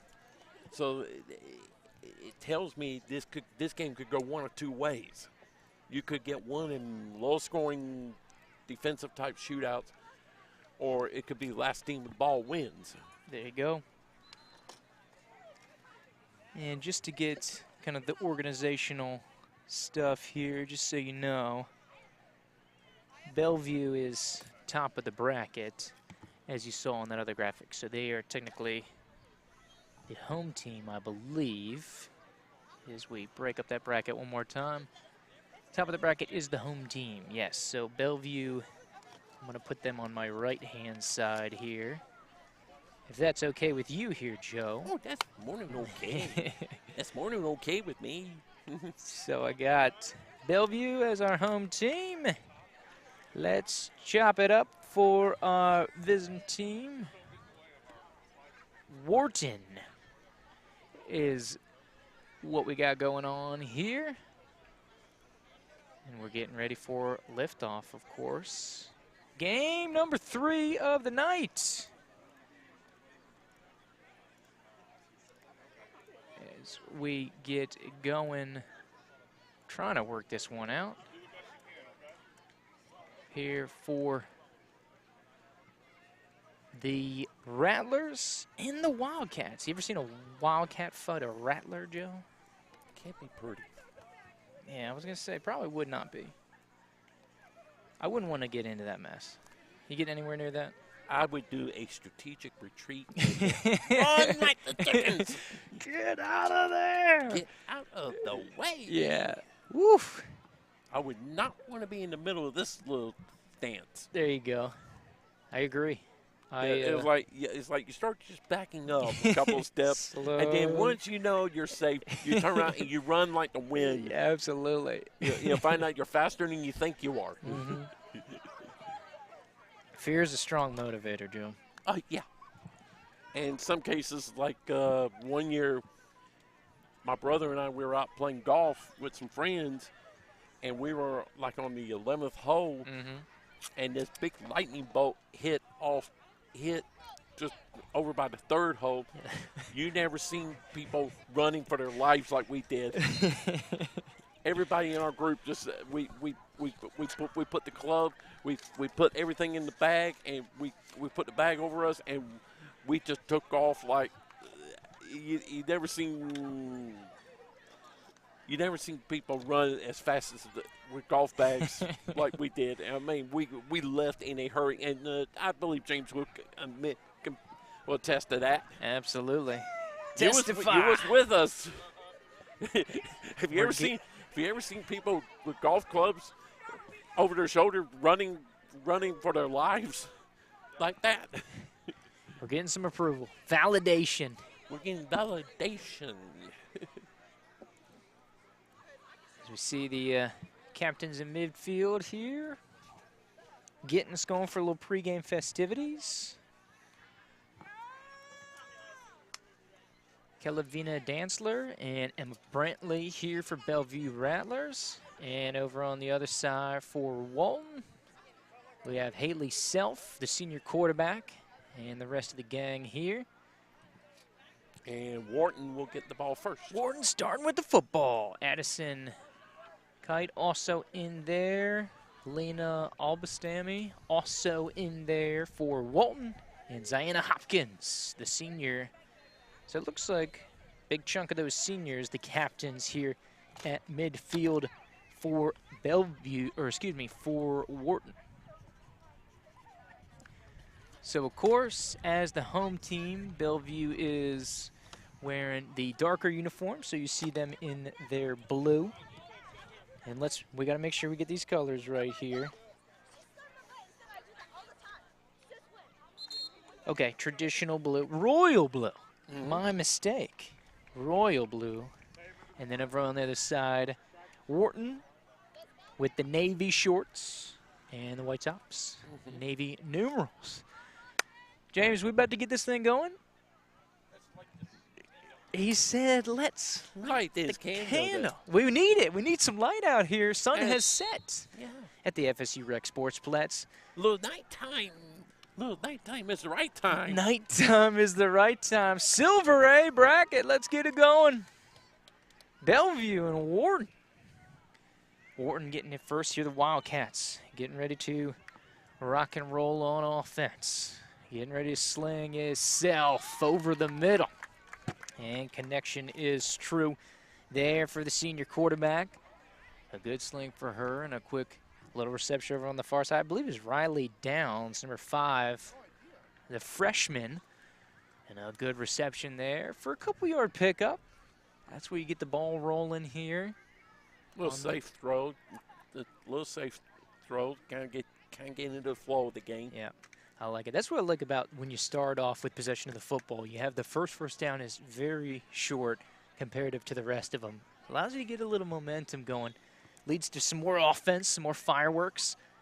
Self gonna stay in with one to block, looking all kinds of time. Whoa, she's got a good arm. Nice sling over the far side, and it'll go incomplete. A little much heat on this one, but I would love to see her get open receiver down the field. Joe, you can tell. Ready to rock and roll. She's got cannon for an arm. Absolutely. This, of course, will be 3rd down. Coming here for Wharton. What'd you say, about 3-4 to pick up here for the first down? Going 4. Going with a soft 4. Self here, quick hitter out to the perimeter. Oh! In and out of the hands of the intended receiver, so set up decision time. 4th down, look over here to the sideline, and Wharton says punt. So Bellevue will gladly go back and look to receive. Madison Douglas and Jakira Bostic back to return. I think I remember Bostic from last year. Joe, if I'm not mistaken. Little skip in, angled over to the far side. And the ball goes out of bounds. So pretty successful punt there for Wharton. They'll roll out, what'd you say, about 32-yard line-ish, where Bellevue will take over? Let's see where they mark it.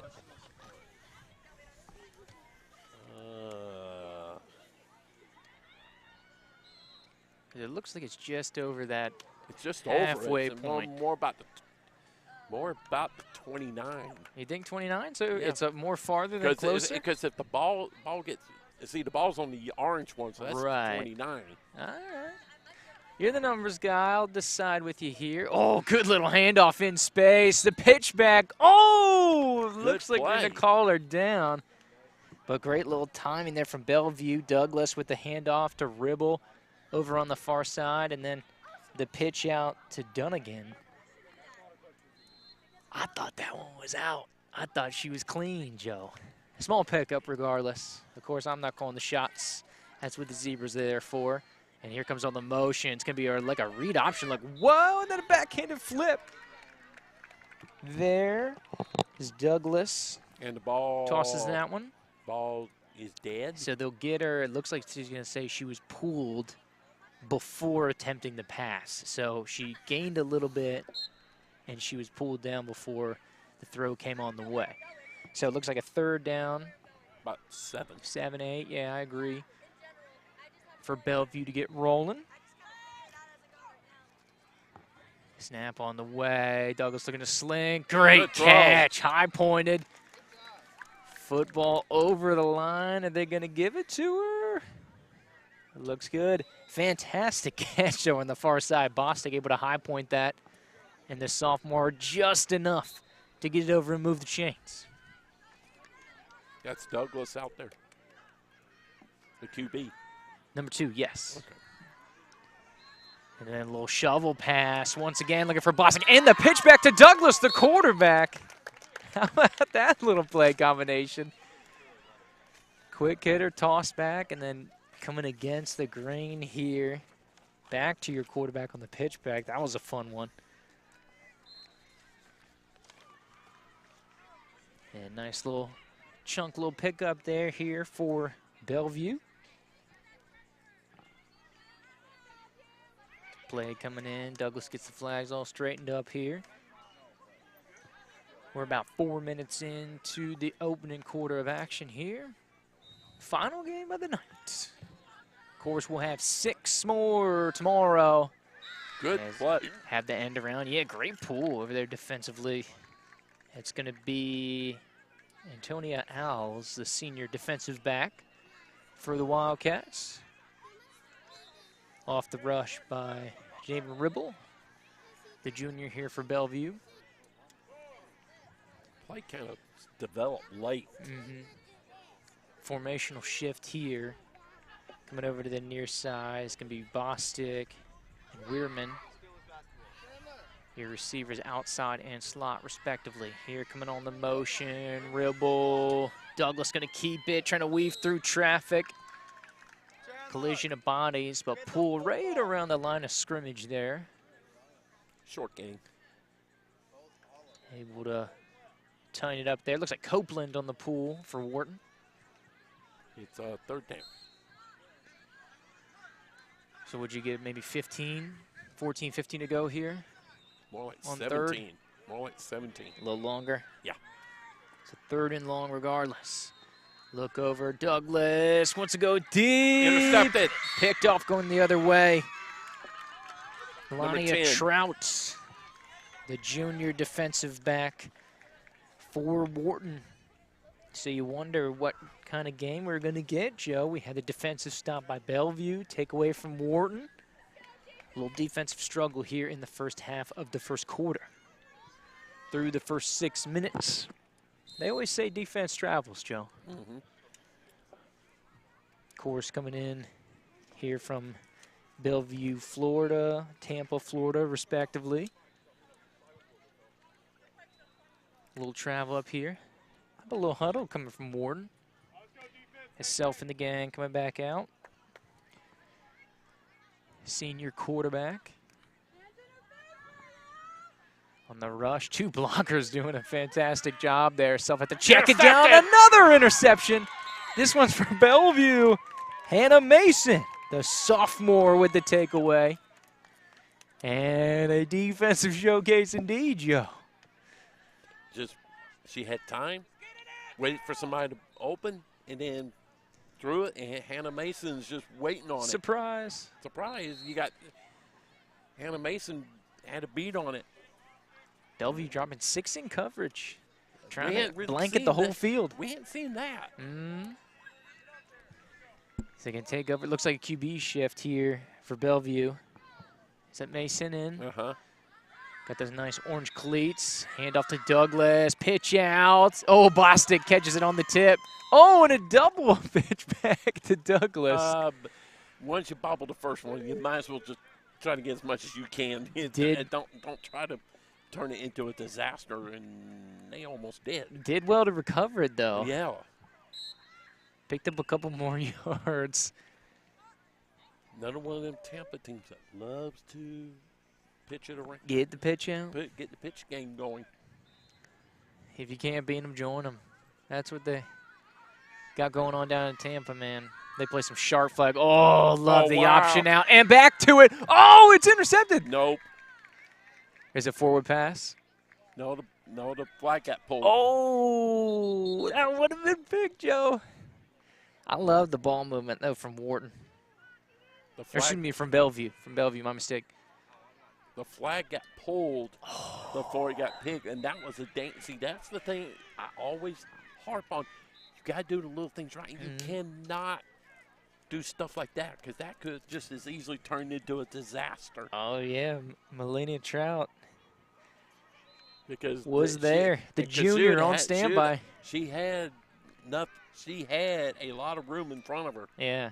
I mean, didn't even have to work for that one. It fell right into her. It fell right into her hands. Beautiful positioning there. So this one is wild. Defensive showcase going on for the nightcap here at the Capital City Classic. I kept saying it was either going to be a low-scoring game or we're going to have ourselves an offensive shootout. So far, it's an offensive. No, so far, it's a defensive game. Definitely the former, of course. And that's the thing, the beauty of it, you get enough games and a combination of teams and styles, you're bound to see almost everything here in this 9-game stretch that we'll have here on Field 2, the Field of Champions. Gold bracket, silver A bracket coming through here on Field 2. On the Varsity Sports Network. Throw over the top. Great Bostic in the end zone. Did she get the feet down? She did. Fantastic throw by Douglas and touchdown. Put it on the board. Bellevue strikes first. What a catch. And we talked about that in the previous game. And you could see it that time. Yes. You could see it that time. Bostic had to make sure her feet was in bounds. Yeah, because that field, the back line of the end zone, starts to dip down, and it's literally on a lower plane than the majority of the field. That is a very difficult spot. Arguably the hardest place to catch the ball on the field is this western end zone. Looking for the extra point, but unsuccessful. But even so, touchdown on the board. Jakira Bostic, the sophomore, with the big reception. He was one of the players to watch, wasn't it, Joe? Absolutely. How many yards you got for on that touchdown? It was felt like 16. What did you say? I'll go with that. 6-0. We got a breakthrough after the turnover, so 6 points off turnovers. Favoring Bellevue. Of course, the big takeaway on defense, leading to the Bostic touchdown throw from Douglas. So we'll see what Wharton, the Wildcats, and Self have going on. Looks like she wants to load up, delivers over the middle, slides through the first 2 tacklers, goes back against the grain. Great run after the catch there. Sydney Steinberg, the freshman, wide out here for Wharton, putting in a good run after the catch there. And enough to move for the first down. Cycle through. Move the chains. The chain cone. The cone chain. What do you call the marker that they use for the first down? Yeah. The chain. You just like the chain? Yeah. You don't like to get the cones into the mix?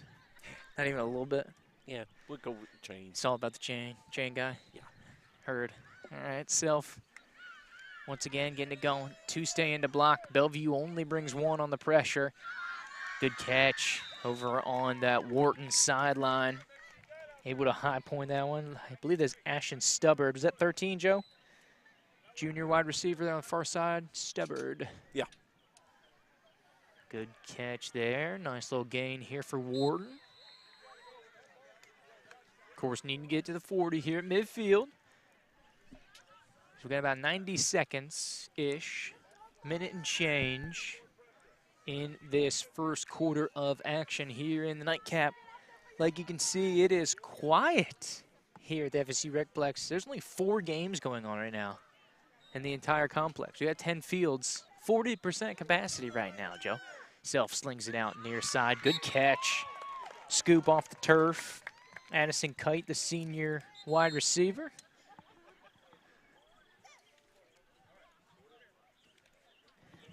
End of the quarter. So we get through here. Head on up to quarter number 2. Flip sides of the field, of course. Cycle on back around. What'd you think first quarter action, Joe? You into it or no? I'm into it. It kind of, I kept saying it. To me, it was either going to be a defensive game, which it's really in that direction. Yeah. Here, and both teams have gotten a turnover, and Bellevue took advantage of theirs. Cash it in. That's the difference. Cash it in. Love those points off turnovers, baby. I may mention this was the game I thought could go either way. Of course, very similar ranked teams when you look at the state rankings.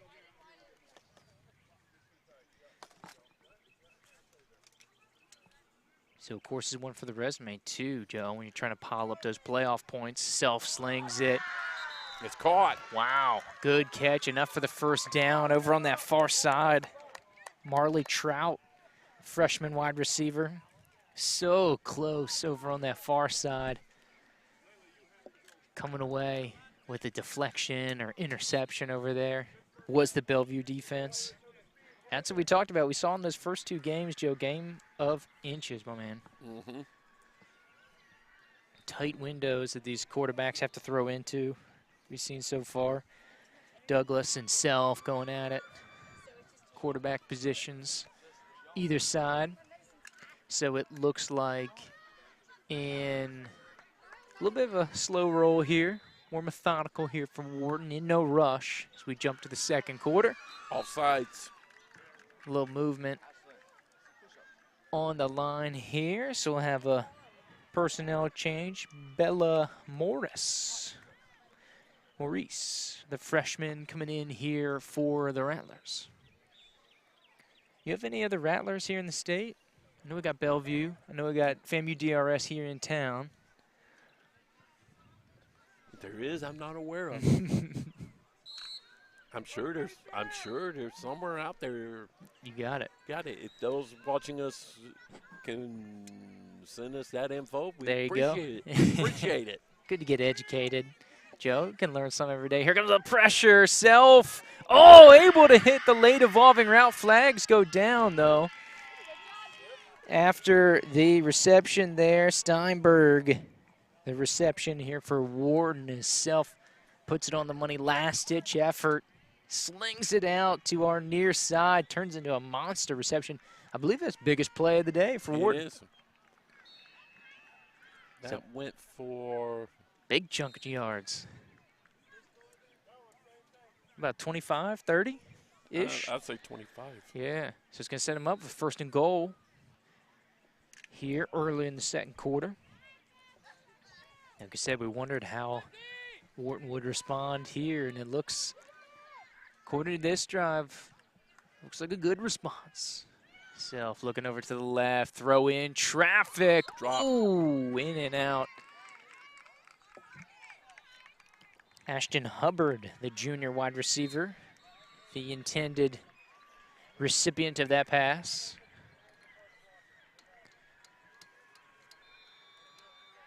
See some celebrations going down there. We have a little Field 4 getting fired up, Joe. Got a little noise going on. Who's down there? That's a little JV game. I think it's Alonzo and Leon getting after it.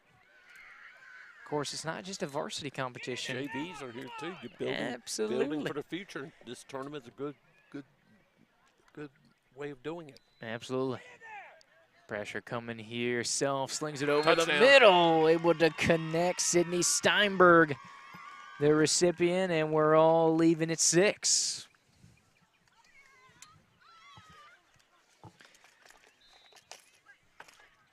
Cindy Steinberg on the Receiving end. I'm going to say about 8. 8 yards on that one. Mm-hmm. And she went to a spot and just sat down. Here, she didn't take on that decline that was behind her. Get that bunch formation. And they're going to explode out of it. Little firework play. Dropped. Incomplete. So we'll stay at 6-6. A fitting tie ball game here early. About 8 minutes to go before the halftime break. Silver bracket action. Silver A bracket, to be more specific. Of course, another going over on field 6, kind of that backfield. Navarre and Palmetto going after it. Those are our first 2 Silver A bracket games. Of course, I believe those teams are on the bottom half of the bracket, and this is the top half. So if these one of these 2 teams advances and one of those 2 teams advances, they could potentially meet up in the championship round late tomorrow, which I believe wouldn't happen until that last window, I believe. Silver A title game's 5 o'clock. Yeah, which would be the last window of the tournament. Have to wait for it. But then the semis are at 3:30. True. Snap on the way. Here comes the end around. There comes the pitch. And secondary pitch back to Douglas. Fantastic from Bellevue with the ball movement. The misdirection. Fun to watch. Fun to watch.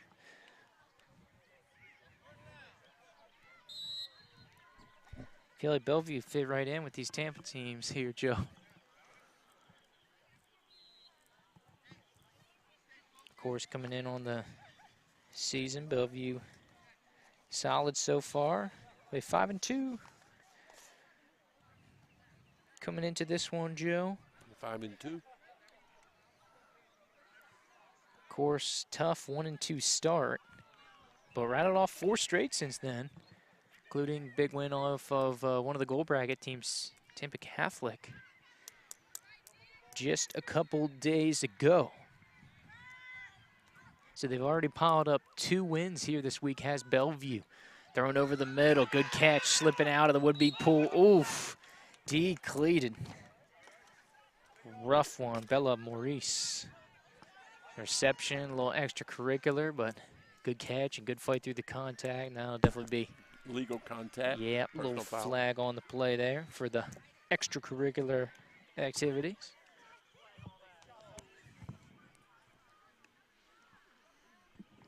Now it makes it a little more workable. Mm-hmm.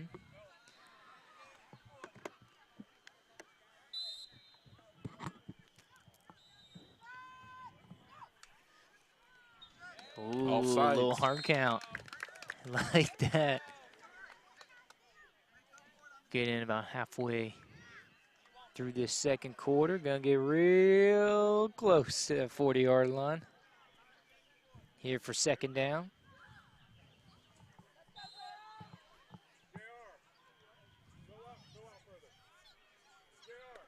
A little formational switch coming here for Bellevue.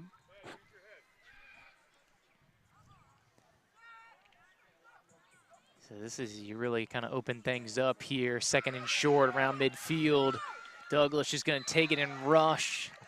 Looks like got back to the line of scrimmage over there on the far side. He'll just move it a little bit over there, centering wise.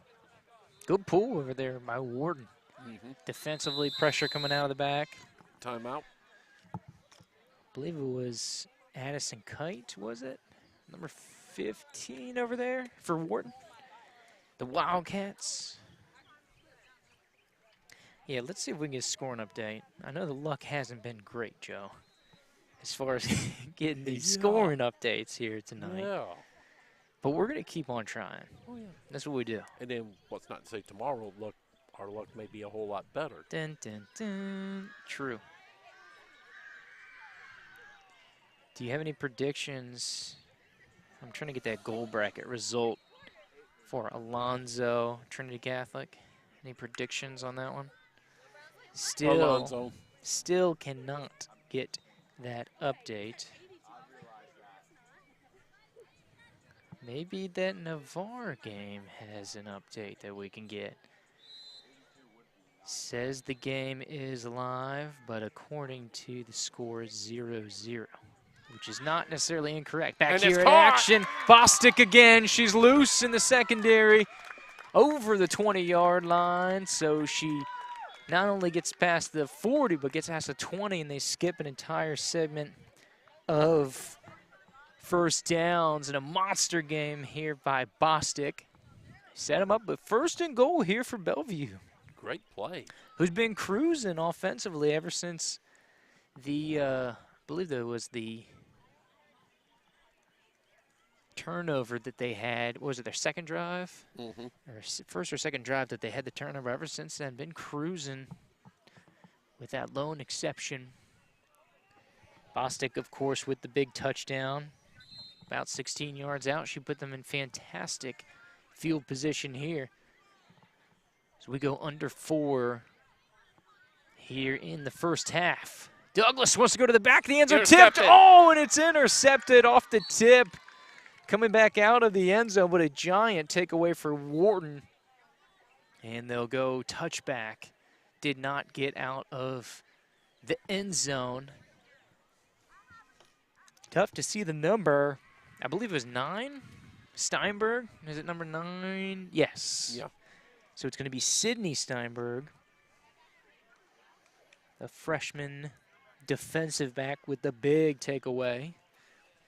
Is it the third turnover of the game Third turnover, and for both teams combined? that's her 5th interception on the year. Woo! Get it. Big season defensively for Sydney Steinberg. That's going to be a hard one. So, 2 minutes, the dose, says cameraman James Ward. Snap on the way, rush coming, Douglas going after self, throws a deep one. And this will be an incomplete pass. As we try to clean up the clock here.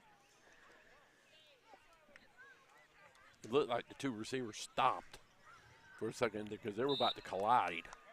Yeah, that would That would not have been good. not have been a pretty sight. So just under 2 minutes to go here after we had the warning. Looks like we're getting no luck with the scoring updates from that Navarre game. Try as we may, Joe.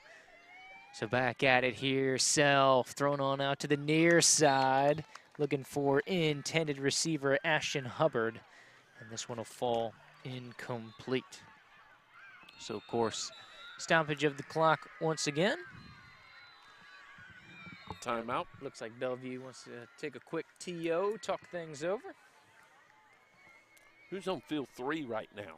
Field 3, right next door. Mm-hmm. Let's check it out. See what we got going on. That's the thing. There's never a shortage of action. It's a little JV game. Charles and Jones. You liking those Jones uniforms, Joe? See, A little stripedy, little green and orange action. They got some. is that Orlando Jones? Orlando Jones? Yes, sir. Not too bad. You kind of know who you pretty much know who they are. Can't miss them. They had those. Remember the game we did a couple of years ago, Pensacola Pine Forest? Oh yeah. Oh yeah. Over on the boys' side, that was a fun one. Semifinal game. Self, a little check down back here. Stretching out. Gets past the first one. Second defender as well. Oh, the sideline gets her. Sideline got her. Ooh, there was nobody who was going to catch Zanaya Hopkins. So the sideline had to do it for Bellevue there. They have a stop clock short of midfield, but explosive play there for Wharton. Great play by Hopkins in the secondary here, but luckily a second chance at it here for Wharton because it'll still be shy of midfield So, of course, clock will stop with the out-of-bounds play, but over a minute still to go here before the half.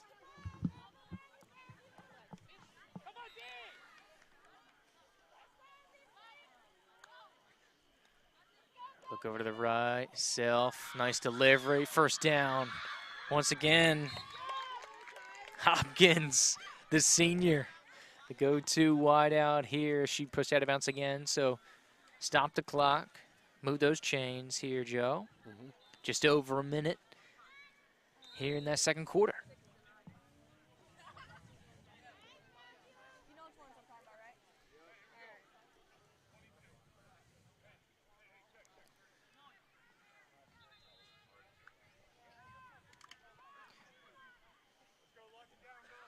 So jump on up to the line of scrimmage here.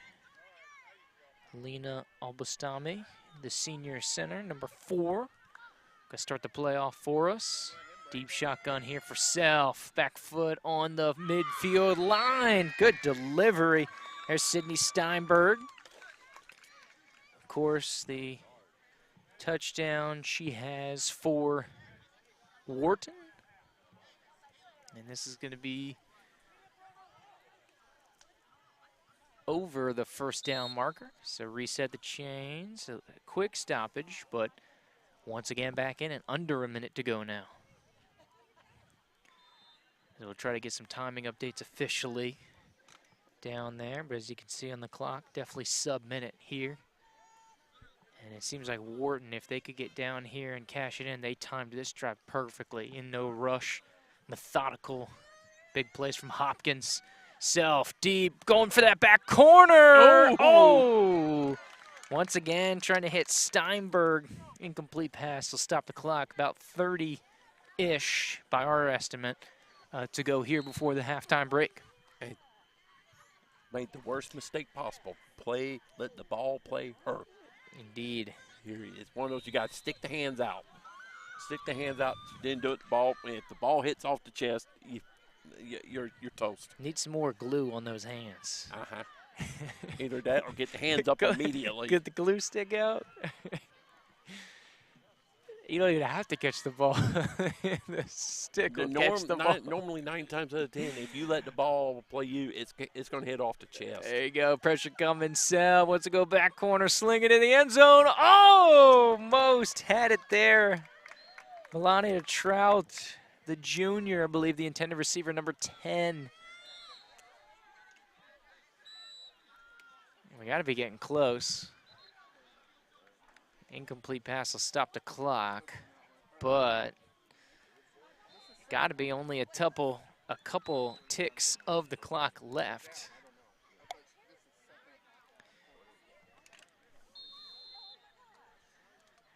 Of course, clock will keep rolling here upon the snap. Third down. And keep it rolling here. Self with the delivery. Here comes some pressure from Bellevue, directing traffic. She's just going to go ahead and keep it, try to pick up some blocks. And skips back. And Wharton's going to take a quick timeout. And wisely so.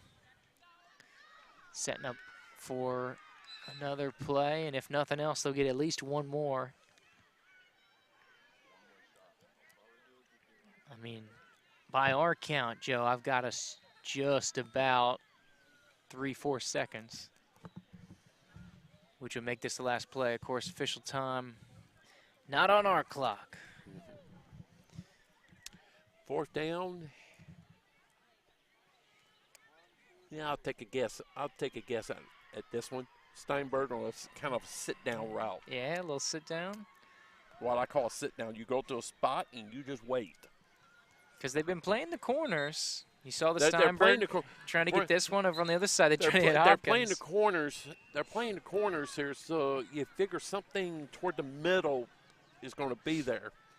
So I would try the sit-down route again. You think Bellevue tries to switch it up, maybe bring a little more pressure? Or you think they'll stick with one? I would, because they're down there. They're down there close. Kalavina Danzler's been doing great on the pressure here, but usually keeping in 2 to block has Wharton. Here comes Danzler. Self feeling the pressure. Is going to have to throw off her back foot. Turnover on downs. So the pressure forces the issue. And Bellevue able to hold. Good job. They came with the heat right up the middle. She just had to get rid of it.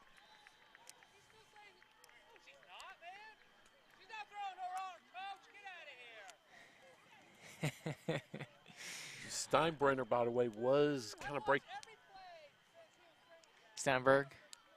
Steinberg was breaking open. Yeah. But it wouldn't have been a sit down. It was a bit of a curl route. Mm-hmm. And the curl was opening up. Once again, but because fantastic pressure. But Danzler came with the heat and made Self throw the ball a little bit before she was ready. Mm-hmm. He said non-negotiable. Either I'm going to make the pull or you're going to have to throw it one way or another. And hope somebody makes a play downfield. Yeah. Because it is starting. It seems like she's getting home a little quicker. As it seemed like with the two-block scenario that Self had a little more time, but it seems like that's been shaved off throughout the course of the first half. Is that just me, or are you feeling some similar vibes here, Joe? It seems like when they've been made, it seems like they're making the adjustment. Here, that when they keep the two blockers in, they're okay. But when they go to one block and they keep one in there with Self, here, Bellevue's coming with some pretty good pressure. Oh yeah. Here, I look. Second half. By the way, we're in a halftime. Yeah. If I was Wharton, I go back to that two blocking scenario.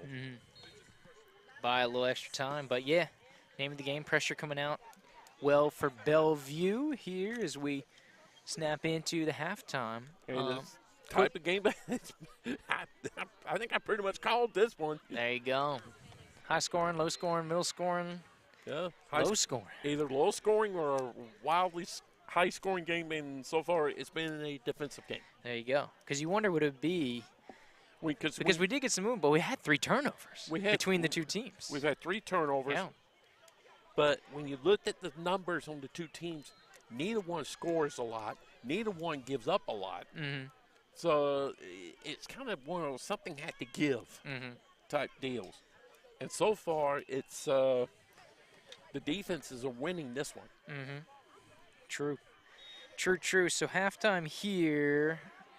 I'm holding out hope that we can get a halftime update for this Navarre-Palmetto game, which we cannot. Because the other games going on. I'm going to take a second. I'm going to see if we can get an update, get a score on Alonzo. I see the person I can get it from. You got it. All right, we're going to jump out for a quick commercial break anyways here at halftime. Here at Varsity Sports Network presentation, the Capital City Classic. Wharton and Bellevue tied at 6. Come right on back.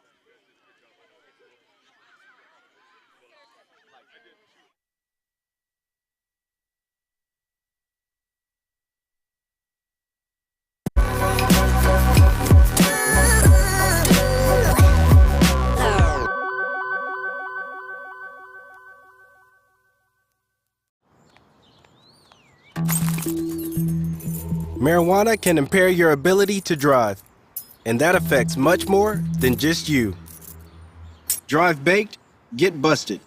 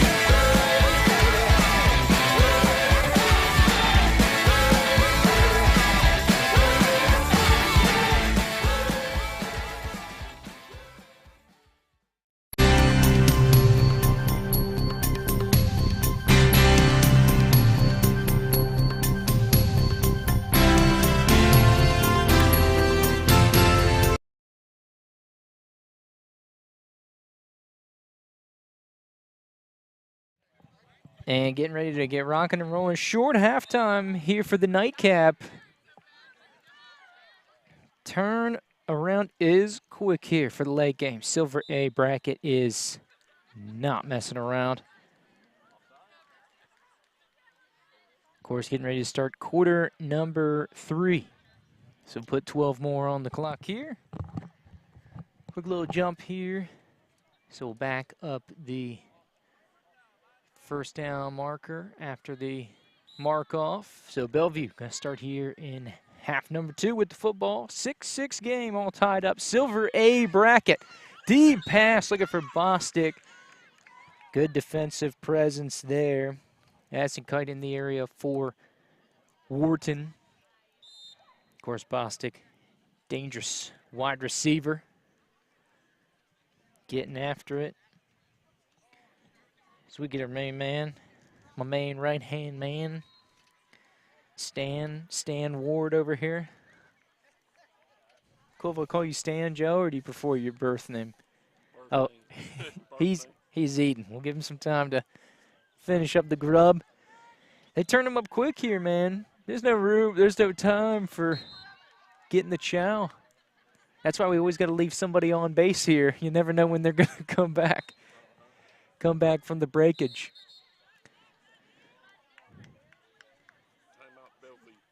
So I have a timeout here from Bellevue going forward. They have a quick start to this second half, the thinning of the herd. Unsuccessful update attempt on Navarre and Palmetto. Did we get that Alonzo update? Yes or no? Oh, okay. So once you're done with the grub, we'll have to get that update, Mr. Ward. Well, you get 3 guesses who won. You give me 3 guesses who won the 2 teams that played. Give me 3 guesses. That's fair. Alonzo 47-12. Hold up. Once I'll let you finish here, Joe, and then we'll get you back in the mix. Give me a thumbs up when you're good to go. So Bellevue coming over here. Had a little early movement on it. And now snap coming on the end around. Douglas trying to shuffle over, looking for Bostic. And it might be illegal contact coming there in the backfield.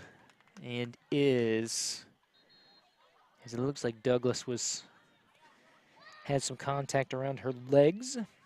And so this one will be moved on up here for 3rd down. Bellevue, keep us rolling.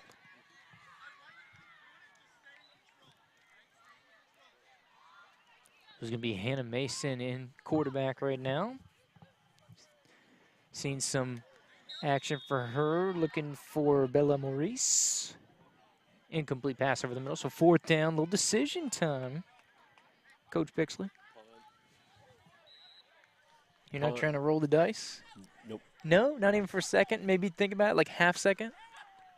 Not the part of the field they're on. You can't see it on the camera, but Joe Ward gives me a look of utter disgust that I would even suggest going for it on 4th down here. Not in a 6-6 game. The ball, and look where the ball is. Yeah, deep in their territory. Bellevue take it. I love this defense here from Wharton. That's a good kick. It's a good kick. It's over midfield. Return eligible. And there's Steinberg on the run back. How about the pump block defense, though, by Wharton and Tony Halls. The senior going all out. I love it. Yeah, jumping up and down and screaming. Yeah, that is that's something you not see every day.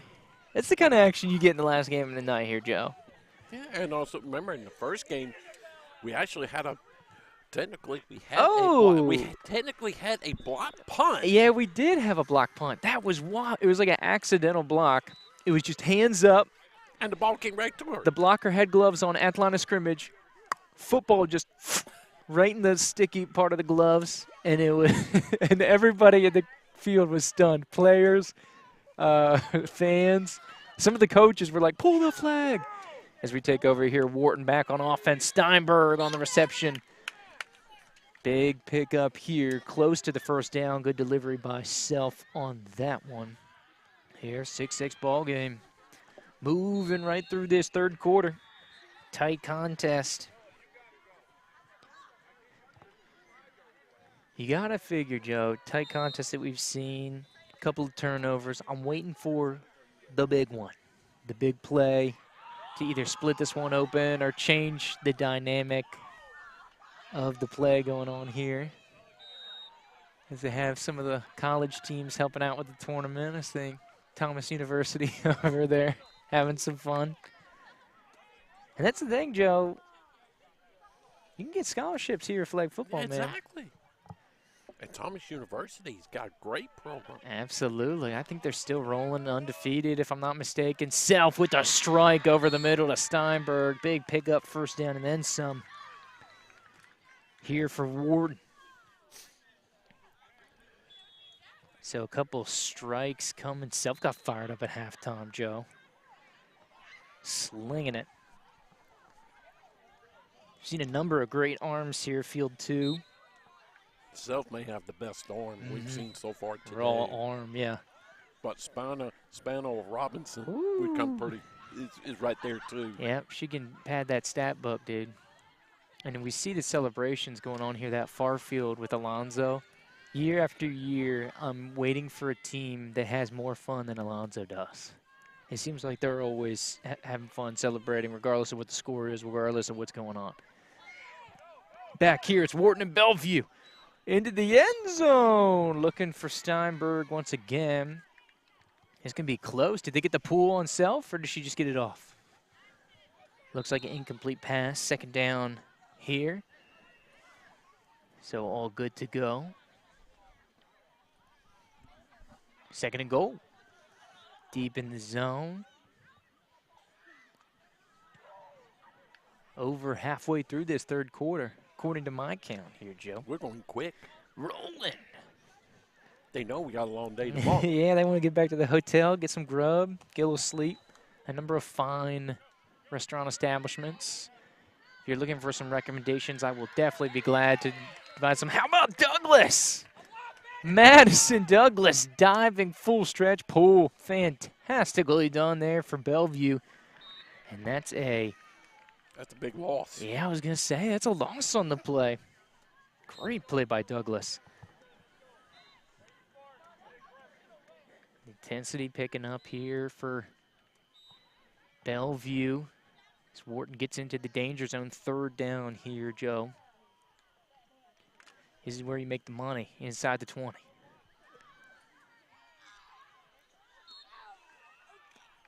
See who's coming on the pressure here. Looks like Bella Maurice coming for Bellevue. A little switch up here at halftime. Coming after it. Oh, great pressure. Almost gets home. Tipped out. And Maurice, great pressure on Self there. Rushes the throw just maybe a little bit, because I think given maybe 2-3 more seconds, that route breaks free, and I think that's an easy delivery for Self. I got an even better one for you. The ball hit off a Wharton receiver short. They had another one behind her that was wide open. The old combo route. It was a combo route, and and they went to the short one. They'll come back to that one sometime this weekend, and it's going to go to the deep one. There you go. If the deep one's open. Might be a little sixter on that one. Uh-huh. Cash it in. So here we go. Dial it up once again. And once again, here comes Maurice. Almost gets home. Throws into the end zone. Guess who? Steinberg. In 4-6 here for Wharton. Little flag check. And everything looks legit. Wharton puts it on the books here. First lead of the evening here for Wharton. It was like 12 on the yards on the reception. Get you 12 yard. 12-yard TD. Had about a 8-yard TD earlier for Sydney Steinberg. See with the PAT. Nobody's made a PAT yet today. Fading. They just did now. And she's in. Toe Guess tap. who? Looks good. Is good. Steinberg. And that's the connection right now. Feeding the beast. How about the freshman with 2 touchdowns and a point after? 7-point advantage now for the Wildcats. I got her 7 catches for 96 yards. Ooh. Coming up on that 100-yard bonus. So we'll see how Bellevue responds now. First deficit of the day. But folks, please remember some of the yardage we're kind of estimating. Oh yeah, this is very fast and loose. But I have Steinberg 7 catches, 96 yards. She and Self right now are in contention for player of the game. Ooh. And I think either it's a timeout. We have come to the end of the quarter. So he didn't pick up the cones for quarter switch. So it looks like we're staying right here. During the stoppage, coach is getting in some wise words.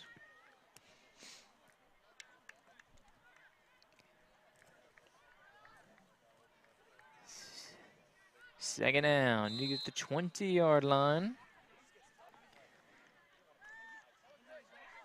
Motion coming, keeper Douglas, Bostic. Oh, tried to get the pitch back to Maurice, but was held up. Flag was pulled.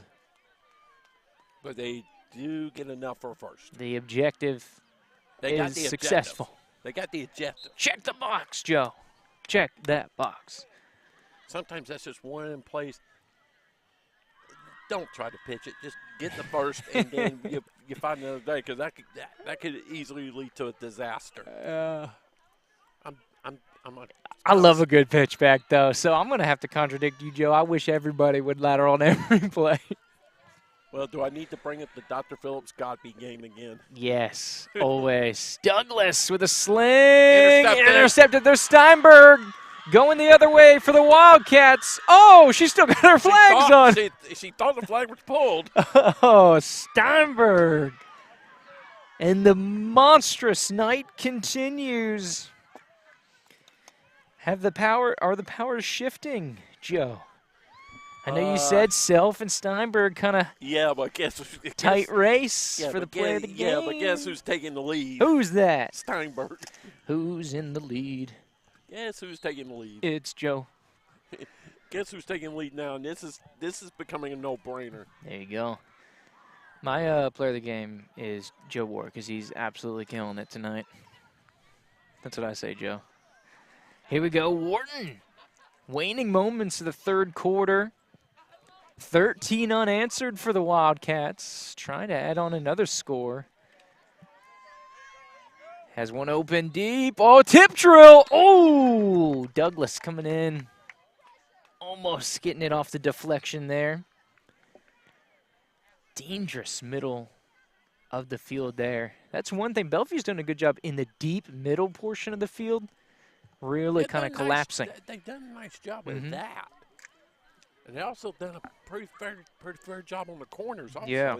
Where they're getting hurt is middle left. Like those channels that would be left hash mark. Channel middle right and the corners they're doing a nice job, but middle left is where they're having problems. Yeah. And we're at the end of the quarter. Quarter number 3 in the books. Reset it here. As we look to get rocking and rolling for the final frame of action here. Final game of the night.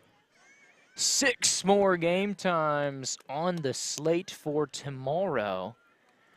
Of course, if you won't be around and you're tuning in, wake up with us, your boys. Joe Ward, James Ward, Andrew Joop. We got the gold bracket semifinal, which, of course, we know with that matchup.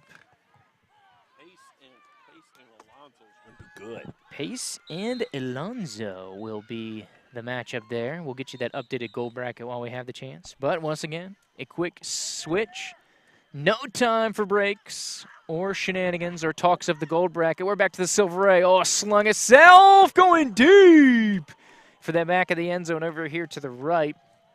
Incomplete pass. 3rd down and goal. Now on the horizon here for Wharton.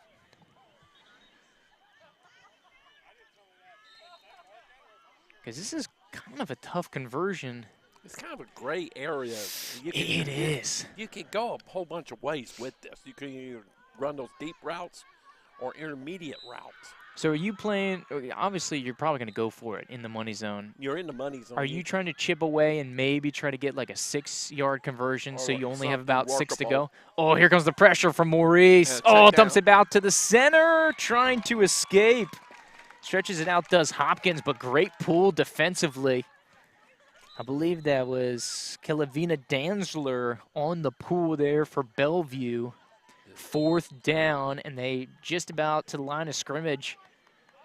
They got about 1 or 2 yards, but they ran a little check down. Danzler did a great job putting the heat on. Absolutely. Because it looked like they had a receiver breaking open a little further downfield, but it's 4th down.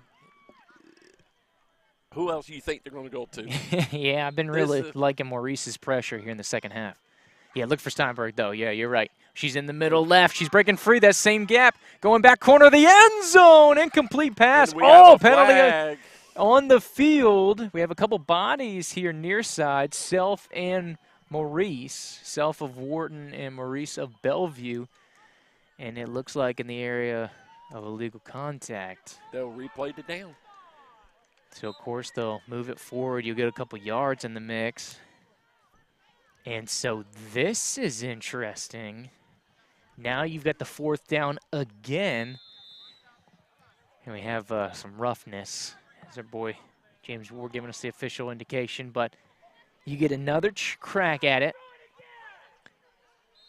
1st down with the personal foul. Bless you. Bless you, Joe. Wow, so 4 new ones. How does this change the dynamic? You know, it's 4th down again.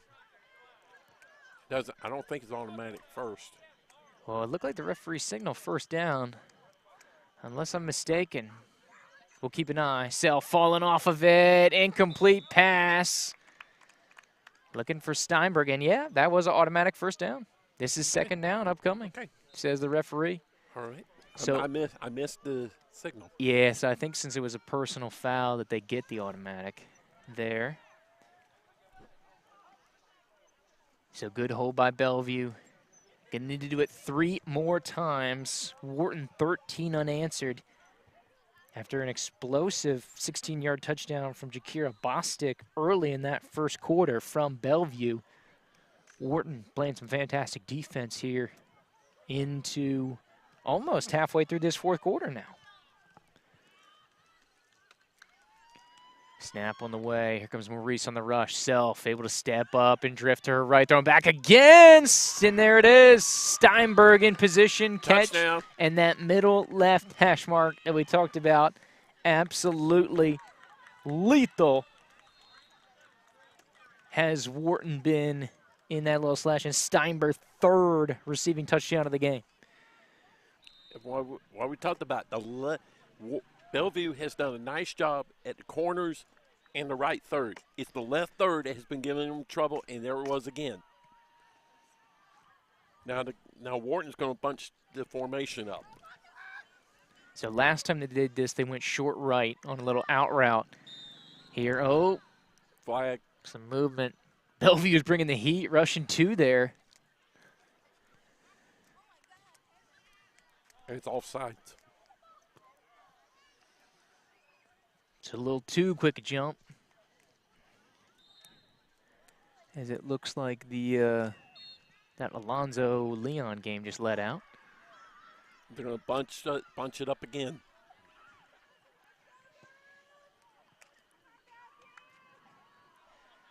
Oh, brought the corner blitz.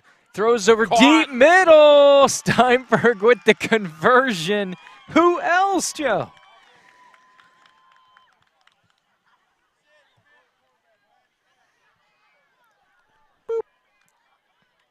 Or that should be 20, correct?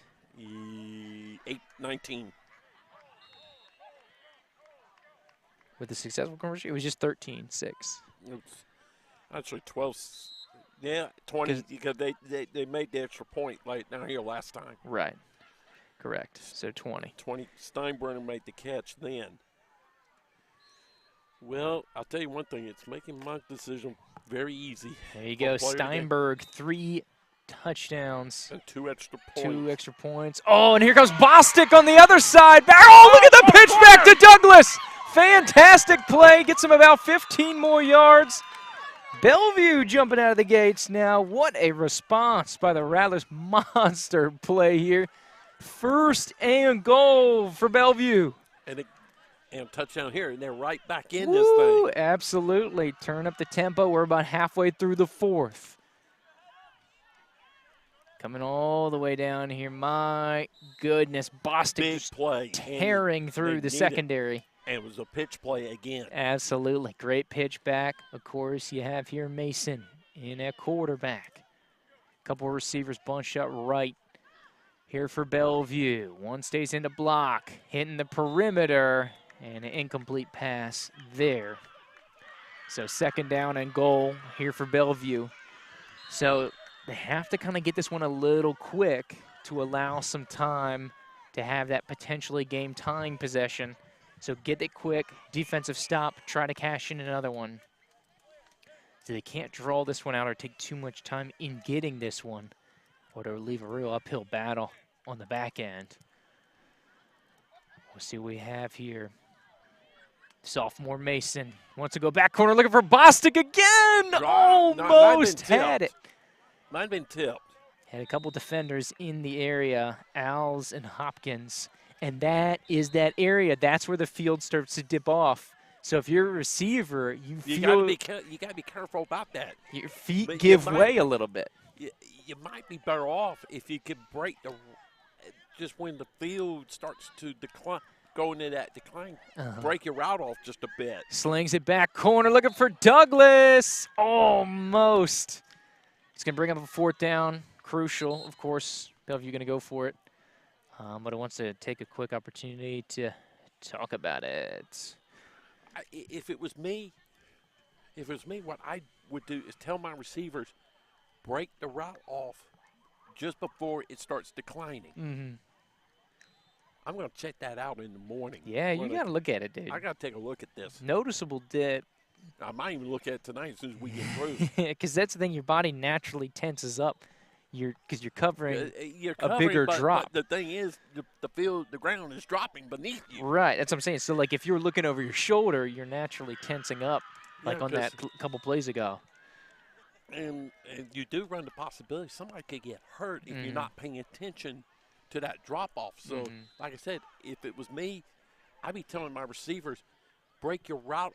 If you're going in the end zone, break your route off before that ground starts declining on you. Because that's something you usually don't have to factor into the playbook. Yeah, it's a little nuance here on these 2, 3, 4 fields. Yeah, I'm going to check it out when we get through with this game, and I'll give you some better ideas about this tomorrow during our broadcast. 4th down though, coming up here, big one. Bellevue has to have it. Everybody switching around, trying to get a mismatch here. Shumbala, Four Nations, Genevieve Ribble coming in on the late switch. Mason, got the corner open, looking for Bostic. Incomplete pass, no penalties on the field. Good pass break up there by Wharton. Hopkins was in the area. So that one was close. Trout and Hopkins in on the breakup. They didn't bite on all the movement. Mm-hmm. So of course, still opportunity here with them back, with Wharton backed up deep. But they need an immediate stop. Absolutely.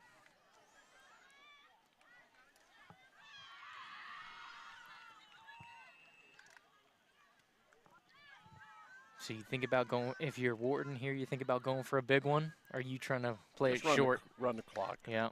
Run the clock. Stoppage. penalty.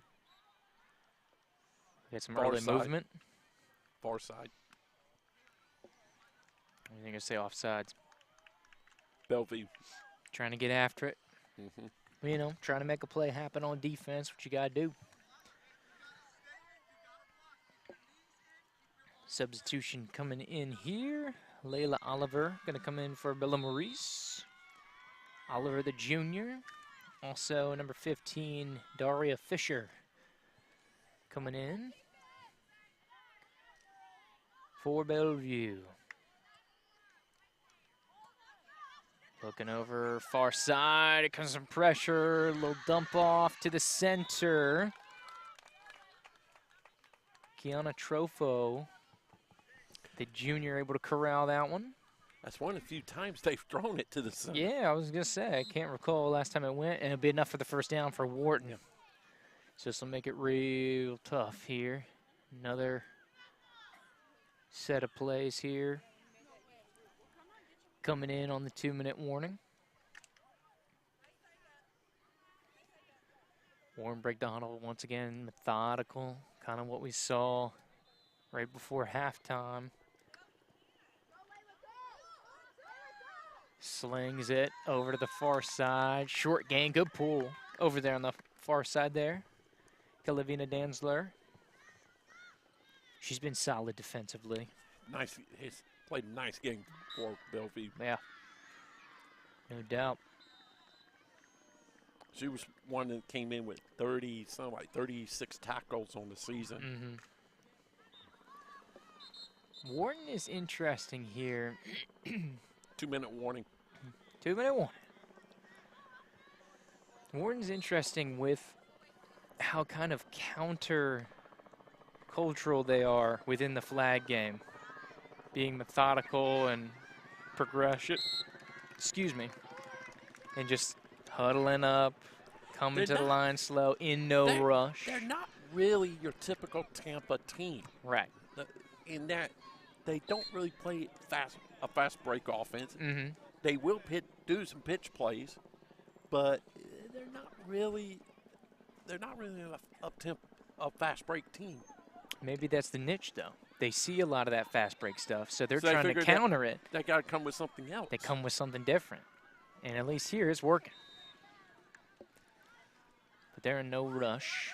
Over the middle, Hopkins. Pulled by the new substitute. Is that Harley Martino? Mhm. Number 16, of course, one of the new substitutes. Add into the stat book there. So it It's looks going to like be a punt. they're playing for the return here, 4th down. So good hold by Bellevue. So they're going to give themselves a chance here. Cash one in. But they're going to have to go quick. Oh, yeah.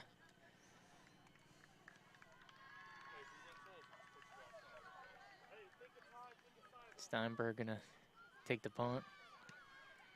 Gives it a blast. Towering one over the left side. Oh, Bostic trying to get under that one. Did a good job tracking it down.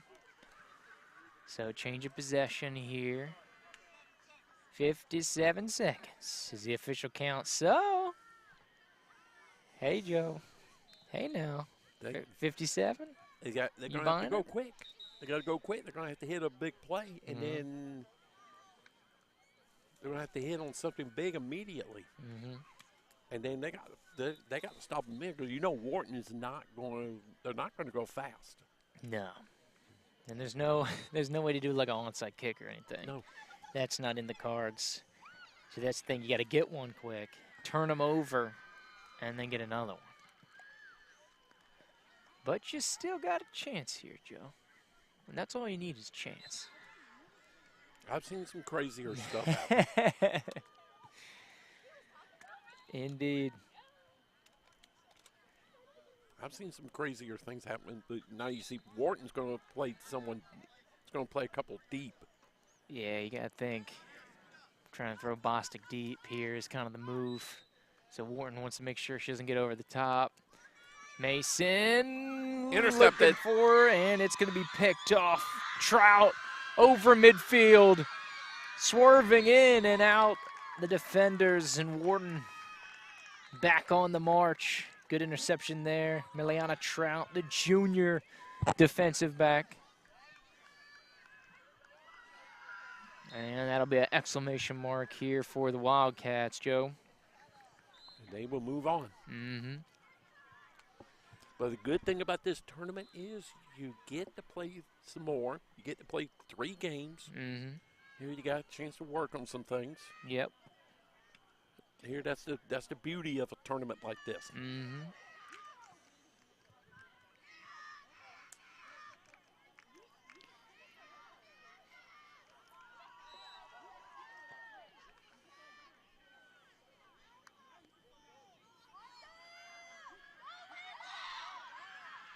Throw over the middle. Incomplete pass to the left. Lena Albustami, intended receiver for the Wildcats. Good pressure be put on here.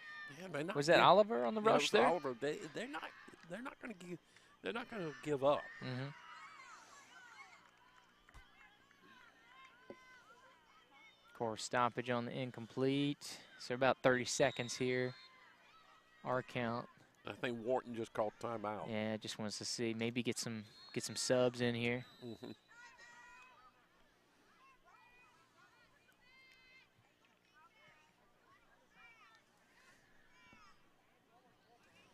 Talk it over. Maybe get one more in here. We've got some late game developments on the player of the game race here. Depending on what develops, Joe. I think that's a done deal. Calling it. I'm calling it. Regardless of what happens in the last 29-ish seconds. Even subs have come in here. Steinberg has done more than enough. I like that. Good on, Coach. Good on, Coach Sheeran. Getting all the subs in here. Last couple plays. Thrown over the top. Of course, new quarterback Carson Onderco, the junior, number 6. And the great thing about it is when you pull people out,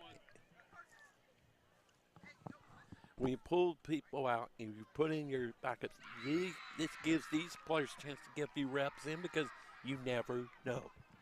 Never know.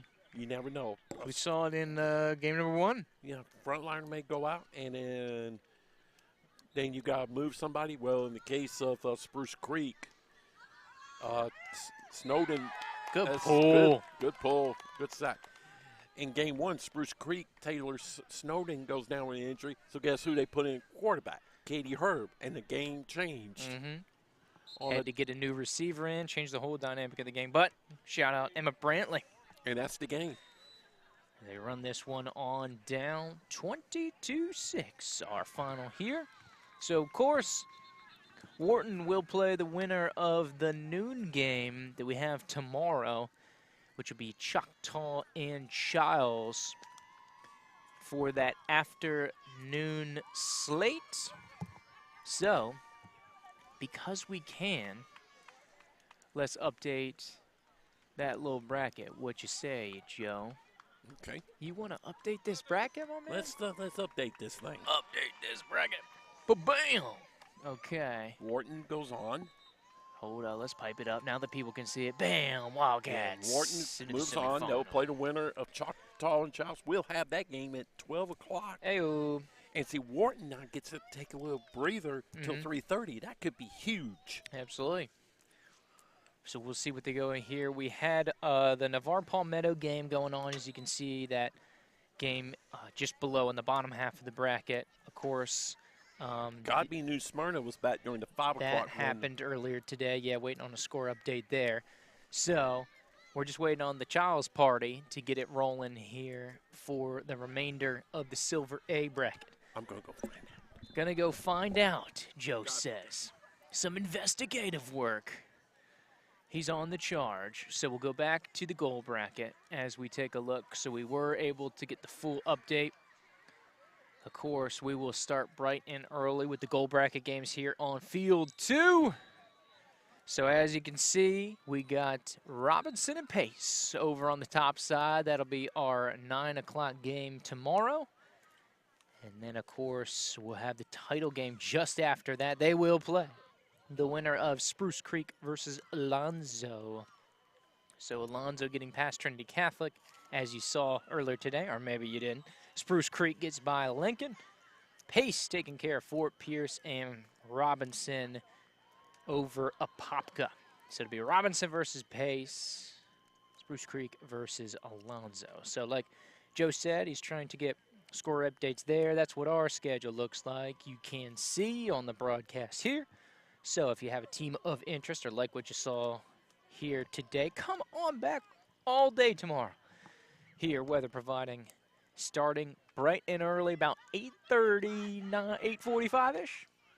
Here in the morning, we'll get it rolling once again for some more Capital City Classic. Of course, we'll wait and see if Joe's able to get on back with a score update. I know he's roaming around the complex here, trying to see what he can see. I think we lost our man, James. Where'd our boy go? He's looking for some scores, and I see no sign of him anywhere. We may have lost him. So if we do get a scoring update, we'll put on the social media if we can get it going for you. Like you can see there, hit the QR code. We'll take you to the website for Varsity Sports Network. But for all the VSN Tallahassee stuff, try to get some updates for you as we see them piping in. VSN Tallahassee and pretty much everything is what we got going on here tonight. So make sure to check that. As you can see, schedule going. Some gold bracket action in the early slate. Silver bracket in the afternoon. So 2 champions to be crowned here on the Varsity Sports Network tomorrow. The top 2 brackets of the Capital City Classic. Thanks for tuning in with us here. Been a fun ride here. Andrew Joop, Joe Ward, James Ward bringing you the action here today. Capital City Classic, it's only day 1. We did just 33% of our scheduled games here today. Come back for 6 more tomorrow, bright and early, 9 a.m. We'll see you then.